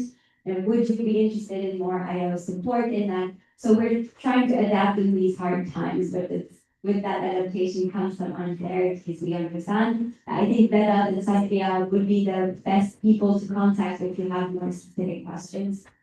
But yeah, we hope to have more international events, is the main idea.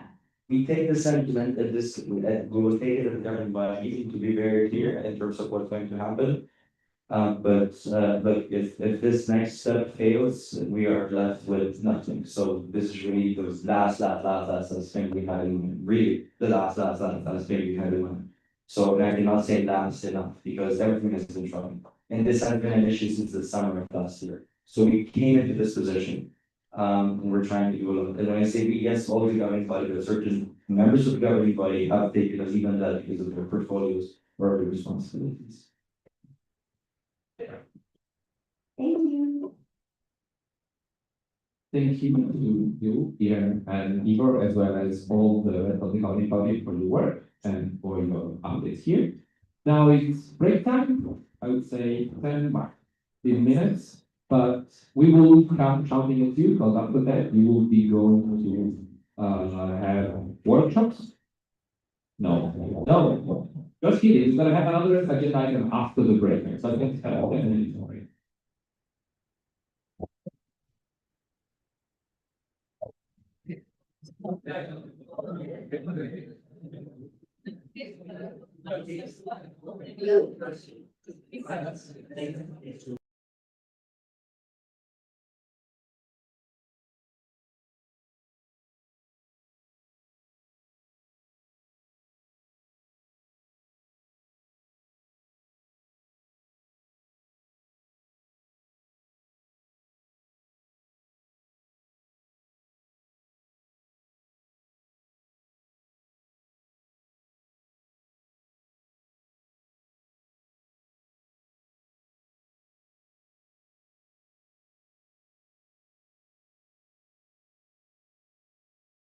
Been muted this whole time.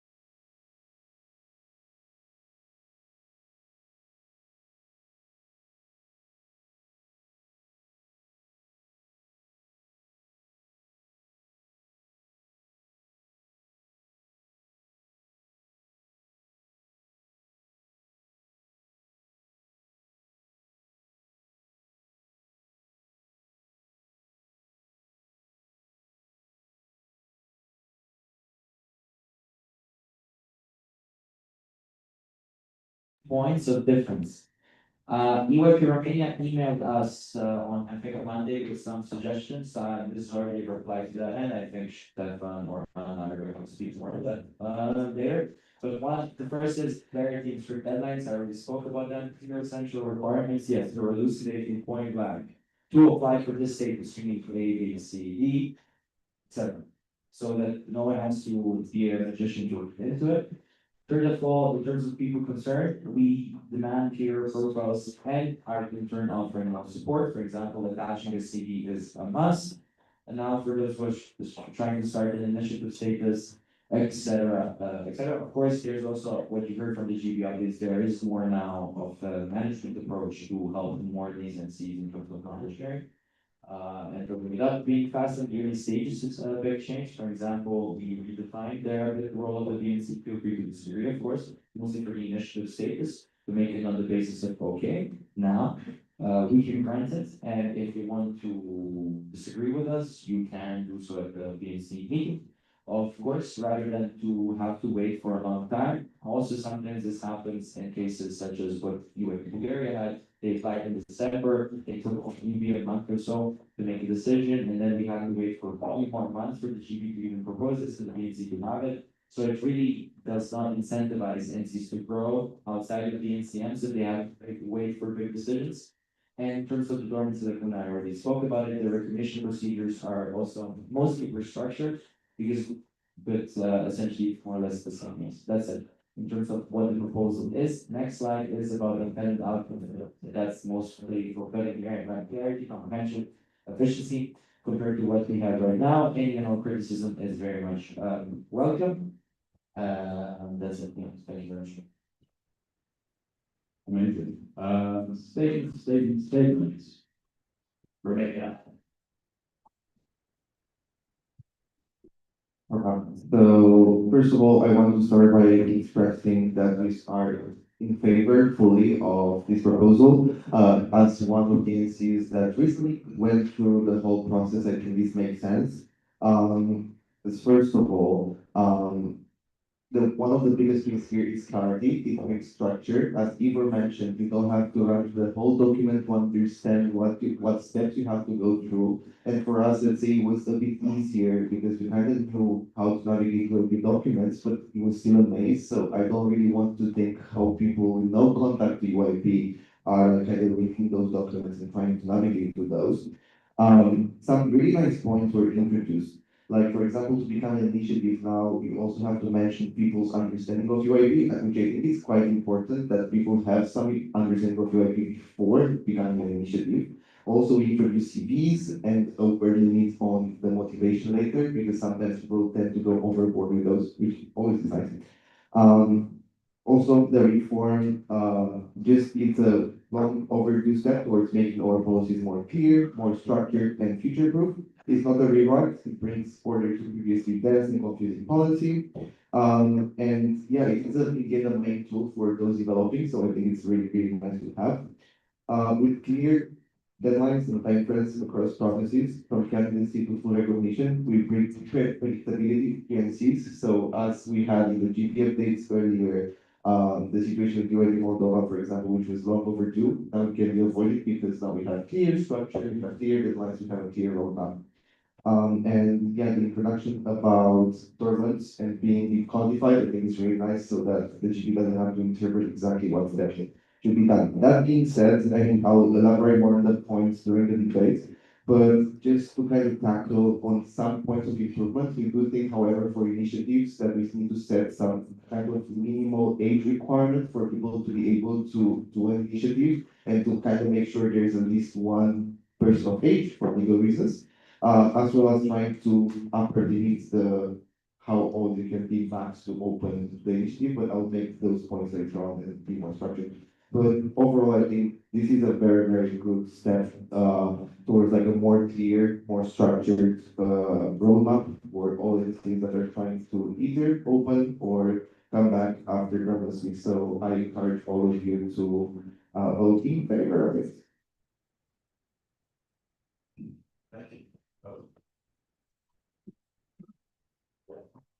Okay, in that case, President. Thank you very much, Stefan, for the kind words. So thank you very much for your looking at your story is again inspiring to that end. And indeed, it's an attempt to structure, and particularly, I would just like to explain a bit more because you mentioned some of the things, and I don't want them to be interpreted wrongly, not by you, but maybe by perception of others. Understanding of EYP, that's an introduced criteria in the sense of them describing what they want to do, and also sort of how that EYP works in this sense of okay, how they perceive EYP. It can be wrong, but we don't want to risk the situation, particularly if someone thinking it's much more partisan and political than it is. That's one of the risks that are there. But also the CVs have sort of been there, but I have not seen much of that enforcement, I must say, when I look at the past documents, so even from the last few years. So that's also important to bear in mind. We are now going to be much more strict towards not just ourselves, but everything here, because the policy as it was required a lot of invention. For example, for the dormancy status, what happens with it? The answer that we suggest is in the policy rather than something where the people that you have to literally invent the process.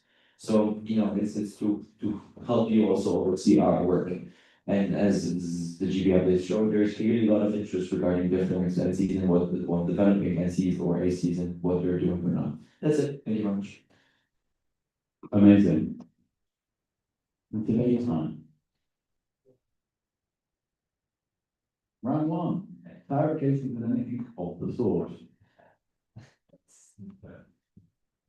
Other rounds, general 4 points are encouraged. So we can start with round one, the revamp of the anything of the sort, the comprehensive debate. Romania, followed by. Romania, probably. Yeah. Direct response yourself. All right, so now going back to this clarification which I want to make, so the GB is fully aware of it because we emailed it, but I also want to gather other people's opinion. So we believe that it would be better to maybe clarify in the policy, like at the later stage, about the minimum age that can be to open initiative, which I think we can be somewhere around 14, 15, but to make sure that in that group of people, there is at least one person that's over 18 or whatever legal age there is in that country, so that when they start opening the NGO, there will be someone responsible for that, so we have that covered, as well as trying to have an upper limit age for non-teachers that want to be involved, so that we avoid situations like my lovely Alden that, we have someone that's not really young European youth, not youth parliament, that is trying to establish and take over UIP, so that we make sure that people with best intentions that want to work with youth for the youth are opening initiatives.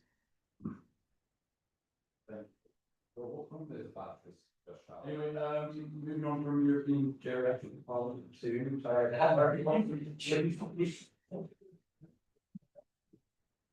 I haven't spoken yet, anyways.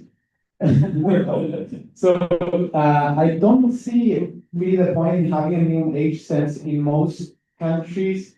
In order to have an initiative or any sort of legal entity, you have to be over 18 for the president at least, or the person holding the legal responsibility.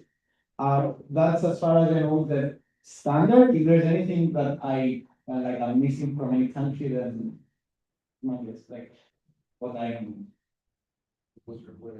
That we don't believe that you do need to be over a certain age to legally open, to legally create an entity in any country. So there is no point in having it in the policy. Okay. The direct response. Oh. From EYP Poland. Diversity. I think what the concern is that you have to give age to actually open an NGO, but once you find an initiative, you're not an NGO yet. So it's kind of like preparing to open it up in order to have a minimum age, so that once the time for it comes, you are kind of there. So it closes the possibility of someone who wouldn't be eligible to start an NGO starting an initiative and then finding themselves at a kind of dead end where they can't proceed further. We'll go to UIP.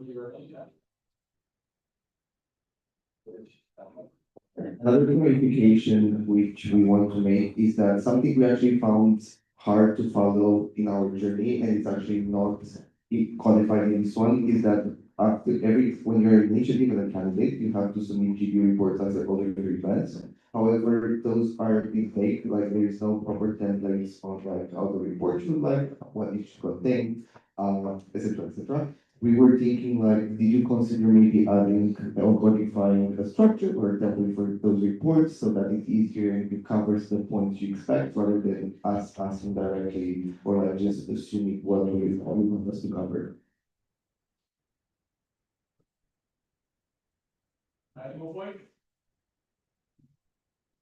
You already satisfied with the, Thank you very much. Let's answer this last question first. Yes, the reason why it's not in the policy is to keep, so it's for the templates to be able to be changed by the governing body. The work plan of the governing body, which will be communicated sometime very soon, but Stefan already knows himself, so I love this duality of roles, Stefan, is that one of the action points in the work plan is to develop these templates and provide into all initiatives. Indeed, based on not just past examples, but also based on what makes sense to this governing body in an effort to have that. But again, if we put it in the annex, that means that whoever is the next governing body can't really change it as much. And the point is for these kinds of reports to be sensible to people, rather than for them to be over-regulated. Hence why it's not there. But indeed, this is going to be worked on and developed.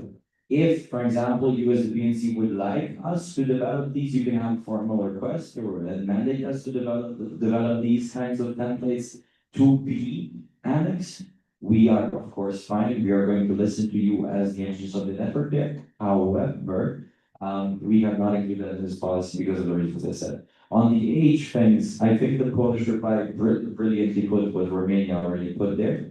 It makes sense. My only question to that is how would you consider persons who maybe within a year or less would be of sufficient age? That's one. And two is, I mean, this is easily, you can easily Google this, but how could you then ensure that's the case, ensure that you correctly interpret the domestic law to that end? These are questions that we consider in any event, of course, when we open up and when we're trying to open up an initiative, because there's an application, we're considering who are the people who apply. Like now with CVs, we will be able to see that. We'll also see the profile of these people, and that helps us much more, right? It helps us much more to understand who these people are and what do they want, and who is, the age is a part of who you are. It's more than just a number. It legally is important. So in that sense, it's something we consider maybe not directly, but certainly indirectly. And for teachers as well, I've heard some contestation from some people that maybe they're not the happiest with the teachers starting, well, not but most of these NCC haven't started the teachers actually. So overall, these are the questions I would have for further development. Of course, we welcome any input. So yeah, there's that. Yeah, thank you very much. Awesome. So, let me see to be around here. General. I've got a point of view earlier. Yeah. Okay, sorry. I mean, about the people of personal like legal age, it's also about opening the NGO as well as initiatives are also allowed to do events. And when you do events, you do have to have someone that is legally responsible for that because you do have to sign code of conduct, and it's a bit complicated as you don't have the NGO, but someone still has to be responsible in case something happens. So let's say something goes terribly wrong. People come, they try to investigate who's responsible, a bunch of underage kids. So that's the duality of the point of making sure from the get-go they do have someone responsible that's kind of legal responsible as well. Yeah.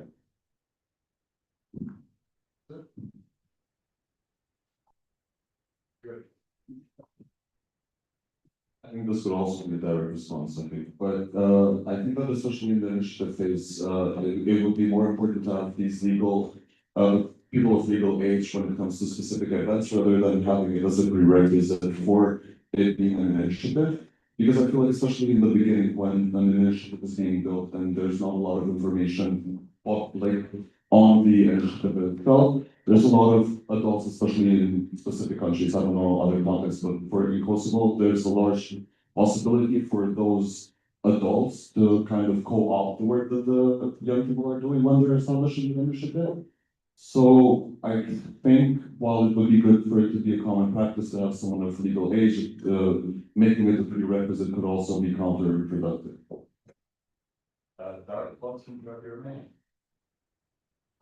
I do see it. I know we are a special kind of case. However, we did the event less than a year when we opened. If all of us were underage when we opened, we still would have not had someone legally responsible at our dance.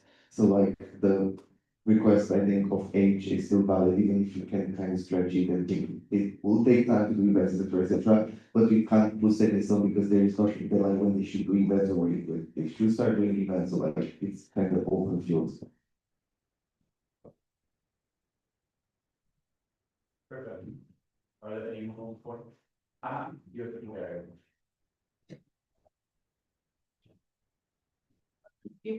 Just for an idea, in cases where there some difficulties in terms of age, or someone is turning 18 soon, maybe in the initiative phase, there can be, apart from explaining their motivation and ideas, age can be tackled, and they can explain if age might be an issue for them, or if they have any adults that they can help them in case they're underage, something like that. But I agree that it should be included as something important in the initiative.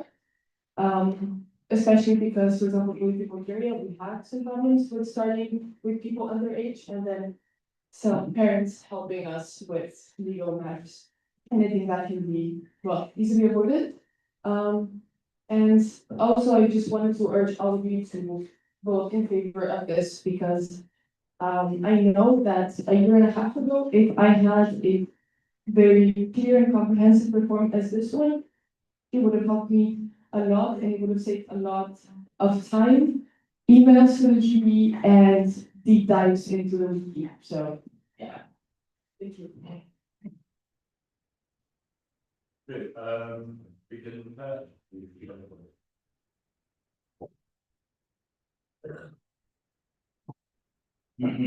So thank you very much for all the points. I'm very happy to see people and entities that live with this in practice give us this input, because this is really essential, and your input has been considered based on all the talks I had with you, maybe rather as Ziva than as a governing body member, but certainly stuff you said out and about the public was considered here, because the structure is important, as Bulgaria said there. And yes, particularly that a year and a half ago, there was a long delay with Bulgaria because of the policy. I mean, still now we can fine tune it a bit better, but that exists. So this is also why we have a formal request. Indeed, I draw your attention regarding this issue to conditional acceptance as the thing. We can always conditionally accept and say, okay, well, explain this or explain that, ask for further documents or further clarifications, even ask for a meeting. So that's also very clearly clarified at the very start of the document. And then we have the different phases. So once again, it reinforces this thing. If you wanted to make it maybe more explicit, I would advise that maybe an online vote.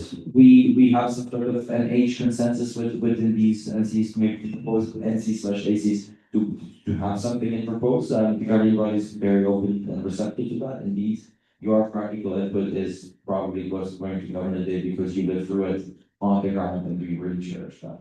And on the overall point of how it looks with age, indeed it does, it's very important. But once again, please do consider that oftentimes when we deal with these young people who are moderately starting with weaker countries, we're dealing with individuals who are probably just leaving high school, just starting uni. So they are also as young as some of us here are, or younger or older.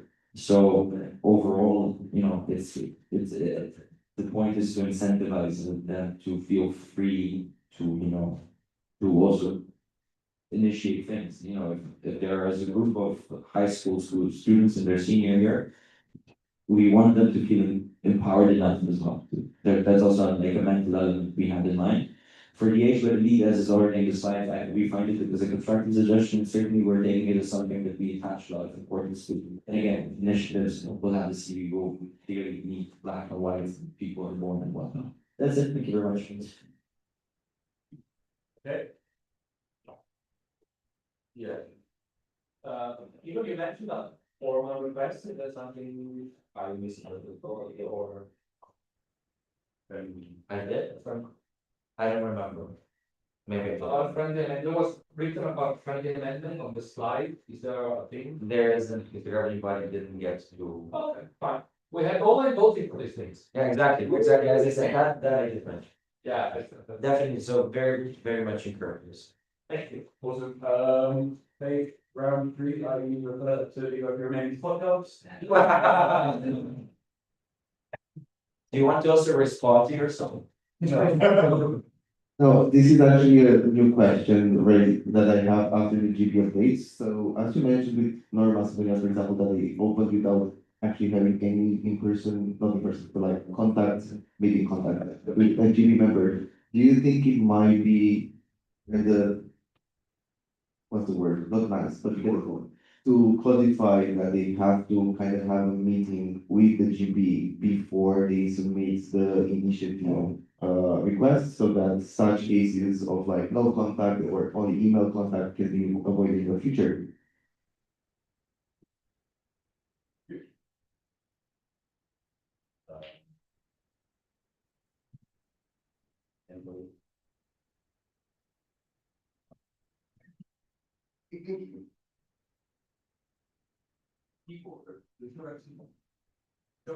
Thank you very much, Dan. It's very nice to meet you guys, the Ewa Romanian podcast. Ewa Romania at the outset, it's very, now a very clear codified, and I work with the governing body, clause 6E, asking for any consultations or meetings at any point in time. Now, your question is of course not about that per se, it's about particularly mandating meetings. We would not want to mandate them at this point in time, but the practice, at least from the perspective of what was usually done, well, say for exceptions, is that if there is this kind of synchronous meeting, so an online meeting at least. Indeed, that's a good practice that we would like to have, and indeed, this is something that happens because you have a number of meetings also before submitting this kind of initiative bid. I had one with a potentially interested individual from Montenegro, stuff like that. I know that Dinesh, while she was in this capacity, had one as well. So that was over 2 years ago or 2-ish years ago. Actually, several such conflicts and whatnot. So indeed, these things happen, and there's a lot of consultation also beforehand. So perhaps quantifying it will be a bit stringent, at least now, but certainly if you want to have it again, online vote, why not have the discussion of the merits of that? The governing body already is sort of committed to doing it, at least within my portfolio, but this is the kind of unfortunate, the management choices side at least. And again, thank you very much for which episode of the With Your Media podcast. Great,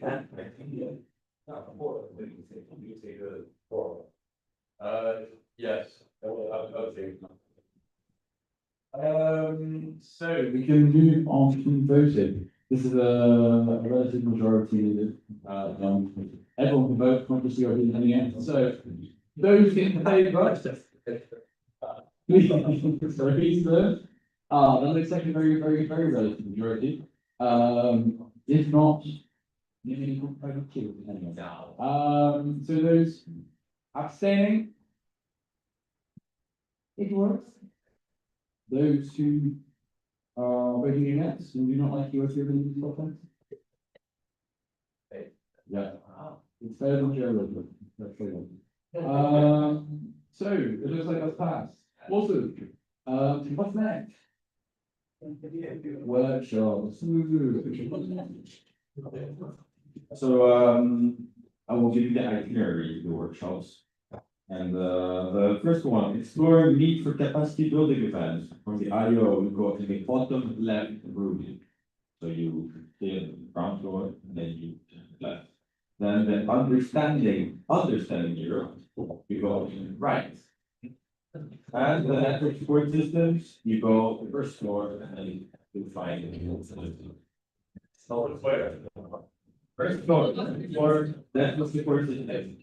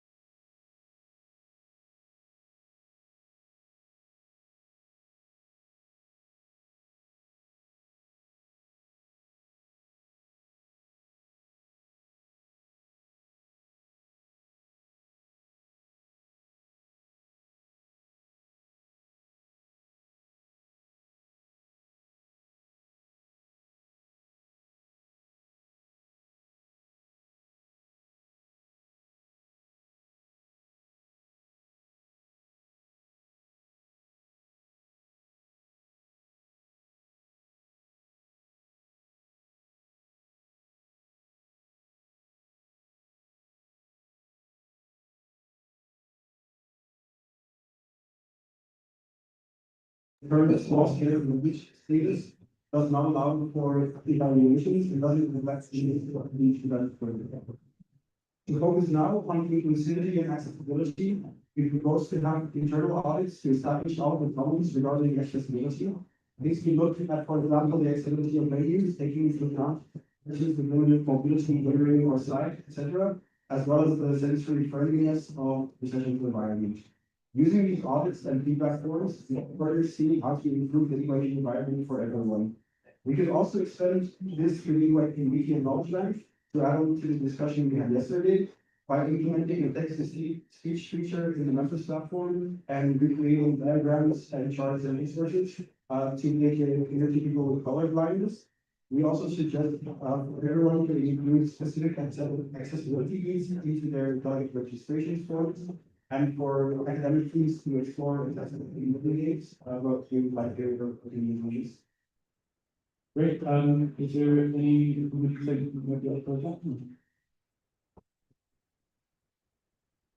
No, okay, perfect. That means then we go to statements. So, we've got a statement from the Ukraine, and that's it. Ukraine, you're ready. Thank you. So inclusivity for all, regardless of cultural background or any demographics, is a goal that unites us within the UAE. Well, the principle of strong voice theory and large extended practice, especially in ensuring access to international sessions and other events, certain limitations still persist, and UAE therefore identifies such a nuanced challenge and calls the affirmative. This challenge actually calls the affirmative action and has to be resolved. So UAE strongly supports the topic of debate with everything and calls UAE to further actions on the issue. Thank you. Okay, we can turn to the proposing entity, if they have anything more to say, or they can. No, okay, perfect. So, today's. The basic instruction as follows. We've got round one, the instruction team building, discussion of aspects you are using to prioritize safety and accessibility. Round two, outreach beyond representation, action plan for the marginalized communities. Round three, accessibility, accessible infrastructure in the face of financial constraints. And round four, sharing. Okay, so round one. Are there any points with regards to this round? Oh. So you guys were 10 minutes late and you weren't actually talking about what we were going to say this today. Okay. Are we sure that this was round? This isn't very inclusive. You are doing. Yeah, so I think it's a good idea to have at least like something. I'm not always too sure how logistically possible always is considering everyone's disability needs. Just because often there's like also like competing needs, I think it's often like very tailored, but having something like an accessibility training, I think is good, just like knowing how you can adapt team building activities, what specific needs may be taken into account. Also being like aware of this beforehand, how like for example officials can deal with that. Thank you very much. Were you ready, Ireland? This is slightly related to what Finland said, but which you'd be proposing to research a team building like on a policy level in terms of like standardizing the procedure for a new structure of team building, or bringing this more into summer academy training academies to like do those things to adapt based on the needs of the cases of the sessions. Awesome, thank you. And you are first comment? I guess it kind of ties into what Ireland said. I just think it's something that needs to be kept in mind when we're talking about adapting, especially with officials. There might be some officials that don't necessarily have a lot of experience with certain, let's say, disabilities, with certain other needs that a delegate might have. So I guess something that also needs to be, let's say, thought about is how, for example, we can reach, especially for officials that, let's say, have not had any experience whatsoever with any type of disability or other needs that a delegate or maybe fellow official might have.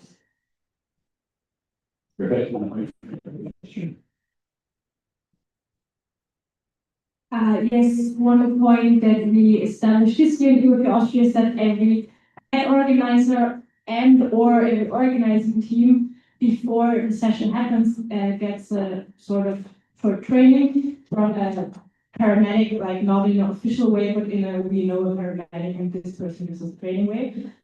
Because of course we have the evented persons, sometimes not unsafe persons at the sessions. But for example, when you think about community work where every community is split in the whole town, and then it's always important also people who can give first-hand help, first aid. And if that's something that other national communities might also want to consider, it's encouraged, I would say. Amazing. Then returning to the presentation.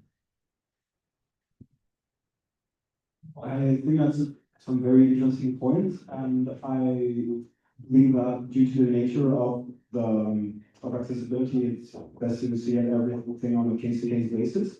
But we believe that there are currently not enough resources that, for example, give team building games that are very acceptable. And as you said, training events would be perfect to guide HOs and organizers on this, and that way they can just take this to their sessions, that if they have the need for it, they have the resources and skills to handle it properly.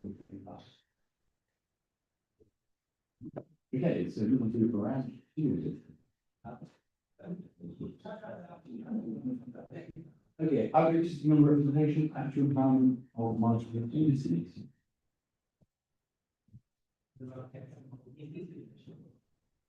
What you said, yeah.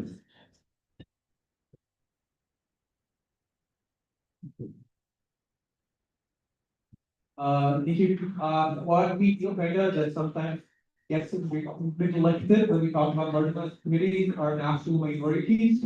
There's not a lot of talk at events about inclusion of national minorities in UNP. So we have focused on that part this year, reaching out more to schools where actually national minorities getting an event, maybe some incentive fundings to travel to the events, because sometimes national minorities just in the villages, not in the cities where the events take place.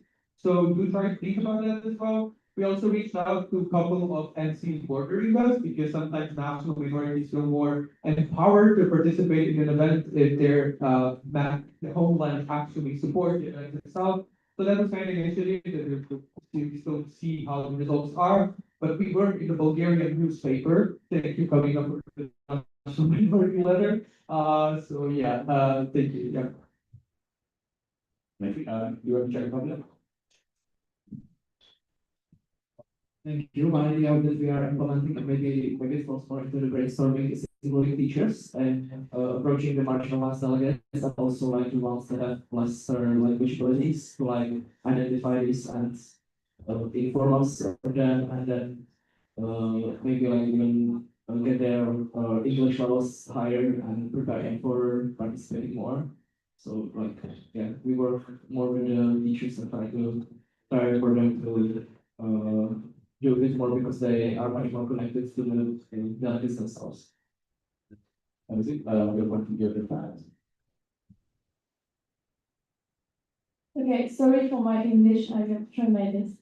So in your defense, we experienced another thing about outreach during our session, and the most difficult thing is for the academic work and for the official selection. For the offering, the church team, the other meeting are, how do you say, this team? Yeah. Because the academic work doesn't respond to the actual standard in the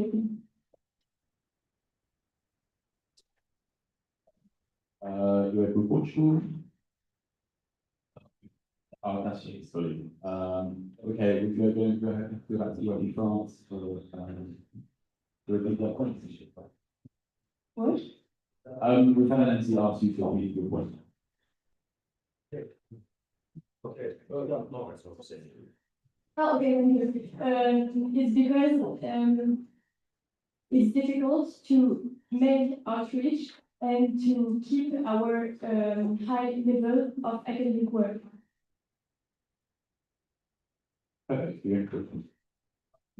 Yes, I just wanted to draw attention and maybe also ask for help with the ESC that has experience in this. Because what we experienced is that even though they try to outreach to, for example, like communities that live further from our hotspot members, they don't really are able to keep them engaged.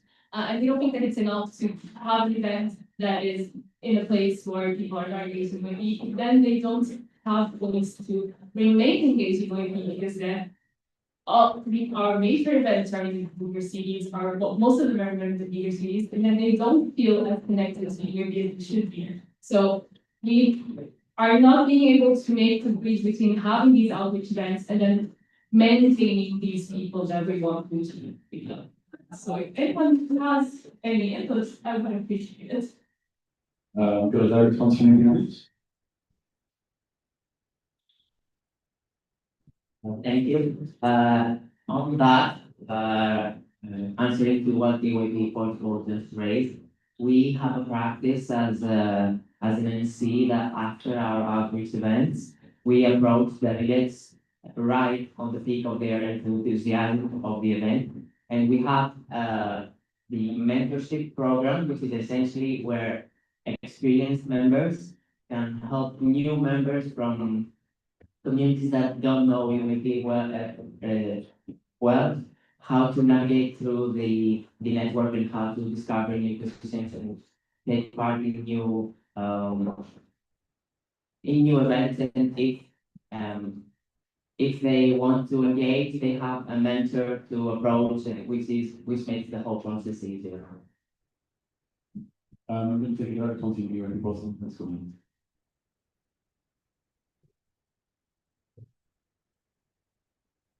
While that does seem like a good system, having a mentor, because if we're talking about marginalized communities, most of the time those marginalized communities are on the outreaches, which, as we all know, means because it's in a smaller city, means less opportunity for fundraising. So still, while a good initiative in of itself, it still maintains the issue of them not continuing because there's less opportunity in the places that they're at, which leaves us with the same issue in the loop. However, I do applaud that is something that you do overall, but it's a short-term sort of solution, whereas I think what this topic of debate is supposed to sort of enhance is what we can do long-term. Great, because we've got 4 more rounds to go through, I'm going to take one final point from University of Switzerland and then go back to the presidency.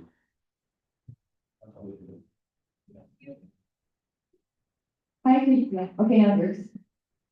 Something I'd like to add to this conversation is that there is, of course, great diversity between all the different marginalized communities that we want to include. But from experience, it's most effective if. Okay, we're back. 1 or 2 at the time to focus on per event, because if you try at the same time, so you kind of end up reaching no one in a meaningful way. And I'm going to shout out UIP Germany here because they're not here to speak for themselves, but they have highlighted an outreach format that is in German, targeting students from vocational school in particular, that I think has been very meaningful. I've been lucky to be part of that myself. And yeah, a lot of the people who go there don't necessarily become officials, they go to English language sessions, but I think it makes a big difference for their democratic participation in their communities beyond events. So how we also measure success then has to maybe differ a little bit from how we evaluate other events. Amazing. Going back to the presidency.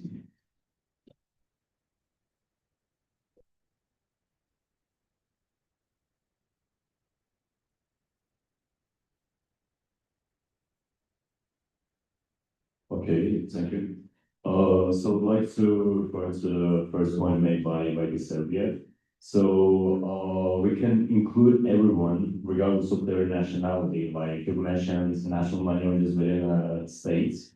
But it doesn't matter like if they're like from national minors within a country. If they're living in the specific region that we're going to conduct the outreach at, then they can participate. The second point is about the teachers improving English level. Yes, teachers can improve their English level because they're students, but we cannot wait for them till they make their English perfect. And that's why we also want them to actively participate in the youth sector. And instead of waiting till they improve their English, we want them to actively participate in the youth sector in their own local language. Thirdly, about if I was saying with my few friends, we can accept officials from the regional sessions, like who actively participate in the regional sessions of EYP, who can speak the local language and who can become a facilitator or a chairperson in their own local language. Next up, we actually also proposed in our possible action plan, the outreach hubs for that, which will be open in that region. Next up, another point, which was made by Bosnia and Herzegovina. We can approach to the organization who can sponsor us from an emotional way that these youngsters don't have that much opportunity to participate in the youth sector as much as the people who live in the cities. That way they can be more sensitive about it and support us even more. Thank you. Amazing. Ryan, three. Successful infrastructure in the face of financial constraints. First, European Cyprus. We're so kind. Okay, no, don't worry, no point for you. European Cyprus is all about you guys. It's an idea for everyone that we use in Cyprus as well, but there are NGOs that deal with people with accessibility needs, and they are more than welcome to partner up with organizations such as our own, and they are more than willing to pay for their participation fees and also provide even people specializing in accessibility needs to follow the delegates through the session. And this is something that we have done in the past, and I think that it could very much work for other countries as well. So yeah, that's an idea to do. I think very responsible Bosnia and Herzegovina, because I'd like to say back to you again. I would just like to say that that is not the case in every country, henceforth making it more difficult. However, programs like these do exist, but in the case of development typically, correctly, it is those organizations themselves rely on sponsorships, meaning that having them be included is a bit more difficult. However, very good point.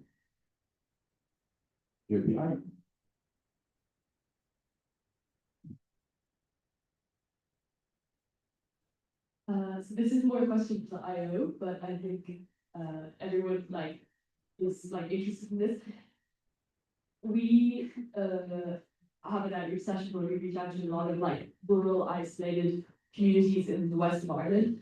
Obviously one of the big barriers is travel, right? Because they're so isolated. And one of the things that can alleviate this is travel reimbursements, which we were able to give with the diversity and inclusion fund. So I'm wondering if there's any capacity in the future for the IO to expand the diversity and inclusion stream, which is an amazing initiative that I think every entity should try and apply that.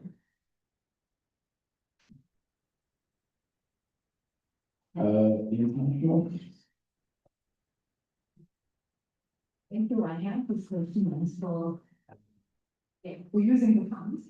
I think it is our ambition to do it because our experience is that this financial businesses are the best to get out of the roles and Zoom, for outreach. If you do such projects, you could also apply for other strengths and subjects here. So you can see how you actually connect outreach and transparency because you have transparency discussions. You don't have to decide that the national government will also go to a school and bring it. So I would really recommend to go to Sevilla as your adult things, maybe we'll see.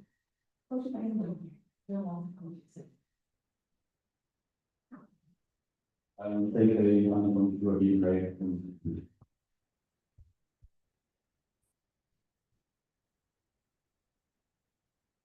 Thank you. As you can imagine, Ukraine also has certain difficulties with inclusion, not only based on geographical location, but also on other circumstances, including financial ones. And one of the best strategies that was used to make it easier and have certain financial relief for our delegates, thanks to other agencies who were actually lowering the participation fee in the cases. And of course, in the waiver for international sessions, and maybe there can be a possibility to also do certain things for other agencies who also find themselves in vulnerable position. You're definitely going to lessons you have, so who's next, please?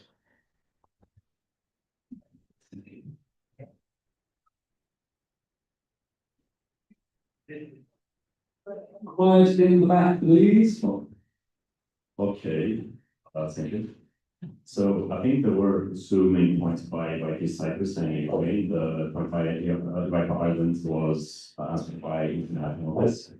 So firstly for UI Cyprus, basically how it happens in our NC, we usually find schools with high results in like exams and etc. And we invite students from there, like invite values from those schools. And we make their participation fee, we don't have any participation fee for them, like it's completely free of charge. So they can be more motivated to participate instead of being concerned by financial concerns. And also the point mentioned by Ukraine. Well, to be honest, I don't have any answer to that, but yeah, thank you for your question. Wait. Sorry, I figured since this is like the further topic debate or like an opportunity for each of us to share our own experiences, I should mention that we not only not take or not have any participation fees for our outreach delegates, but we also like based on the most high, not necessarily high performing ones, but the highly motivated ones, highly enthusiastic ones. We do also invite them to our knowledge selection conference, completely free of charge. Their hotels will be paid for by us, transport, all of that. They also have a teacher usually accompanying them as well, and this is something that we did speak with Ashley before on the few video calls that we did have with Google Meet and everything in order to prepare for this topic of debate. So if that is ever kind of a possibility within your own NCU, we do try to learn that. And I do also watch Nancy Ward, may I reply to the previous points from the previous debate round, or is that not allowed? I would Sorry? I would not. Right, okay. DYP Grant mentioned how there are certain issues when it comes to like officials, the academic output isn't always the best. We go through the same thing. I mean, we have an outreach session happening right now in Azerbaijan, in Gagarin, entirely in Azerbaijani. And our chairs are not loving the process, especially because of the resources available, the online ones. Whenever we go to a city that is rather isolated in Azerbaijan, we do always have our topics related to the things going on in that city exactly. So yeah, online resources is very difficult to find. Azerbaijan itself grammatically is very difficult, I would know. So yeah, it's an entire process, and like we can't do much about it except hold more trainings and such. So yeah, thank you for your point, because that is exactly something that we go to resolve. Round 4. General. Okay, we'll start with UIP Poland, then we'll go to UIP Cyprus, and then UIP Serbia. I think we're, I think we're working on the, how to make kind of include, the retention kind of, that's correct? Yes, so just as a general, kind of thing, we were trying to solve that issue with which we've been struggling for quite some time. That members were participating, the people were participating in the session, but they were not really staying or, applying for it to become official. So we were trying to do different things, and what worked for us and maybe would work for you is that we first of all now introducing the UIP Ambassadors Program, where those who want to participate a little bit more, then kind of get the resources to present to their schools, so that they can encourage their friends to become members and try new things. And what really worked is, one, having close contact with the teachers and making sure that they feel included in the conversation and they feel like they are part of it, so that they can then invest more time and energy into taking more delegates. And two, UIP Cafe, we call it, which is like one of the afternoon activities where we kind of explain what UIP is about and how they can stay engaged, and especially they can talk to officials. How does every role look like, so they can kind of get to know how to work. Thank you. Representatives.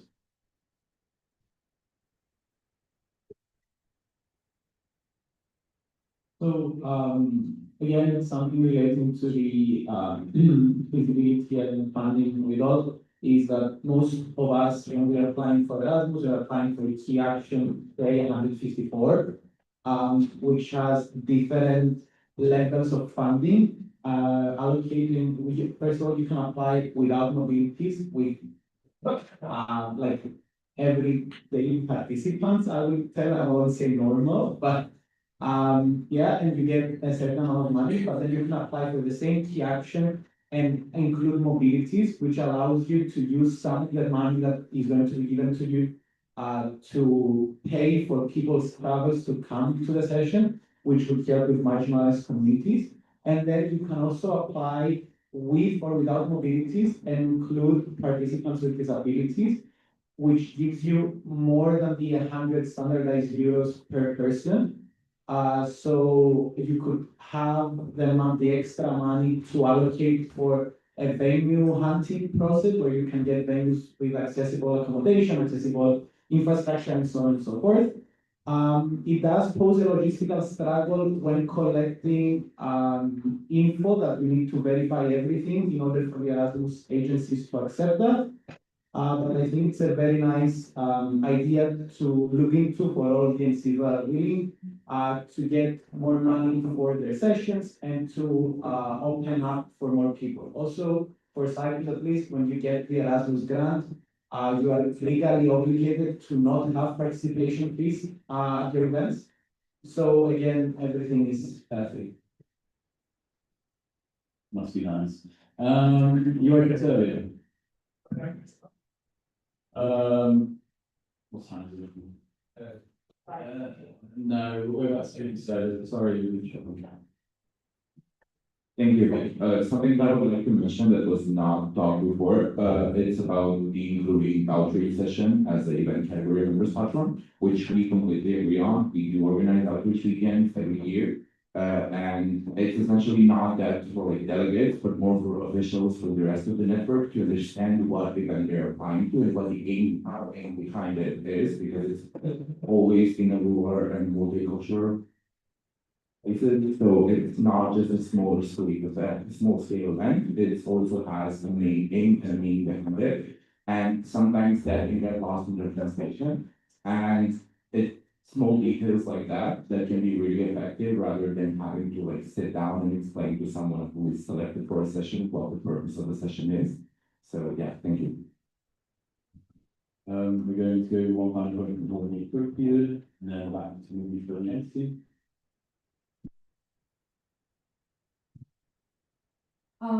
I wanted to address something quite specific about this.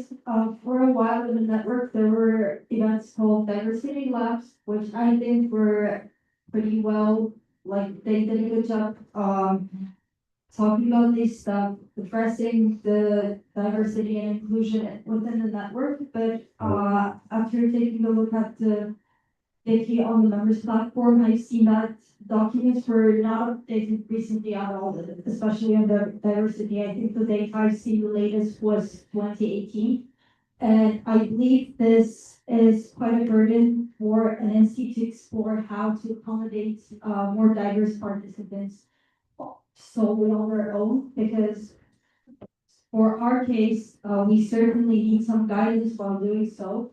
And I believe that there was a coherent and output from at least one of the diversity labs or from honestly anywhere, it could do a great job at guiding the NCs to be able to host more diverse and inclusive sessions, both about the marginalized communities and the like accessibility wise. Thank you.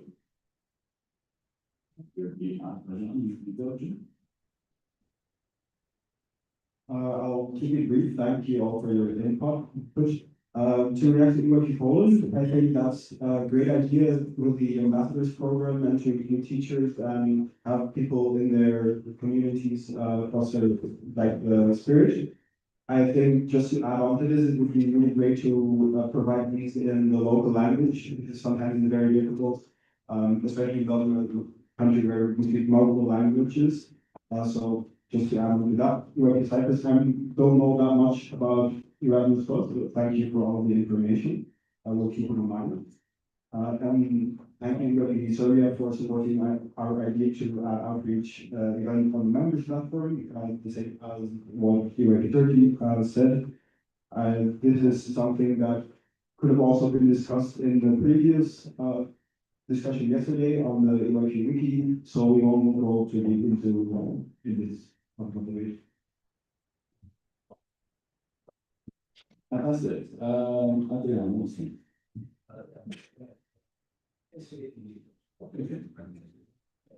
So we move forward with elevated leadership evaluation with input from the extended leadership by Europe, Romania, and Europe, Slovenia. The statement out of date goes as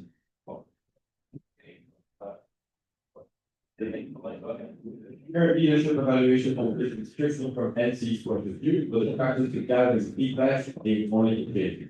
Dedicating a part of the evaluation to the experience of the extended leadership would benefit the overall quality of the evaluation in the NC doesn't insight into session applicants. Are the proposing entities ready to deliver? Yeah.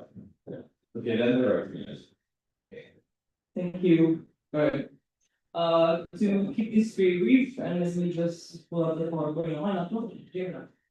To keep this very brief, the topic of the week is pretty much that. We believe that evaluations could be of better quality if team members / extended leadership, or extended leaders are involved in the process, feedback through feedback, however feedback may look, is also what we're here to discuss. And we see right now problem, I guess, with the fact that they're looking from one singular perspective, that means the NC that does not really have a good overview of the team dynamics or what really happens within that certain team. And so this is what we're trying to find a solution in a sense to. Then moving on to the history of the proposal, this has been discussed before at other BNC meetings. Not exactly as we're stating it right here, but it was brought up in discussion in BNCM 1802 by Austria. And then again in 1901 as a workshop on how to improve leadership evaluations. Again, it wasn't the main topic of discussion, but it was mentioned, but then nothing ever came out of the discussion. So moving forward to the rationale, as we said it before, the problems are underlined, I guess. So leadership evaluations are written from the NC point of view, as it is encouraged to gather feedback from the rest of the team. That is only rarely to never done. And we believe that this kind of omits some very crucial information in a positive or negative way that could influence future selection panels that should be included in the evaluation, because there's one way we talk about leadership towards the NC work, which is fulfilling the responsibilities, but then also another thing is working style, team dynamics, etc. So we decided that it would be very important to have this included. So we saw different ways of coming up with such a policy and how this could be implemented, either through gathering feedback from the rest of the team, and then the NC has to write the eval, or the extended leadership gets to write the part of the eval, who shows it to who writes it where, etc. There are like certain questions about this that we would like to get your input on, because we would like to develop a policy, we would like to make this a practice, I guess we have some questions about like how do we evaluate or head organizers without core organizers, or heads of juries who don't have extended leaderships. So we would like to kind of see your perspectives of this. I would like to add to the screen before we move on to the debate. First one, this is not your trauma dumping experience sharing exercise. If you have a negative experience, keep it to yourself. And the second one is we understand that this implementation in some way might come with updates to the members platform. We would like to remind you that this is not a discussion on how this will be implemented on the members platform. Let's discuss this in the ideal world where the members platform works and the updates are implemented, or in an ideal way, avoid including the members platform. So, thank you. For the general statement. We'll now go to statements. We'll give priority to the NCs who gave the heads up on the statement on the agenda so before. We're now taking with the action. Okay, thank you for raising this point. We're glad that it's been proposed to be interesting. So we agree that the NC often receives one side of the team leader, and they may not be aware of how they actually manage their team. The other situation in which this may be helpful is when the NC reps at the session don't have a lot of expertise on the departments of the team. For example, if the NC reps have no media experience, it could be helpful to get the input of the editorial assistants on the evaluation of the editor on more technical editing matters. I think that's clear. So in the majority of cases, I think this is not a huge problem, because usually the NC can see if a person is competent or not, and so their evaluations are not necessarily unfounded. And they do interact with the team leaders a lot before and during the session. The case where this becomes a problem is only in extreme cases where there's been some kind of crisis or interpersonal conflict during a session. And this is the reason why we usually don't get the input of officials of a lower rank contributing to the evaluation of someone higher up than them. Because when a crisis or conflict management occurs in the session, leaders have to make difficult decisions that are in the best interest of the session based on discussions with HOs and the leadership, but may not necessarily be consulting the extended leadership. And so extended leadership may not understand the rationale behind these decisions, which means that they would not be in a position to make the most informed evaluation of their team leader, and that's okay, because that's what it works. With this in mind, we would like to note that if the extended leadership were to have a contribution to the evaluation of the team leader, it should not be a direct contribution where they actually write a part of the evaluation, but where the NC take into consideration and balance it with their own observations. And then this means if for whatever reason an extended leadership might have a personal issue, that this is not going to result in a one-sided negative evaluation. But overall, we think this is a really interesting idea. Thank you. Yeah, do we have any other statements? We'll take you before school. Yes, we're going to start from the side of looking Portugal, we do see the benefit of this whole proposal as you like. Thank you for bringing it up. We do have a main concern that we want to bring up as a statement, which is that this crosses a sensitive boundary, which is if we start getting input from extended leadership about their leadership evaluation, then that leadership will be essentially selecting the people that are going to contribute to their evaluation. And that can sort of go in a way that makes selection panels a bit more sketchy. So we do still believe that getting input from extended leadership can be extremely valuable. Although we want to raise awareness that this has to be done with extreme caution, and we want to be able to also take this into account. Thank you for sure. We will go back to the proposal next week.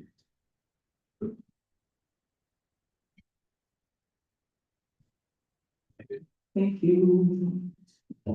All right, so to suggest what you already said, and so thank you for agreeing with us to this party. You did say that the NC interacts with the leadership, which is very fair. What we're trying to say is not that the NC are not capable or ready to evolve for leadership position, more so that they can have a better overview and they can get valuable inputs from let's say extended leadership or team members. And that the team members and therefore extended leadership see a part of the process that the NC does not see. And therefore the evaluation will be then more relevant for future selection panels or other NC that want to work further with this person.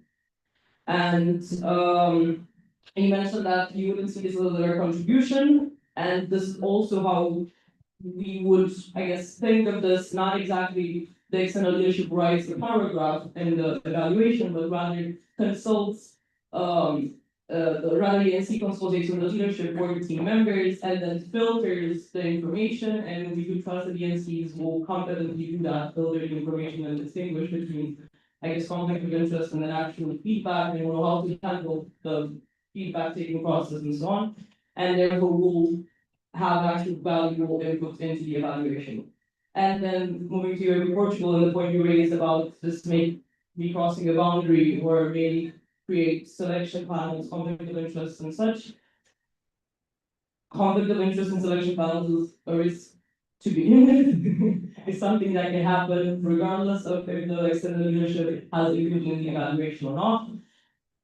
It is possible, again, like this is not a network-wide thing, but in some cases it does happen, extended leadership is asked, and so it is a risk at the moment. But we cannot really control how, yeah. We cannot really control if the selection is being fairly done from this perspective. Thank you. We'll move on to the round of debate, which I believe are general. They are, okay. So we'll start the first round of debate with UAP the Netherlands, the B15. Yeah, so I just want to maybe jump in also on the statement with 41 and responsive with public entities. Basically, this concern of clientelism, where a VP or the president or external leadership might have a very big interest in giving a good evaluation or good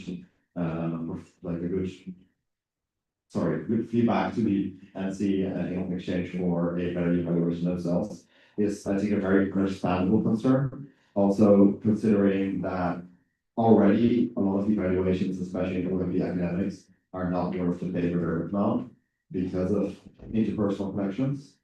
So I would not like to propose something because talked about it. Say you make a policy or make an amendment to evaluations and feedback policy, I would use the general structured areas now of leaving it in a sensible best practices and leaving it very much also up to the NC to see what for them and for their event fits best.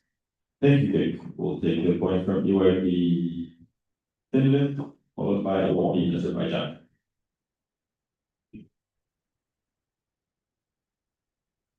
I think, like speaking kind of maybe from the perspective, we need to have the feedback form that we at least try to gather input from on the leadership, kind of like that is obviously open to at least like the other leadership and the official kind of like gathering input, and there's like a lot of consensus about like if this person leadership's behavior, then that's that maybe, I don't know, for some reason that didn't know, I don't know why.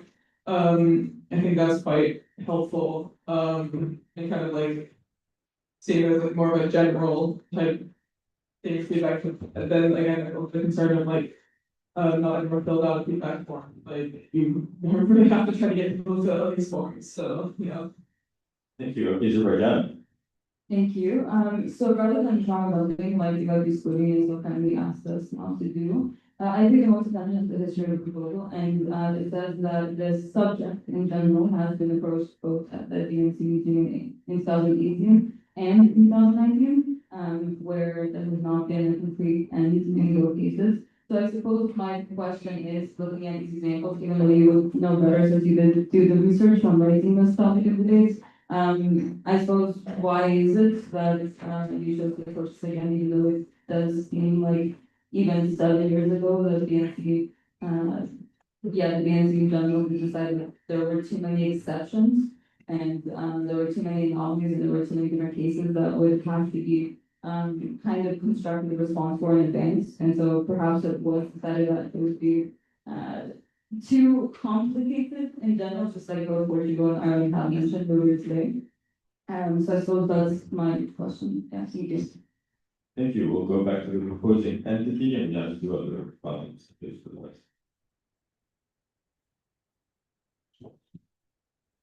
Okay, first to respond to the point that you that I will never be friends with this microphone. That nepotism is a problem in the network. Choosing your friends to be in your team has been a practice unofficially and officially around the network. We're not aiming to solve that. However, we trust that it's a value of our network to choose teams that you want to work with based on the applications, and to have the application process. That's why we have selection panels consisting of NC representatives, of members with different leadership members, to kind of, be each other's witnesses to that, I guess.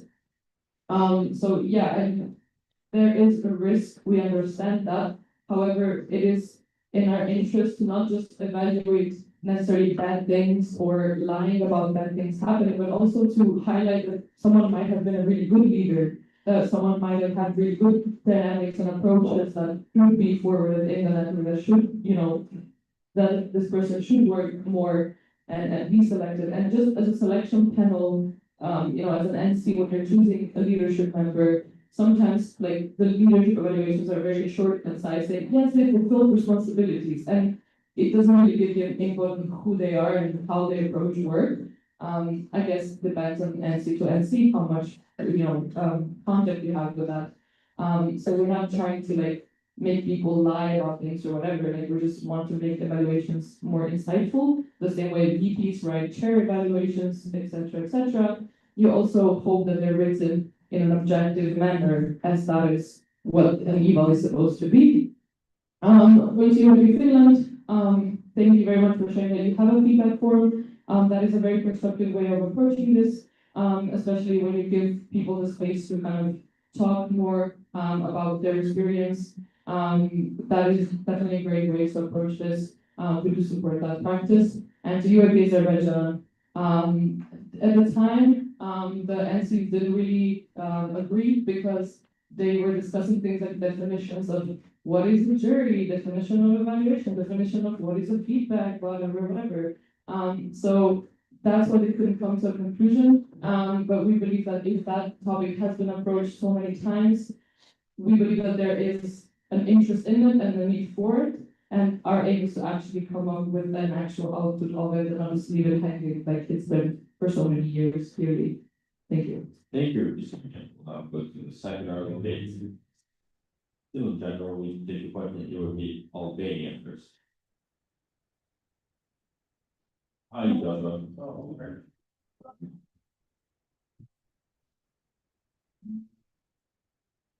First and foremost, would would say that I really appreciate the concept of having a more comprehensive inputs to an evaluation, especially when it comes to leadership, since it's the team views that shape the futures of many working careers and teams. But for me, this is a very conflicting topic, and it has always been so. I always was put against the question of, is it worth the risk to have this input from the external leadership, since we know the reliability of this input is highly questionable due to also team dynamics in the hierarchy. Is it worth the risk? Only because evaluations from the NC is too general or non-team specific. Do we as NC need to establish a certain style, work style that we need from our leaders? I think not. I think we can do to other team leaders. When it comes to team dynamics, is the only kind of point where I see this making sense, but otherwise, I don't think honestly it's worth the risk. Thank you. We'll take that response from your people here.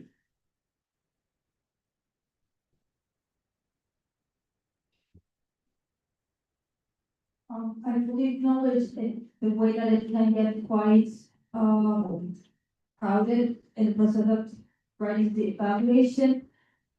But from like what I've seen in the past events I've been in, NC are provided with the content, and as long as they're provided with the content, the rest I think doesn't matter that much for them.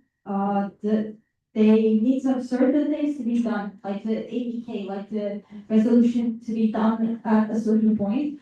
But in the meantime, they lack the information about the working process within the team. And in this working process, there could be a lot of things that done that are crossing some lines. And I believe for a healthy evaluation that would provide everyone with the content experience that they would be content with. Input from extended leaderships is also necessary because they are the ones who work with that person closer with them with the NC. Thank you. We'll take the direct response from Ruby Spain.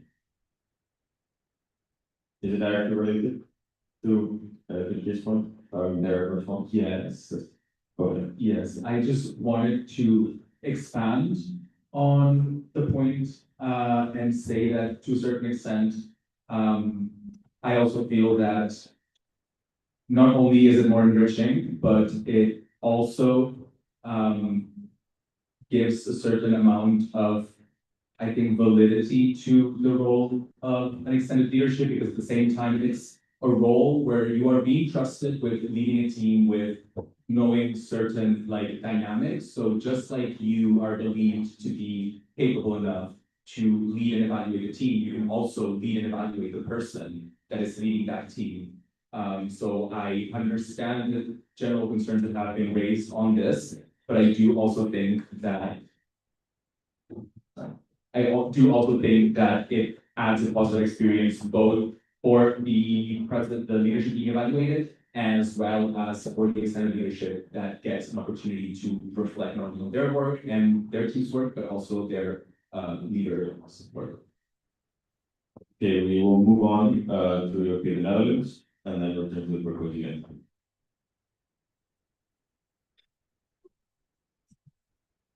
Thank you for the words, especially on the response about the relativism aspect. I think it's quite clear to what the pitfalls will be and like what this should look like. So let's talk constructive nature. I think both the proposing entities are at the ambition of raising this as an experience in the form of a policy proposal to the evaluation policy. So I think given what the VNC has said so far, and also my personal opinion, I would really like to see it in a way where the NC is given quite some freedom on this to like kind of depend this or decide this ad hoc on what are the team dynamics and how much do we actually implement and what we get back. Much like the evaluation policy is now, which is quite vague and ambiguous, but in my opinion, in a good way. So I just wanted to gauge like your opinion on that as the proposed entity. will take the direct responsibility for the value. Yes, I would like to build on this specific point with an example that we actually adopted past BNC regarding the ESP evaluation by NSP is what the clause says that, for example, consultation with the national committee is advised. So this, something like this would bring enough awareness for what you want to do, while still not being binding, since the consensus seems to be that we don't want it to be mandated. Thank you. Back to the proposing entity.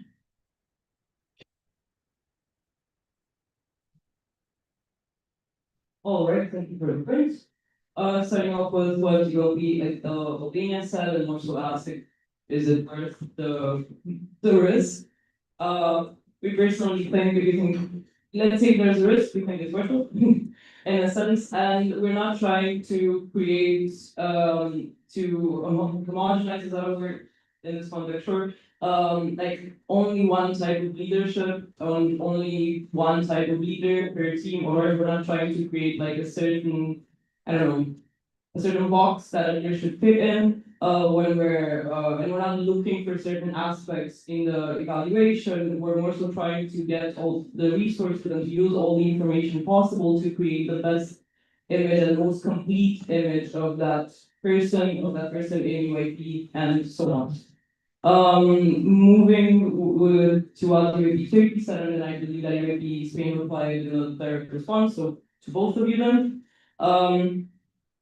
Thank you for raising the point of the NCs usually their interaction with leadership is more so in a corporate sense. They have deadlines, they need content, the deadlines are met, the content is delivered, academics are good and such, and that usually results in a constructive evaluation, which we're not saying is necessarily bad, but we believe that in this sense, an evaluation should cover more aspects, because we see the leadership roles as well, a more rounded role that doesn't only involve academic quality, it involves emotional intelligence, it involves how that person constructs a team. It involves more than being, let's say, the president, but also the person, the leader, and such. And that's exactly why we brought this in the discussion, because we want to see how to best evaluate more than the actual, let's say, I keep saying academic, I won't say academic, but then this also covers the immediate, that this covers more than exactly the content. Coming back to the Netherlands, thank you for the constructive input in this. That's exactly what we wanted from this debate. You're saying that you see this proposal with still the NCs having freedom, and that's exactly how we see it as well. We would like for it to be, I guess, in a sense, a standard practice to gather feedback and to involve in some way or another team members and extended leadership. We don't know for a fact exactly how, and that's why we'd like to discuss it. And that's exactly how we think would be beneficial for the practice to be implemented, however the NC sees fit. And I said this before, that the NC would act in a sense as a filter, so they get the information, they get whatever information may be true or not true, or as you said, conflict of interest and such, yes, situations can arise and so on. They get the information, then they filter it and see how they would implement it in the evaluation. We don't see it necessarily as a block of text that the VP writes for the president. And then to, I guess, also responsibility to Portugal, because you added onto the Netherlands, we again see this as something that we can advise. Yeah.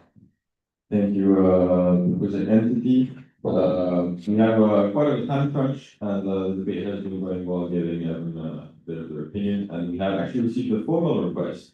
So each time and the formal request, kind of summarizing taking the temperature of the room, we're going to skip the third round of debate, go directly to the formal request, which was sent in by Mr. Vina, which requests for an informal vote. Would the BNC support the update to the policy on evaluation and feedback, which would mandate the NC representative to include input from extended leadership in leadership evaluation?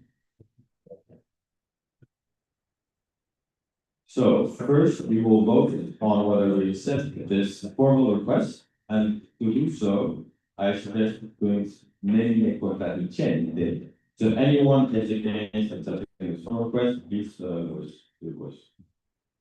Great, so now we will perform the informal vote. You can just show the color, the empty placard is not needed as this is informal. So please raise your placards. Okay. Feels like a bit more green than red. Proposing anything good? Yes, all right, you can put your placards down and then we move on. And we take the proposing entity for everything still okay, so. Okay, and we started with IS this morning and maybe we can also end up with international one. So we move on to the guideline on international delegation management by the IO. The statement of debate goes as follows. Should the BNC formally endorse the AOP International Delegation Coordination Guideline, establish a network-wide framework for sending and receiving international delegations for all these events? The floor is yours. Thank you. So hopefully for debate or non-debate, but we would like to present to ensure the guidance we have to share. This is kind of the people to go over the meeting and then we'll collect here. Okay, the motivation to this guidance is actually from you because it's a huge meeting, you will be a topic of debate. There was strong need to create such a guideline. So we should be discussing that will be produced. And the guideline that you see on the page, what was it, 93? It's based on our experience coordinating international preparations, around international sessions. But of course, we also have experiences coordinating participants in the events, and we took the people from the previous meeting on minutes.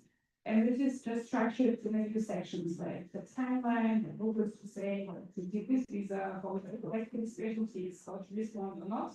It could be way more detailed, but our motivation was not to be extremely detailed, but just to give you a little bit of a guideline and some of the common sense of best practice debate. So the aim of this topic of debate is to collect any feedback on this guideline. Maybe also we could have any other suggestions and shorthand provide it not. And that's it. Thank you. Thank you for quick note. You can find these guidelines page 128 of the meeting booklet. So we'll now take statements from entities. We will go with the Netherlands. Yeah, first of all, thank you to Anja and the IO for fulfilling the request by the BNC at the last BNC meeting. I think this was very explicitly from all of us that we wanted this to be published, and now it is published, or will be published, which is very nice. Just a very short statement on that. We have a slight overlap with a workshop today on which we, as have a delegations policy that we gather feedback on from the network in the context of do we want to like make this a wider thing where entities themselves can also apply this to a template, which I think this guideline would already be the best start of. So or perhaps send the IO an email with all the feedback that I received from you and sees today in the workshop.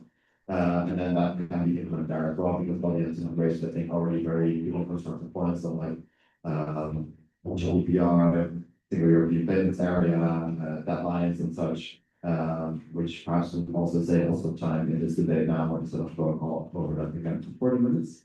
So I just wanted to put that out there that's happening and going on, and that a large amount of the NC has some feedback on here as well. Thank you. Thank you.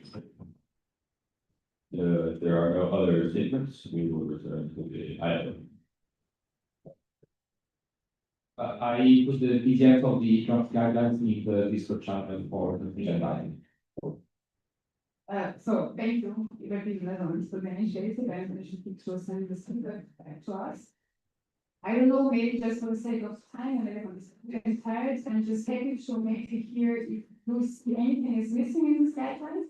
So especially people who were not at the workshop and you have an idea, that would be a chance to bring it up. But otherwise, I'm also just happy to finalize it based on the feedback we have collected at the workshop, and then can try it out as soon as ready and give you some approval.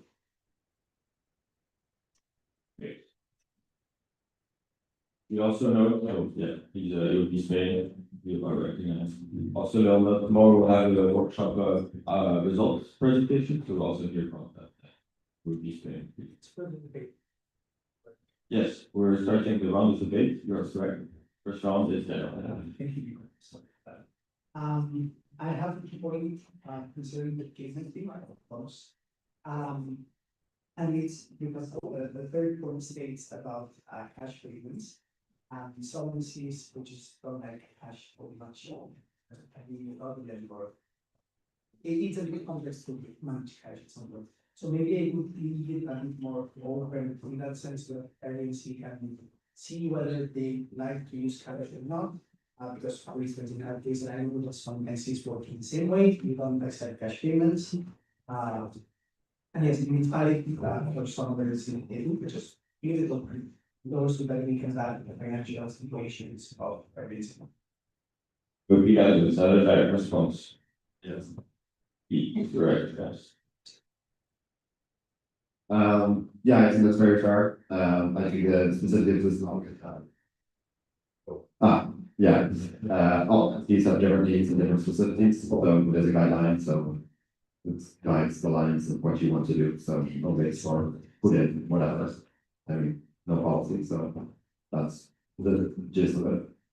Thank you. Looks like Finland and Azerbaijan are coordinating. We'll go with Finland again first, followed by Azerbaijan. Just kind of a quick question to ask that can also talk about in the workshop about the circles and the results is if like all the information that's provided, that the ascending national community to provide like stuff like nationality or gender, that's strictly necessary to provide in what the Senate National Committee is sending versus just like the delegate registration form on their own. Like if that's kind of either an like a list of everything needs to be there, like and say be like, okay, well we really only need like first, last name, email, type thing. We'll take the direct response from keyword to be Italy. Italy. It's very true that from some items and capabilities that they're provided are not necessarily useful to just receiving delegates, but some of that data is used by facilities versus like physical purposes. And that's very useful to have it as long as there's a privacy policy behind, as GDPR compliant. So, for instance, as long as the data is anonymized after 1 or 2 years, then I would not deal with that issue with the international relation policy or academy. Exactly because some statistical data is very important for someone to understand what we're doing good and what we're not doing good. Okay, we'll go to the GB for that response, and then it's for John to remember. There's a shameless promo actually for your predecessor, man. Yeah, this is one of the things that the GDPR task force is also going to look into, specifically in concerning delegation management, and it could give you the most specific kind of input there. What I can already tell you is that we hope you delete data from delegates like 3-4 years ago and more, because that's useless data to have, except for statistics, of course, that's anonymized and collected and it's general. But these kinds of things are for GDPR, general data protection purposes, no greater. So again, this is also something that can be further drilled down with the task force rather than with this guideline, because the task force is going to provide a lot of good practices to you, hopefully by the end of the Thank you. Azerbaijan is next, and then we'll return to proposing entity. Thank you. First of all, thank you very much, International Office. This is something that, anyway, those are my experiences. It's the dawn of time, really, and we are very glad that there is something that we can kind of relate to, especially the set deadlines of when to receive the decision letters, when to open the call for delegations. I think it is very helpful. But my question is most related to the payment aspect. I am aware that a lot of sessions, they do oftentimes offer reimbursement if it is possible. However, in the form, we're asked for your bank details, so on, whatever. It does also ask if you prefer cash. My question is, if the International Office sees it fit, could we perhaps for Azerbaijan and other non-EU entities, if they wish so as well, could we make it officially provided in cash for our delegates? Because yeah, We don't have the most easily accessible transfer system. It takes months, it takes a long time, and we never really end up seeing that money. So it would be very helpful to us. Thank you. Thank you. We'll go back to, yeah. Thank you. So on the Spain and Azerbaijan points about the cash payments and such, I would say the NC should be aware that not everyone is in the SEPA system. That's just something to be aware of, and we would always encourage you to give options to the NC school staff for this transaction fees to either pay in cash or to deduct the participation fees by the transaction fees that it was by transfers. That is something that we would welcome because our network consists is 40% for not on the system. And then just a consideration, but of course it's up to the institute to decide. That's clear. And there is an answer to Azerbaijan. This is the guideline, and every institute has the right to decide if it's cash or not.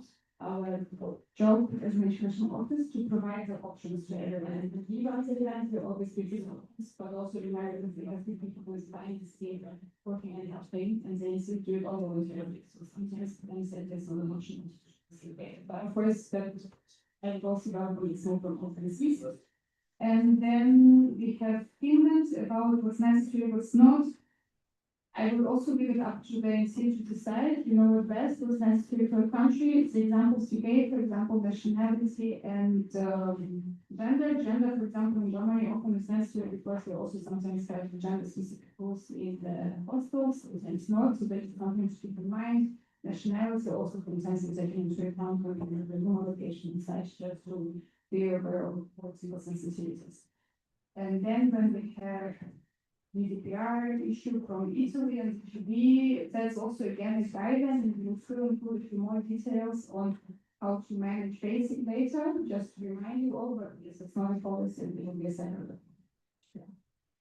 And actually, maybe a larger comment as well, for me, this data is a very good example of NCs bringing an issue to the BNC, where for us it was very easy to react. So I would just also encourage all of you to think of network file issues where we could also really jump on this and help as the office with employees and time visual investments and something like that.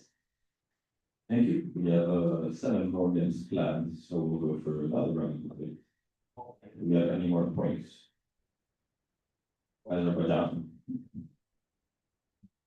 Thank you very much. So there's therefore a lot to do my last point, but I do understand that it is also not to national committees. If it is feasible to operate in that canal, completely understandable. However, it would be possible to have a writing that if it is possible, if it is likely for the national committee or the hosting national committee, NOC, whatever, if it would be possible, if it would be relatively easy for them to do so, just simply do it. Just to help us out. Obviously, there are other circumstances that we do have to consider, but this would just make our lives very a lot easier. Thank you. Thank you. We'll take the next question from Iwe to the beginning. Thanks. I'm just gonna go with the question from Azerbaijan. Speaking of cash, because using cash is most of the time to really how the thing is not for overseas, as actually knows how to manage that because it can be really complicated. Another example of the BNC offers cash reimbursements. So maybe having some incentives and good practices on how to handle cash, for example, use for traceability could be something very useful for all of us. We'll take the levels.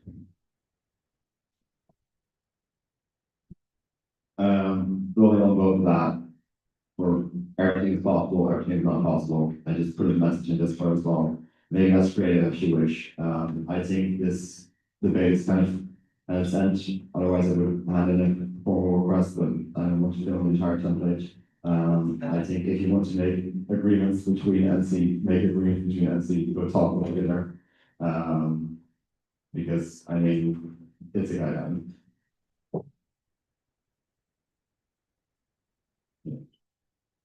All right, we'll take Azerbaijan, and then we close with the other one.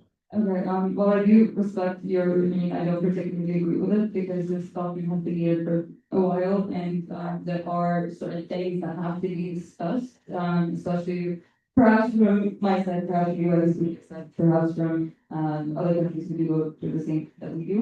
Because ultimately if something is I believe it's the topic of debate or the Yes. it's a topic of debate, so yes, ultimately we're not voting on meeting. But this is the time and the place to discuss things that quite a few people in this room over and over and over and over again. So we will agree to kind of put a pause on it because we do have a topic of debate, around the same issue more movies. Do you have a point on the debate rather than discussing whether we should continue or not? I was disagreeing. Okay. I think that it's important to do it now and when we have the time. Okay. And I see no other points, we will return to the international office, which there will be no underground of the debate. Okay, can't agree more to have the first round, and I will still welcome all the concerns raised. And to answer to, Azerbaijan last one in the debate, I will leave it up to the MCs. In the end of the guidance for the MCs to use, I think we all heard the concerns, and I think I would really call on all of you to be aware of the concerns, especially for the EU member states. It's much more privileges that you have when you host events and transfer, but of course, it's all young people understand, right? So they just have to consider the mediation. And thanks for your contributions. And send also anything else to keep, because it will really putting it also in feedback, and we will publish this knowledge very closely. Thank you.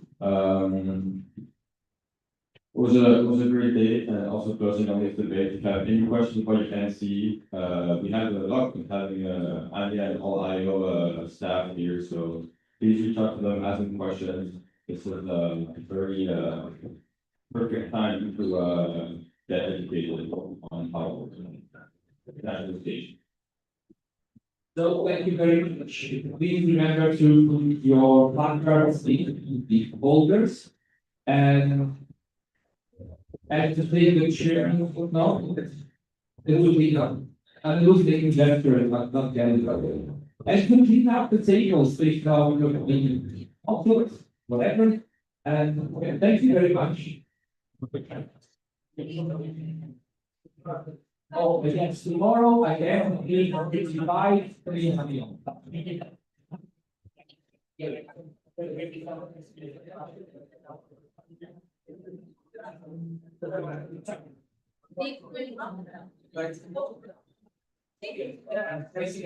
Please clean up taking your bottles, especially beer bottles. There were too many leftovers in the room yesterday. Please, okay.